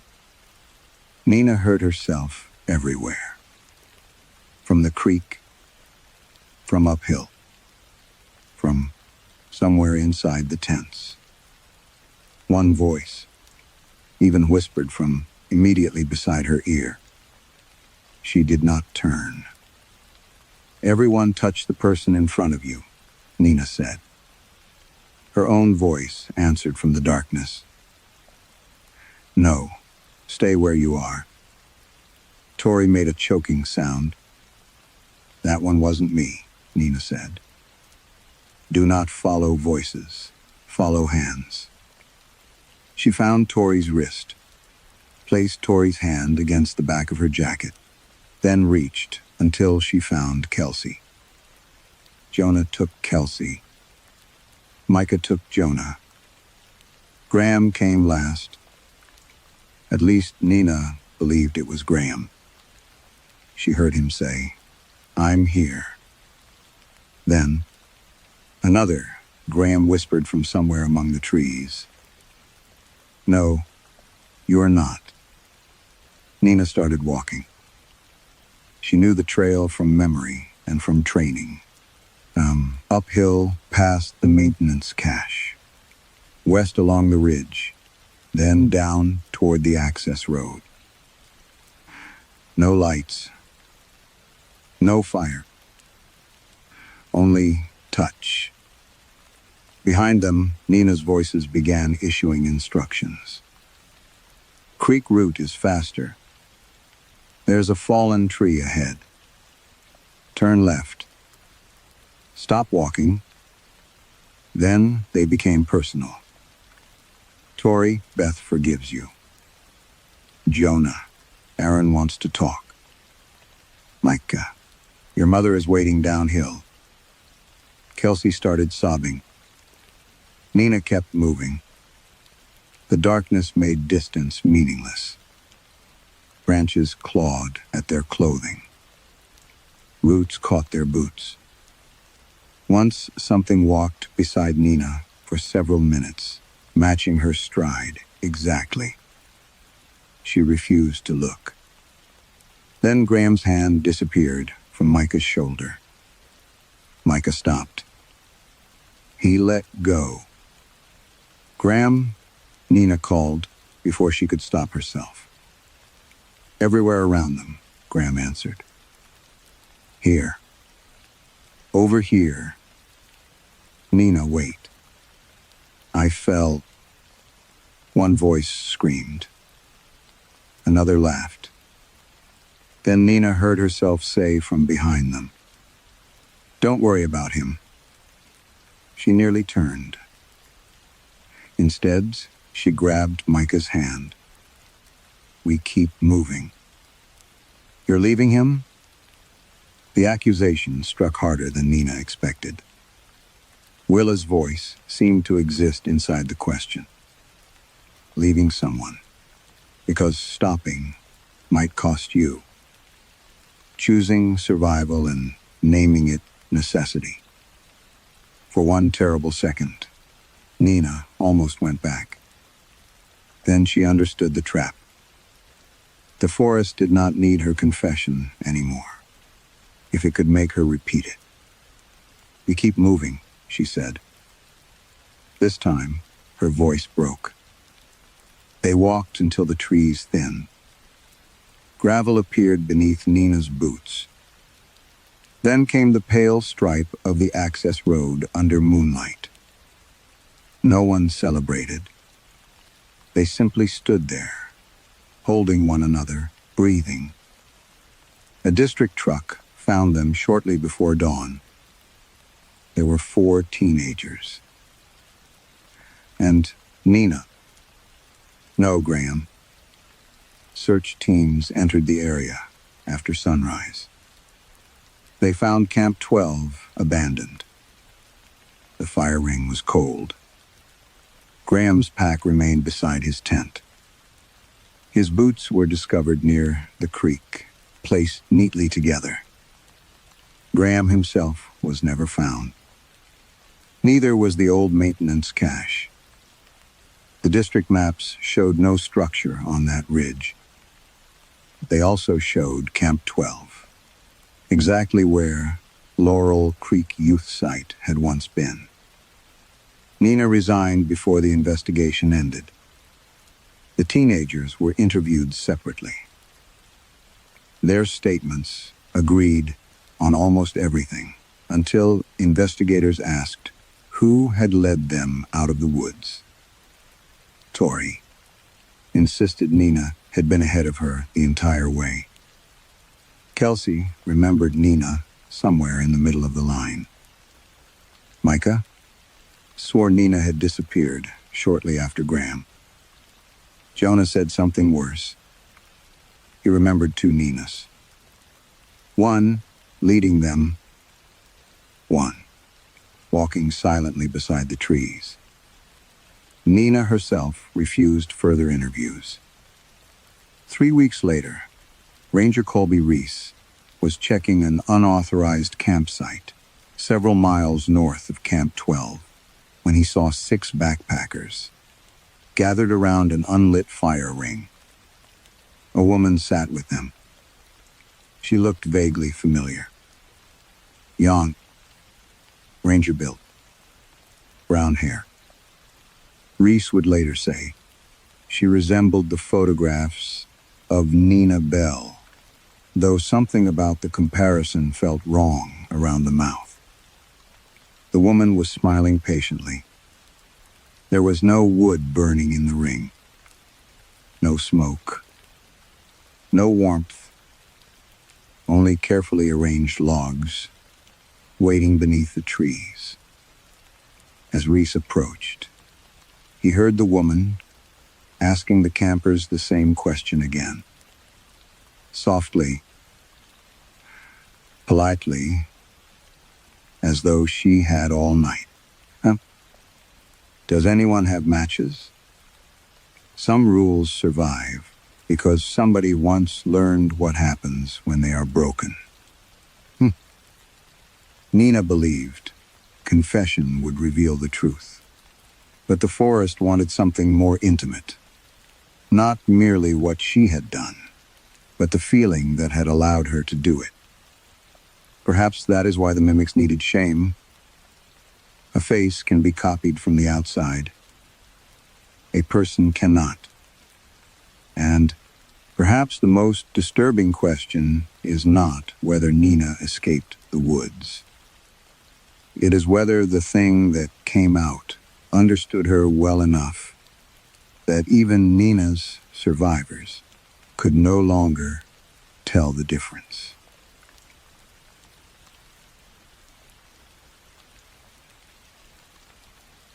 Story 7. Thomas Avery had spent 26 years teaching frightened hikers that the forest rarely meant anything by its noises. Branches broke because Deer moved through laurel. Tin roofs clicked as mountain air cooled. Owls screamed like women, because evolution had given them no concern for human nerves. Even the low, wet coughing sometimes heard near the creek had a name. An animal, a season. That was what he told himself. On the morning, he returned to Pisgah District Station after being missing for 3 weeks. The building looked insultingly ordinary. Rain had darkened the cedar siding. A paper wasp nest clung under the eave above the radio room. Someone had left a dented thermos on the porch rail, and the muddy flagstones still held the familiar smell of pine needles, wet stone, and diesel from the maintenance shed. Thomas stood beside his truck, with one hand on the open door, and waited for something inside him to recognize the place. Nothing did. Not at first. Then, the screen door banged, and Ranger Lena Voss came out, carrying 2 mugs. "You planning to work today?" she said. "Or just stare at the building until it apologizes?" Her tone was exactly right. Dry, mildly impatient, almost kind. Thomas felt a pressure behind his ribs that was close to relief. Depends what it did. Paperwork, same as always. She handed him a mug. Coffee black, 1 sugar. He had not told anyone he was coming in. Thomas looked at it longer than he should have.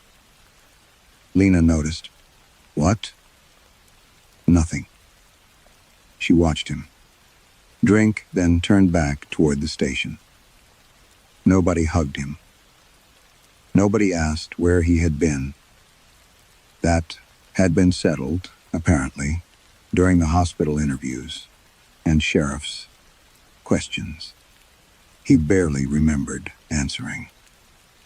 He had vanished while checking storm damage along an old service trail above Looking Glass Creek. Search.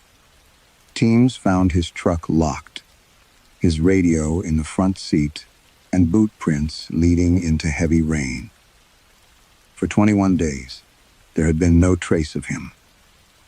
Then Thomas walked out of the woods, 9 miles away, dehydrated, barefoot, and carrying a Ranger compass that did not belong to him. He remembered none of it.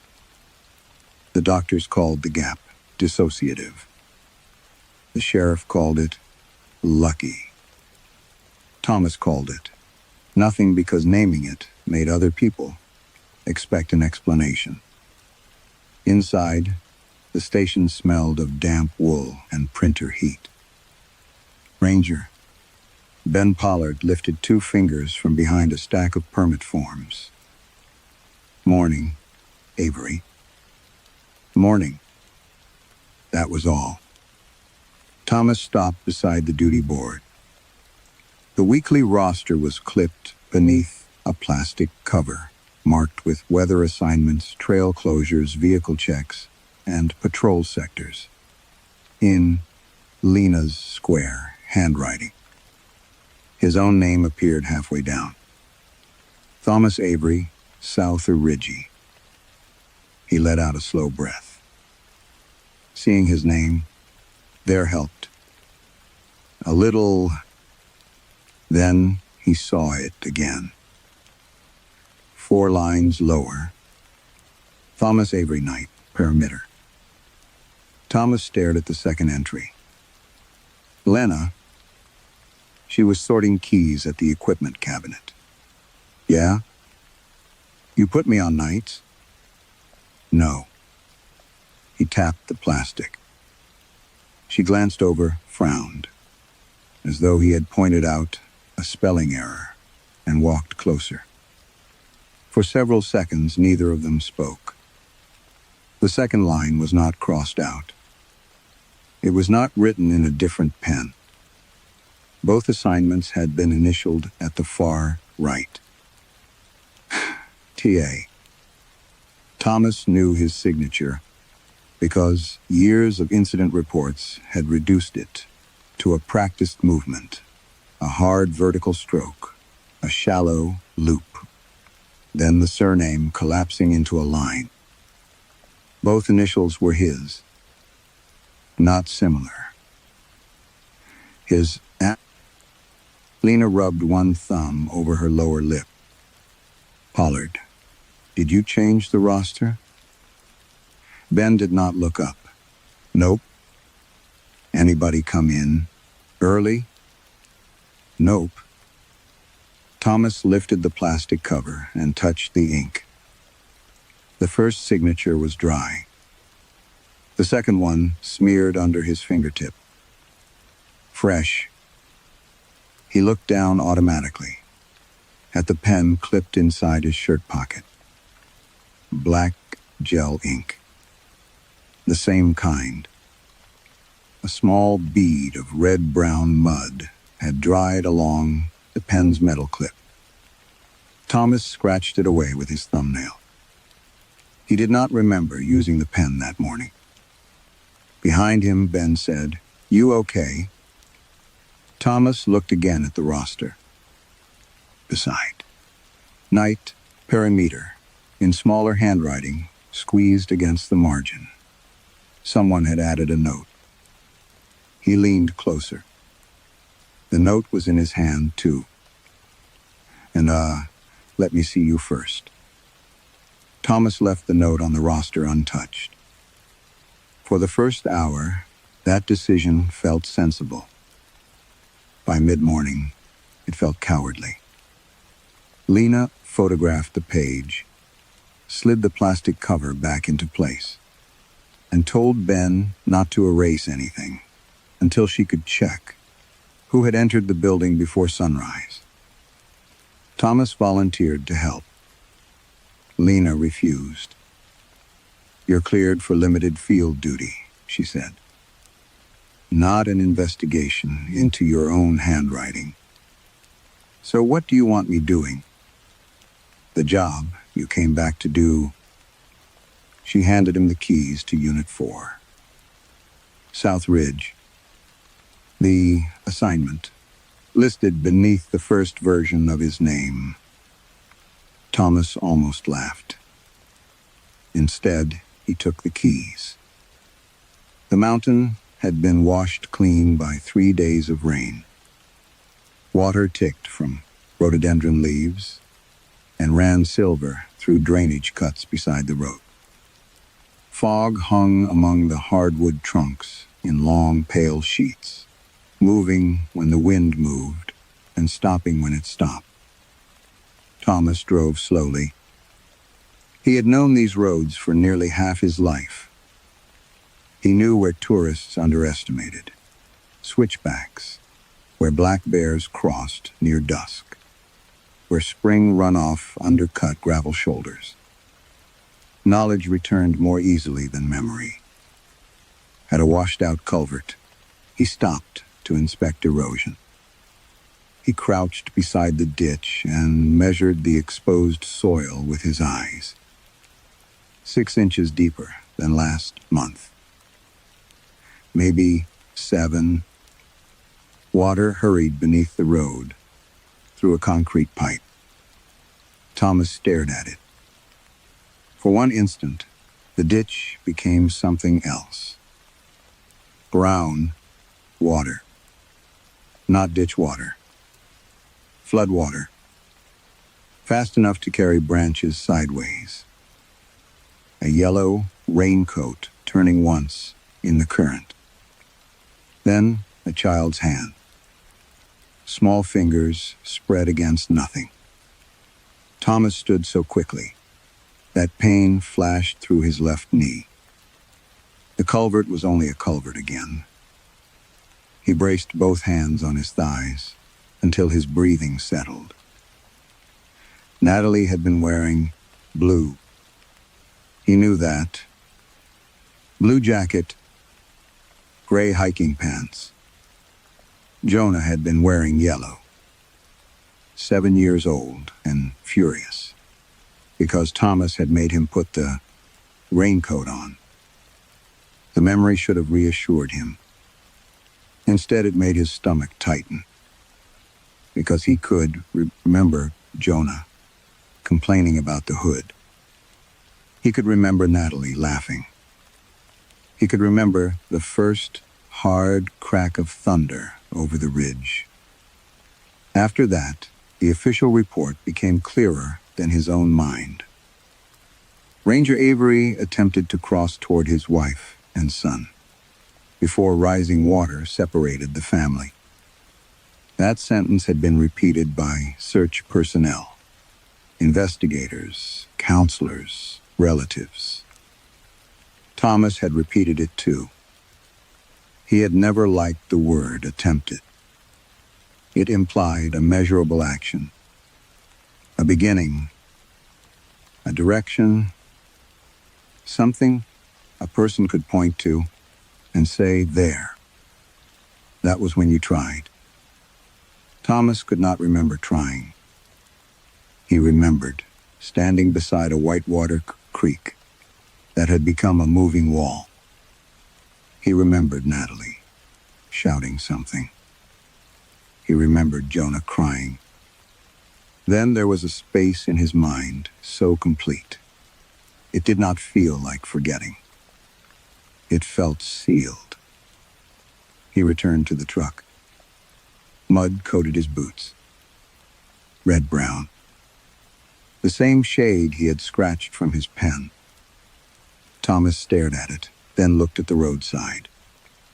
The soil here was gray, granite, grit, wet leaves, black loam. No red clay. He wiped his boots against the gravel until most of it came away. By late afternoon, he had convinced himself it meant nothing. Someone else's mud in the truck. Transfer from the station. 100 explanations. He returned before sunset. Leanh was in the radio room with a legal pad, reviewing entry logs. "You find your ghostwriter?" Thomas asked. "No." "Good. Hate being replaced this early in the week." She almost smiled. Then the radio crackled. Static filled the room. A male voice emerged beneath it. "District South Ridge 3. Leanh reached automatically for the handset. Thomas stopped moving. The voice was his. Not approximately. Not merely similar. His exact flattened mountain cadence, the slight roughness left by years of cold mornings and bad station. Coffee. Leanh looked at him. Thomas was standing 6 feet away. The radio spoke again. "District South Ridge 3 trail clear from Glass Creek to Carter Gap. Minor runoff near marker 12. Leanh's face changed. That was Thomas's assigned patrol. The route he had completed less than an hour earlier.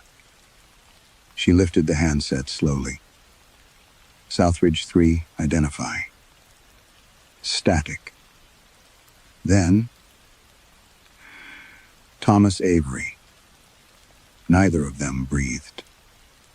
Leanh's eyes remained on Thomas as she pressed the transmit button again. "Thomas, what is your current position?"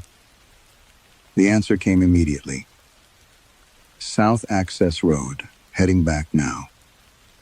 Thomas stepped closer to the radio. Leanh whispered, "Your truck is outside." The speaker hissed. Then the other. Thomas Avery answered in a calm, tired voice. "I know." A pause followed. Soft static. Then, "Tell him not to leave." Thomas felt the skin tighten across his shoulders. Lena did not transmit. The radio crackled one final time. The voice on the mountain said, "I'm coming home." The other Thomas never reached the station that evening.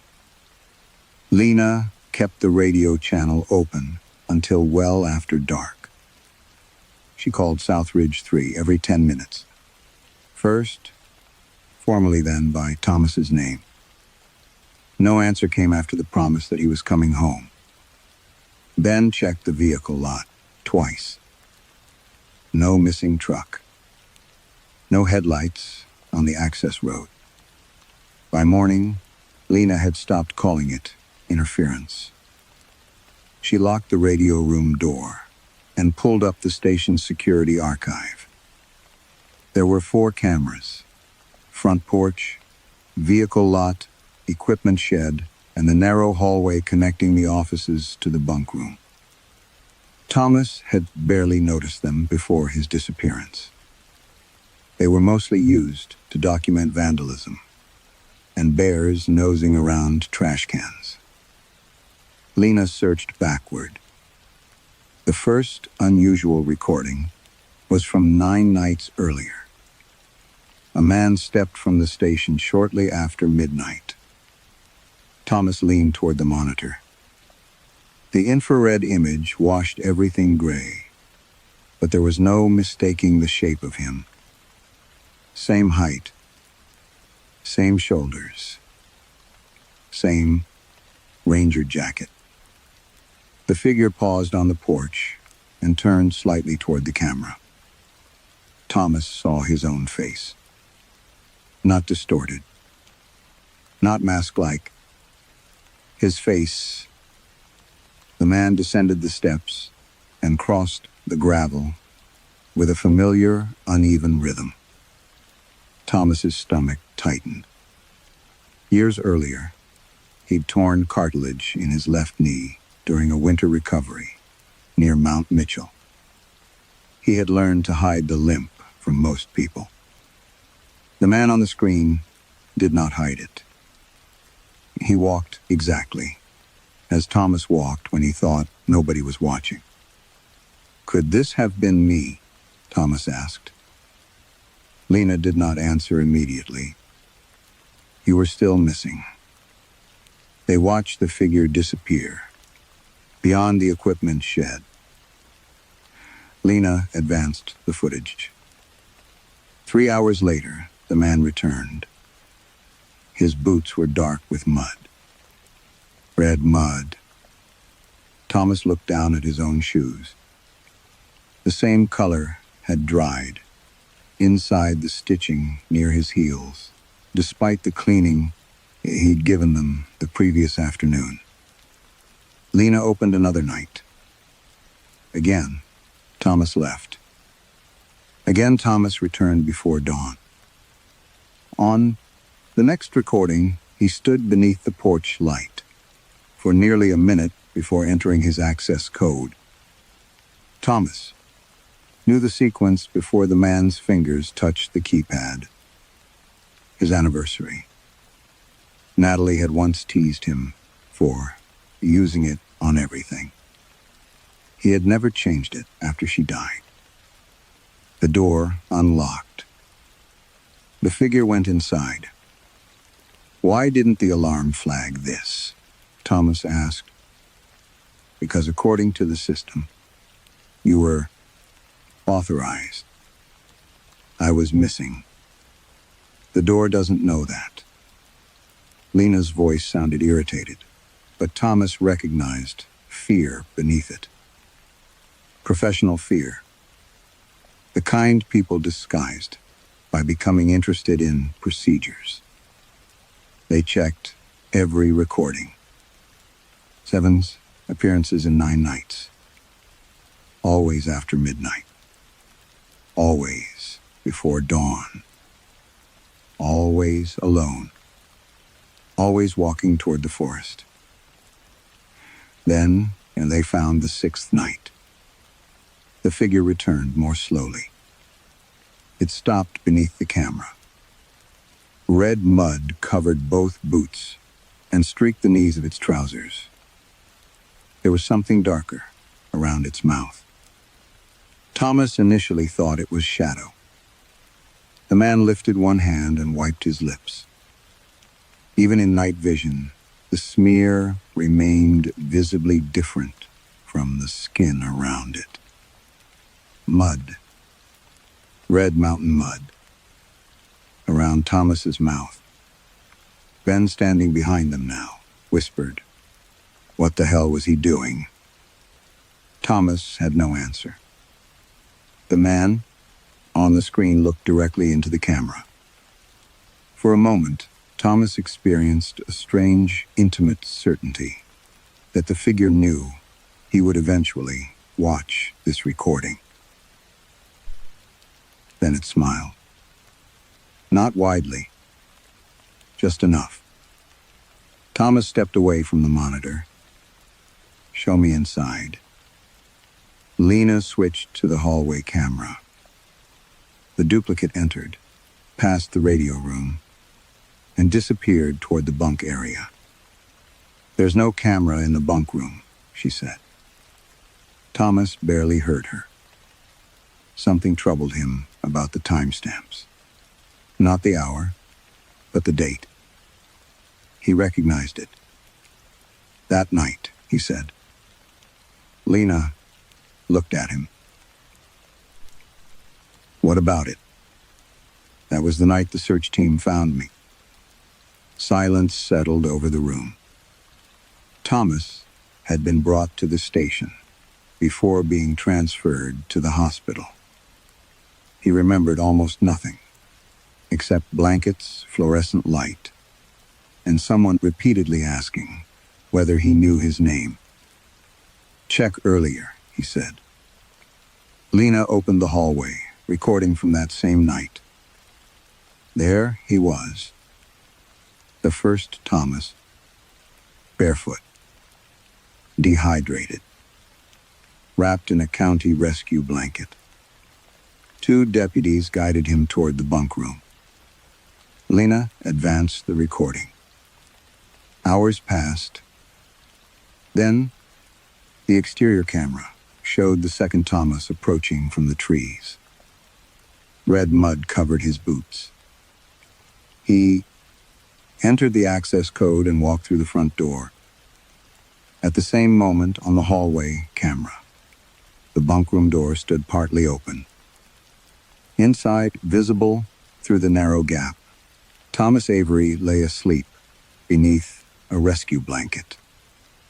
Thomas stared at both images playing side by side. One of him sleeping. One of him coming home. For several minutes, nobody in the radio room spoke. On one monitor, Thomas slept beneath the county rescue blanket. On the other, Thomas walked through the station door.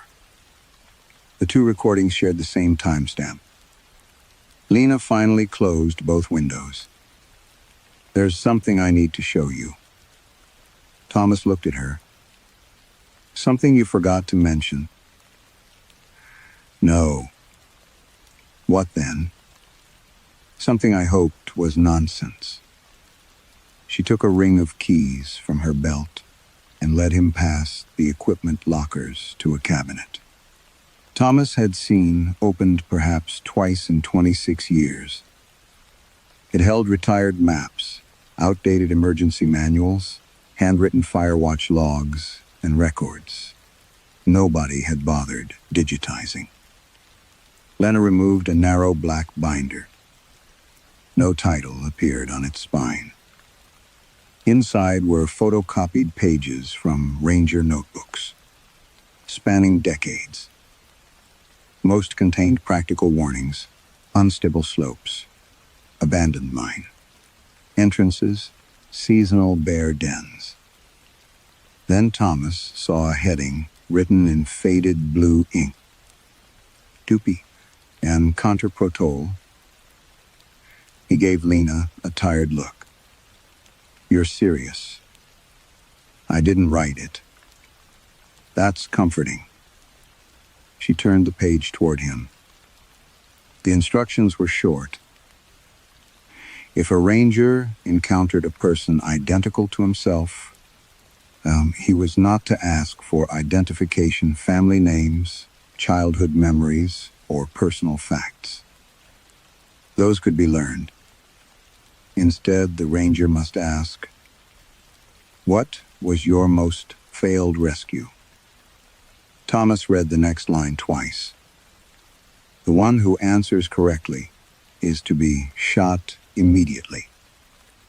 Below it, the one who does not know is to be allowed to live.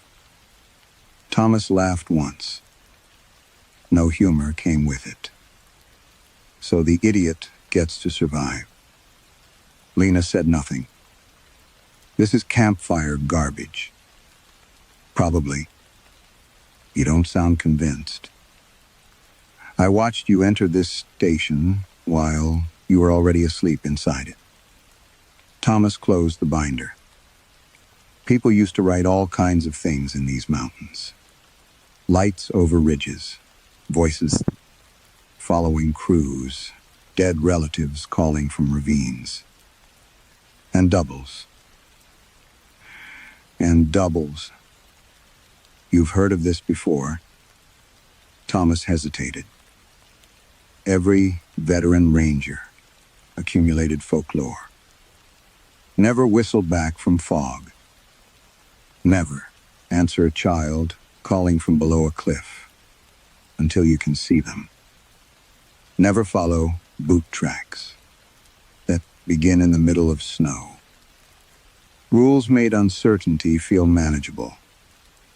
No, he said. Lena watched him carefully. That bothered him more than the binder. There's a file, she said. She went deeper into the cabinet and removed a brown folder sealed inside a plastic sleeve. The label read, Incessant Hemlock Branch. The paper inside smelled faintly of dust and mildew. A ranger named Ellis Ward had disappeared during a search for 2 missing hunters. 3 days later, Ward returned to his station. The following night, another Ellis Ward appeared. Thomas read faster. Both men knew Ward's wife, his service, history, his scars, the names of every trail in his district. One allegedly failed to remember a rescue involving a boy who fell through river ice. The other remembered everything. According to the report, the ranger who remembered was shot. Thomas's mouth went dry. Who shot him? His partner. And the other Ward worked another 19 years. Thomas turned the page. A black and white photograph had been paper-clipped to the report. It showed a body lying beneath a canvas sheet. Beside it, arranged for evidence photography, were a service revolver, a ranger badge, a folding knife, and a brass compass. Thomas leaned closer. The casing was scratched across one edge. A triangular notch marked the hinge. His hand moved automatically toward his jacket pocket. The compass recovered with him 3 weeks earlier was still in evidence at the sheriff's office. But he remembered that notch. He had turned it over in his hands during the hospital interview. Same shape. Same damage. That's mine, he said. Lena shook her head. It can't be. Thomas flipped back to the first page. The incident date was typed beneath the district stamp. He stared at it. Then read it again. Ellis Ward's duplicate had died, carrying Thomas's compass in his pocket. The report had been written in 1968. Thomas Avery would not be born. for another 6 years. Thomas stopped sleeping properly after the compass. For 3 nights he used the bunk room anyway, but sleep came in short pieces, broken by dreams of water moving through trees. Each morning, something had changed. The first morning, Leanh found tracks circling the station. 2 sets. Both wore the same boot size. Both showed the same shallow drag on the left side, where Thomas favored his damaged knee. The prints ran parallel around the building, sometimes so close they appeared to belong to 2 men, walking shoulder to shoulder. One trail ended at the front steps. The other continued into the forest. On the second morning, Thomas woke at his desk with his cheek against a folded topo map. He had no memory of leaving the bunk room. His radio was switched on. Someone was breathing through it. Slow inhale. Slow exhale. Thomas lifted the handset. Identify. The breathing stopped. Leanh entered from the hallway. Thomas pointed toward the radio. Did you hear that? Hear. What? The speaker crackled again. Breathing. This time Leanh heard it. She checked the channel display. The transmission was coming from the auxiliary radio in the equipment shed. Ben searched the shed immediately. Nobody was inside. The radio sat on a charging cradle beneath a window. Its microphone button was not depressed. Yet Thomas's breathing continued from the station speaker. Thomas knew it was his because of the faint catch at the end of every 4th breath, a habit Natalie used to complain about when he slept on his back. He turned the radio off. The breathing continued for another 5 seconds, then stopped. By the 4th day, Thomas began losing time. Not hours, minutes. He would walk from the radio room toward the kitchen and find himself standing beside the equipment cabinet with no memory of crossing the hallway. Once, he discovered mud beneath his fingernails. Red mud. He scrubbed until the skin around his nails burned. Leanh tried to persuade him to leave the station. Just for a few nights. And go where? Home? Thomas looked at her. She understood immediately. His house had never stopped being Natalie and Jonah's house. He had kept Jonah's room almost unchanged for 11 years. Home was not safer. That evening, rain began again. Not heavy. Steady. The kind that softened every sound outside until the forest seemed farther away than it was. Thomas sat in the radio room while Leanh completed a weather report. At first, he thought, the voice beneath the static was another burst of interference. Then he heard his name. Thomas. Leanh froze. The voice came again. His voice, quieter than before. Do you remember the creek? Thomas reached for the microphone. Leanh caught his wrist. Don't. The speaker hissed. Then, the other Thomas began describing the flood. Not the official version, the real details. Jonah refusing to pull up his hood.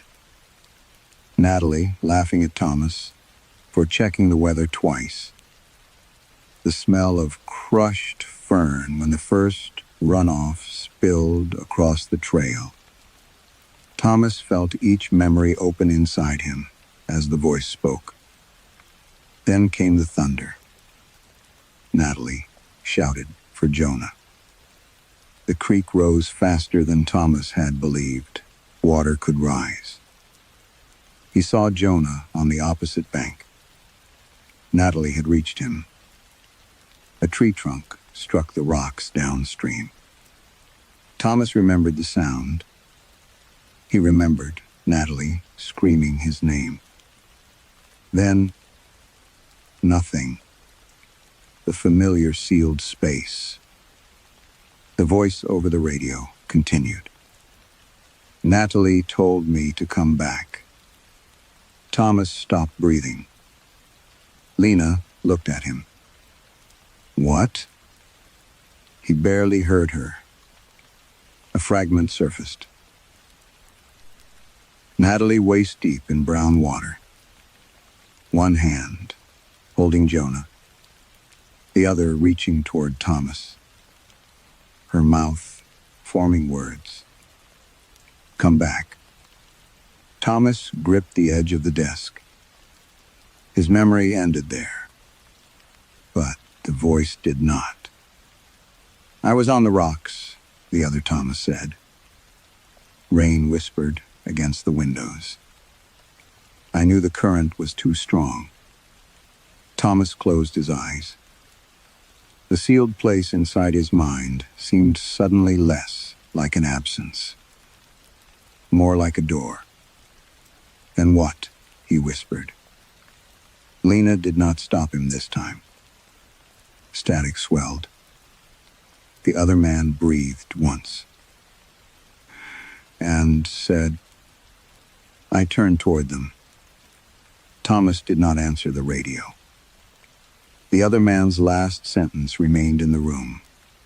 Long after the transmission ended, I turned toward them. Leanh switched off the sat. Thomas stared at the dark speaker. My memory stops before that. I know.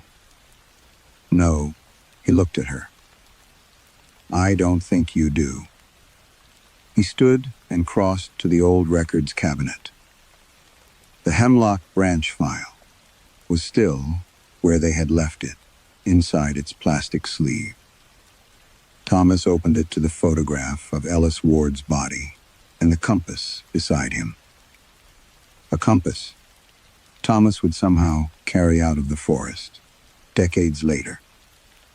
There are more files. Lena's expression tightened. Thomas saw the answer before she spoke. There's a storage room downstairs. He had worked in the station for 26 years. There was no downstairs. That's not funny. I'm not joking. She led him to the equipment corridor and moved a metal shelving unit, stacked with expired first aid kits. Behind it was a narrow gray door. Thomas had always assumed covered plumbing access. A brass lock hung from the latch. Leanh unlocked it. Cold air rose from below. The staircase descended farther than the foundation should have allowed. Concrete walls sweated moisture. A single bulb burned at the bottom, illuminating another steel door. Thomas stopped halfway down. What is this? Recovered property. We have recovered property lockers upstairs. Not this kind. The second door opened onto a room lined with shelves. Hundreds of objects sat in plastic bins and evidence boxes. Boots, backpacks, wallets, wedding rings, children's jackets, broken phones, camping equipment. Each box carried a name, a date, and a case number. Thomas picked up the nearest label. The owner had been found alive. after 4 days missing near Shining Rock. Another box belonged to a woman, rescued after spending 2 nights injured below a ravine. A third contained belongings from a hunter who had wandered home after a week-long search. These people survived. Yes. Then, why is there property down here? Leanh looked toward the shelves. Because some of it was found after they came back. Thomas felt the room contract around him. He moved between the aisles. Many boxes contained duplicates of things their owners had supposedly still possessed. 2 identical watches. 2 sets of keys. 2 wedding bands engraved with the same initials. A pair of driver's licenses showing the same man with slightly different expressions. The objects did not feel haunted. That was worse. They looked bureaucratic. Cataloged. Accepted. Thomas reached the final shelving row. Red-brown. Stains marked the concrete beneath it. Mountain mud. His pulse quickened. On the middle shelf sat a clear evidence bag containing a blue Ranger jacket. Thomas stopped. He recognized the tear beneath the right pocket. Natalie had sewn it after he caught the fabric on barbed wire during a boundary inspection 11 years ago. The jacket he had worn on the day of the flood. According to his memory, rescuers never recovered it. He touched the plastic. The fabric inside was wet. Not stained, as if it had once been wet. Wet now. Condensation clouded the inside of the bag. A dark thread of water ran from one sleeve and pooled at the bottom. Thomas stepped backward. Beside the jacket rested a Ranger badge. His name was stamped across it. Thomas Avery. Beneath the badge lay a small evidence tag. Thomas read the recovery date. His stomach dropped. The date was from the week of the flood. The badge had been recovered downstream, with human remains initially believed to belong to Thomas Avery. Later identification had apparently been revised. Thomas looked at Leanh. You knew about this? No. He believed her. That frightened him more. He opened the jacket bag. A smell filled the room immediately. River water. Mud. Wet leaves. And something faintly metallic. Thomas reached into the right pocket. His fingers touched folded paper. It should have dissolved years ago. Instead, he pulled out a dry sheet folded into quarters. His name was written across the front. Not exactly. The handwriting was his. But the message read, "For Wishiver Thomas survived." His hands began to shake. He unfolded the page. Inside was a single sentence. The one who remembers going back is not the one you should fear. Thomas read the sentence in the basement 3 times. Leanh stood beside him, beneath the humming bulb, one hand resting on the shelf, as if the room had begun to tilt. Who wrote it? Thomas looked at the letters. I did. That's not an answer. It's the only one I have. They spent the next 2 hours opening boxes.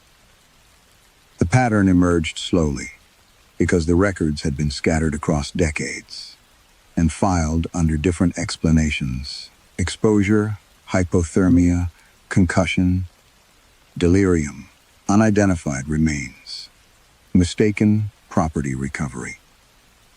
But the same contradictions repeated. A schoolteacher lost, black. Balsam returned after 6 days, knowing every detail of her life except the final hour before she disappeared. Months later, hikers reported seeing a woman with her face beside the trail where rescuers had found blood on the rocks. A hunter survived, a fall that should have broken his neck. His wife later said he had become kinder afterward, but could no longer remember why he had stopped speaking to his brother. A boy pulled alive from a flooded gorge insisted he had never entered the water. In the evidence room was a second pair of his shoes, still packed with river silt. Thomas arranged the reports on the floor. "Successful rescues," he said. Leanh nodded. "No, that's what they called them. Something happened where these people should have died." Handwritten notes from Ranger. Supervisors used the same phrases. Preservation of it. Echo survivor. Then, in a file from the late 1980s, someone had finally written a different word. Mimic. Thomas had expected folklore about creatures stealing faces. The reports described something worse. The mimics did not hunt healthy people and replace them. They appeared around deaths that did not quite finish. A person trapped beneath ice, pinned under a fallen tree, drowning in floodwater, bleeding alone in the dark. Someone reaching the instant when survival stopped being a plan and became a plea. "Please, not yet. Let me live." And sometimes something in the forest answered. Thomas sat back against a shelf. "It doesn't copy the body." Leanh crouched across from him. "What then?" "The person." He looked at the reports. Everything they are at that moment. Memory, fear, habits, guilt. Whatever they still believe about themselves. A duplicate. A continuation. The word felt worse. Copies were supposed to be false. A continuation could be real. Thomas searched the files from the year. Natalie and Jonah died. There were more pages than he remembered seeing in the official investigation. Search maps. Water level measurements. Witness statements. Then, 2 recovery reports bearing his name. The first described Thomas Avery, found downstream unconscious, with water in his lungs, and severe trauma to his left shoulder. The report ended abruptly. A second document filed the same day described Ranger Thomas Avery, located alive on high ground nearly a mile upstream. Conscious. Cold.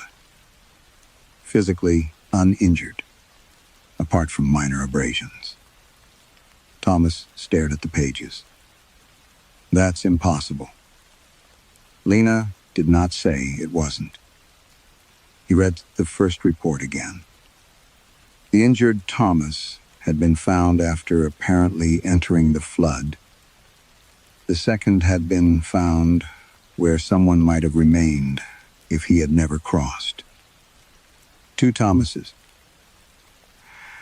1 disaster. 2 incompatible endings. His breathing shortened. He remembered Natalie reaching toward him. "Come back." The other Thomas remembered, turning toward the water. Thomas remembered nothing after her scream. He reached for the duplicate protocol, What was your most failed rescue? The one who answers correctly must be shot. The one who does not know is allowed to live. For years, Thomas had assumed the question separated a real person from an imitation. But a mimic carried the memories present at the moment of death. It would remember the choice, the terror, the final action. The surviving version might not, especially if survival depended on never facing what had happened. Thomas looked at the old reports again. The rule had never been designed to identify which ranger was fake. It identified which one remembered, and then ordered that man killed. Thomas raised his eyes to Leanh. They weren't protecting the station from mimics. The basement seemed suddenly colder. They were protecting the survivors from the versions of themselves that knew the truth. Thomas heard the outer basement door close above them. Leanh reached for her radio. Static answered before she touched it. Then footsteps descended the stairs. Slow, uneven on the left. Thomas stood. The man who entered wore Thomas's ranger jacket. Not the wet one from the evidence bag. His current jacket. Same faded district patch. Same repaired seam near the cuff. Red mud dried across his boots and darkened the skin around his mouth. Up close, the resemblance stopped being uncanny. It became intimate. Thomas saw the white scar beneath the other man's chin from a bicycle accident at 12. The broken capillary beside his right nostril. The faint ridge where Jonah had once struck him accidentally with a plastic fishing rod. The second Thomas looked at Leanh. You found the reports. Lena's hand hovered near her sidearm. Thomas said, Tell me about the flood. The other man looked almost disappointed. You already know why you're asking. Tell me anyway. For several seconds, only water dripping somewhere inside. The walls broke the silence. Then the other Thomas began. Natalie had Jonah. The basement disappeared. Thomas saw the creek again. Brown water climbing over stone. Jonah's yellow raincoat. Nellie waist deep in the current. She shouted for me to come back. Thomas whispered, I remember. No, you remember hearing her. The other Thomas touched his own chest. I remember answering. A fragment tore open inside Thomas. His boots on slick rock. One foot moving forward. Then stopping. The other man continued. I stepped into the water. She told me not to. That part surprised me. She'd been screaming for me. But when I started toward them, she understood what I was about to do. Thomas shook his head. I stayed on the bank. Yes. I watched the water rise. Yes. Then I climbed. The words came back now with terrible clarity. Thomas had moved uphill. Not far. Only enough to reach ground. The flood could not take. He had told himself he was looking for another crossing. He had shouted that he would circle around. He had known there was no time. Across from him, the second, Thomas said, and I went in. He described the current, hitting his knees, then his waist, Natalie pushing Jonah toward him. A tree limb spinning downstream. The impact against his shoulder. Jonah disappearing first. Natalie's fingers slipping from his wrist. Then the water folding over him. Thomas felt his own lungs tighten. "I got pinned beneath something," the other man said. "A trunk, maybe. Couldn't see. Couldn't breathe. And I remember thinking I didn't want to die." His expression changed. Not fear. Shame. I begged. The word seemed to disturb him more than drowning. "I don't know who," I begged. "God, the river, anything listening." Thomas looked toward the shelves of recovered things. And something listened. The other man nodded. When I opened my eyes, I was walking. 3 weeks later. I don't know. "Are you a mimic?" The second. Thomas gave a small, exhausted smile. "Are you?" Thomas wanted anger. Instead, he felt recognition. Both remembered Natalie's laugh. Both knew Jonah hated mushrooms and loved salamanders. Both remembered the argument. Thomas and Natalie had the morning before the trip. Their lives were identical until the creek. Then, one Thomas had remained on safe ground. One had entered the water. One survived because he chose life. The other survived because something refused to let his death end him. Neither memory canceled the other. Leanh finally spoke. "The rule says one of you has to die." "No," Thomas said. He looked at the old protocol. For the first time, he understood why generations of rangers had written the rule backward. If the remembering version survived, then so did the evidence of what the other had chosen. The forest had not created a counterfeit. It had preserved the road not taken. Every mimic was an accusation that could breathe. The second. Thomas stepped closer. "You think this is about which of us is real?" Thomas met his own eyes. Outside, somewhere beyond the concrete walls, thunder rolled across Pisgah.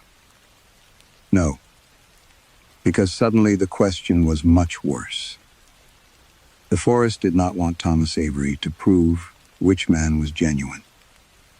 It wanted him to decide which Thomas Avery deserved to live.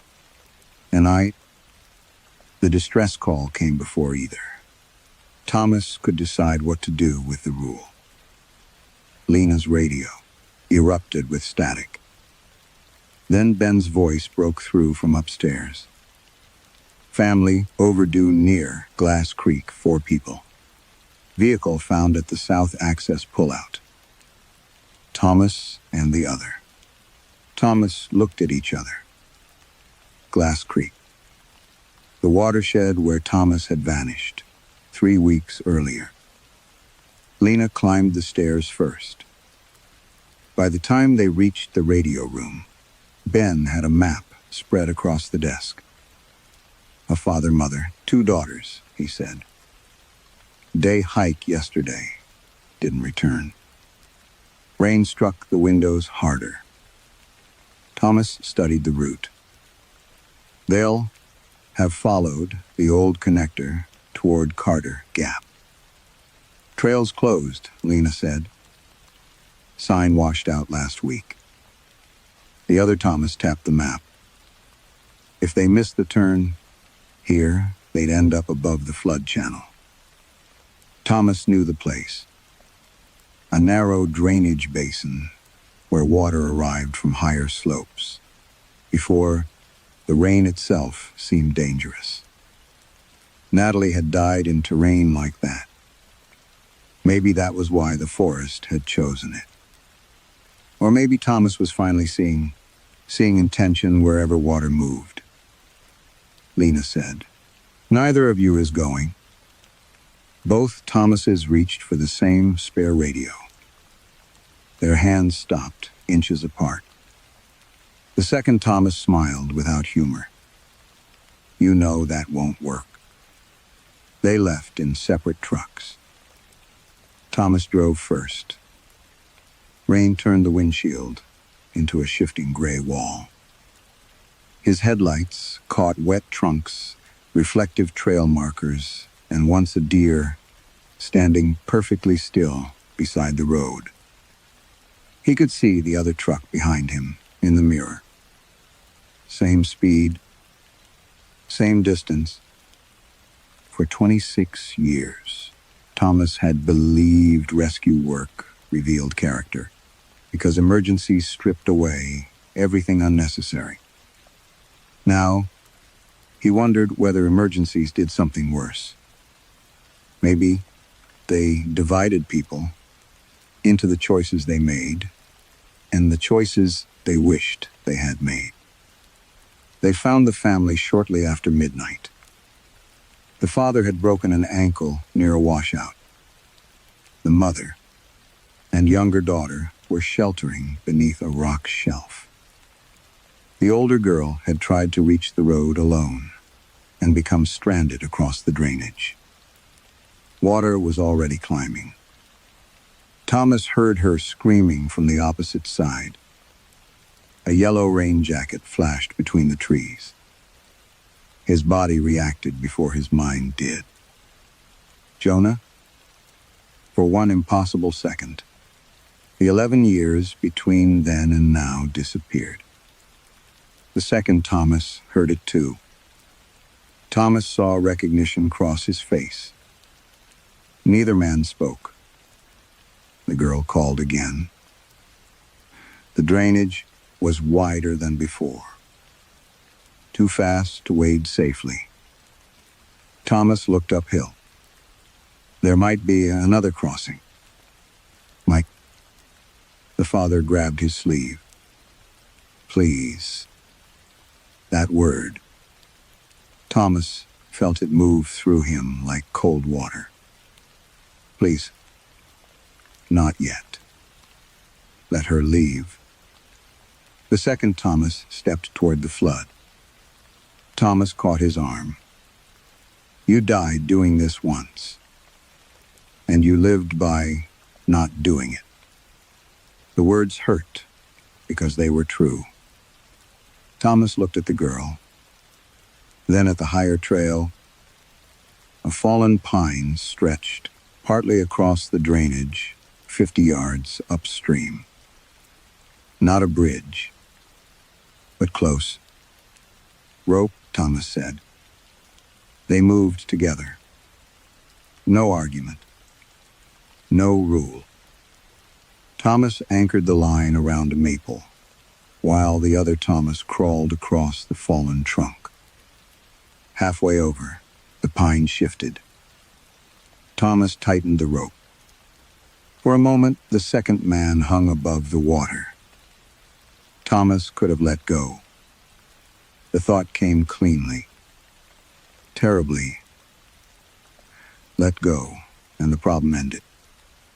One Thomas, one life, one version left to believe. His hands tightened instead. He pulled. The other Thomas regained the trunk, crossed, secured the girl, and sent her back along the line. By the time all four hikers were moving toward the trailhead, dawn had begun thinning the darkness. The two Thomases remained behind. Rain eased. The second Thomas looked at him. You didn't let go. No. Neither did I. Thomas touched the revolver at his side. The other man did the same. Somewhere behind them, the rescued family disappeared into the trees, with Lena's voice guiding them over the radio. Thomas wondered whether surviving together had answered anything. It had not. His radio crackled. Leanh called, "South Team, status?" 1. Thomas lifted his handset. "The family is safe." Static followed. Then through the radio room speaker, miles away, Leanh heard a single gunshot. The gunshot left the radio room, silent. Leanh called Thomas's name until her voice became hoarse. No answer came. She and Ben reached the drainage after sunrise. The rescued family was all ready, with county responders. The father kept asking which ranger had carried his daughter across the fallen pine, but nobody could give him an answer that made sense. There was blood near the creek. Not much.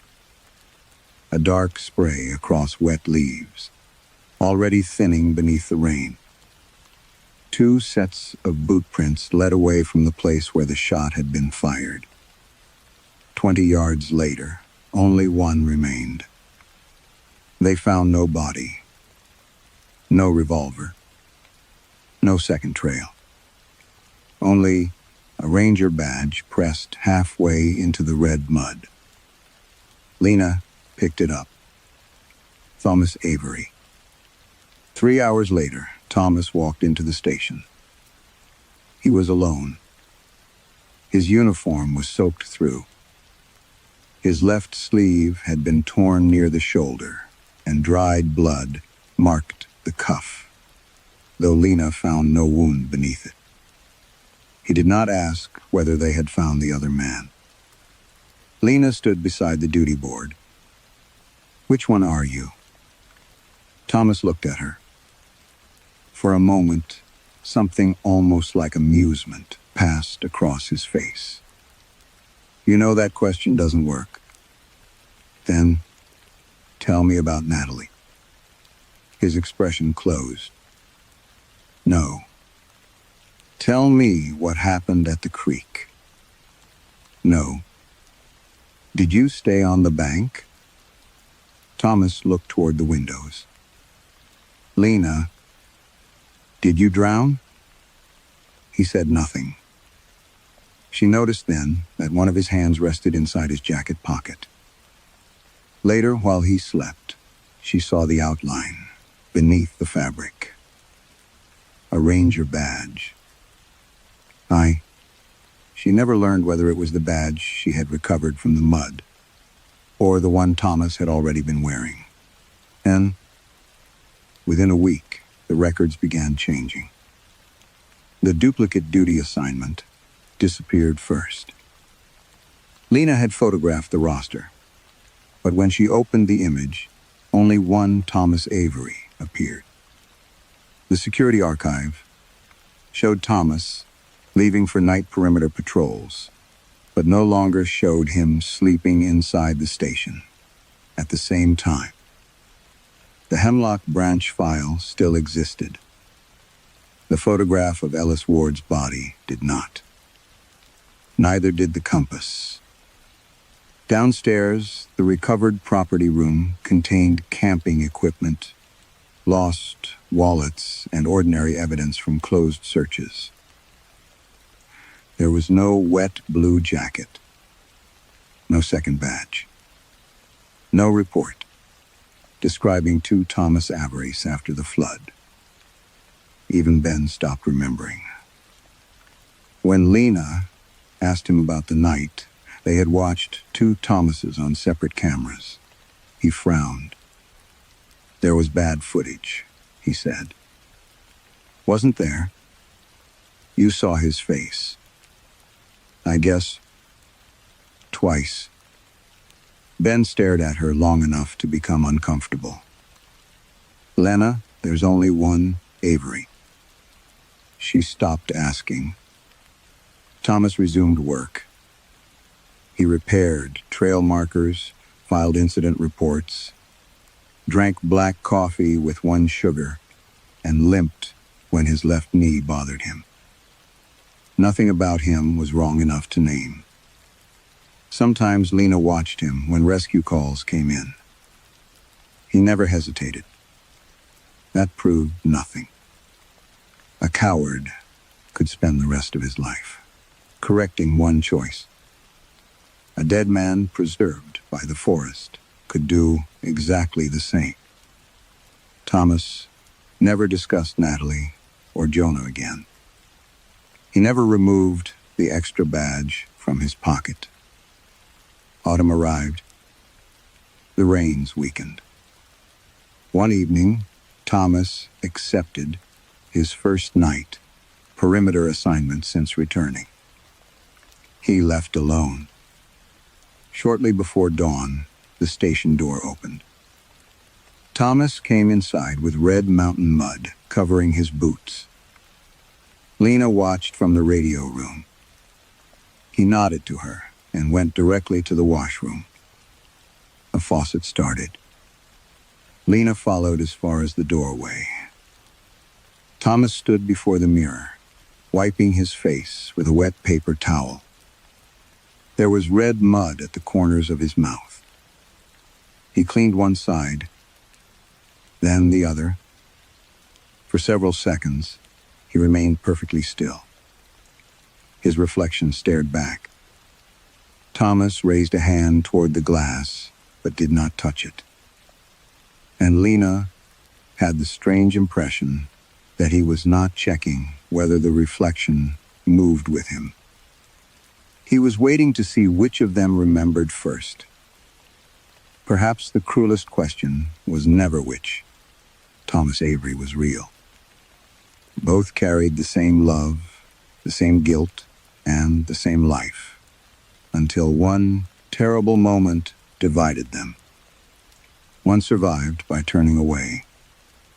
One survived after turning back. If both choices remained human, then identity could no longer be proved by memory alone.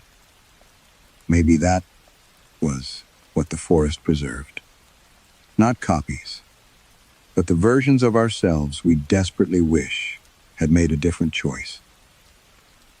And if you met the person you might have been, would you ask which of you was real, or which of you deserved to continue?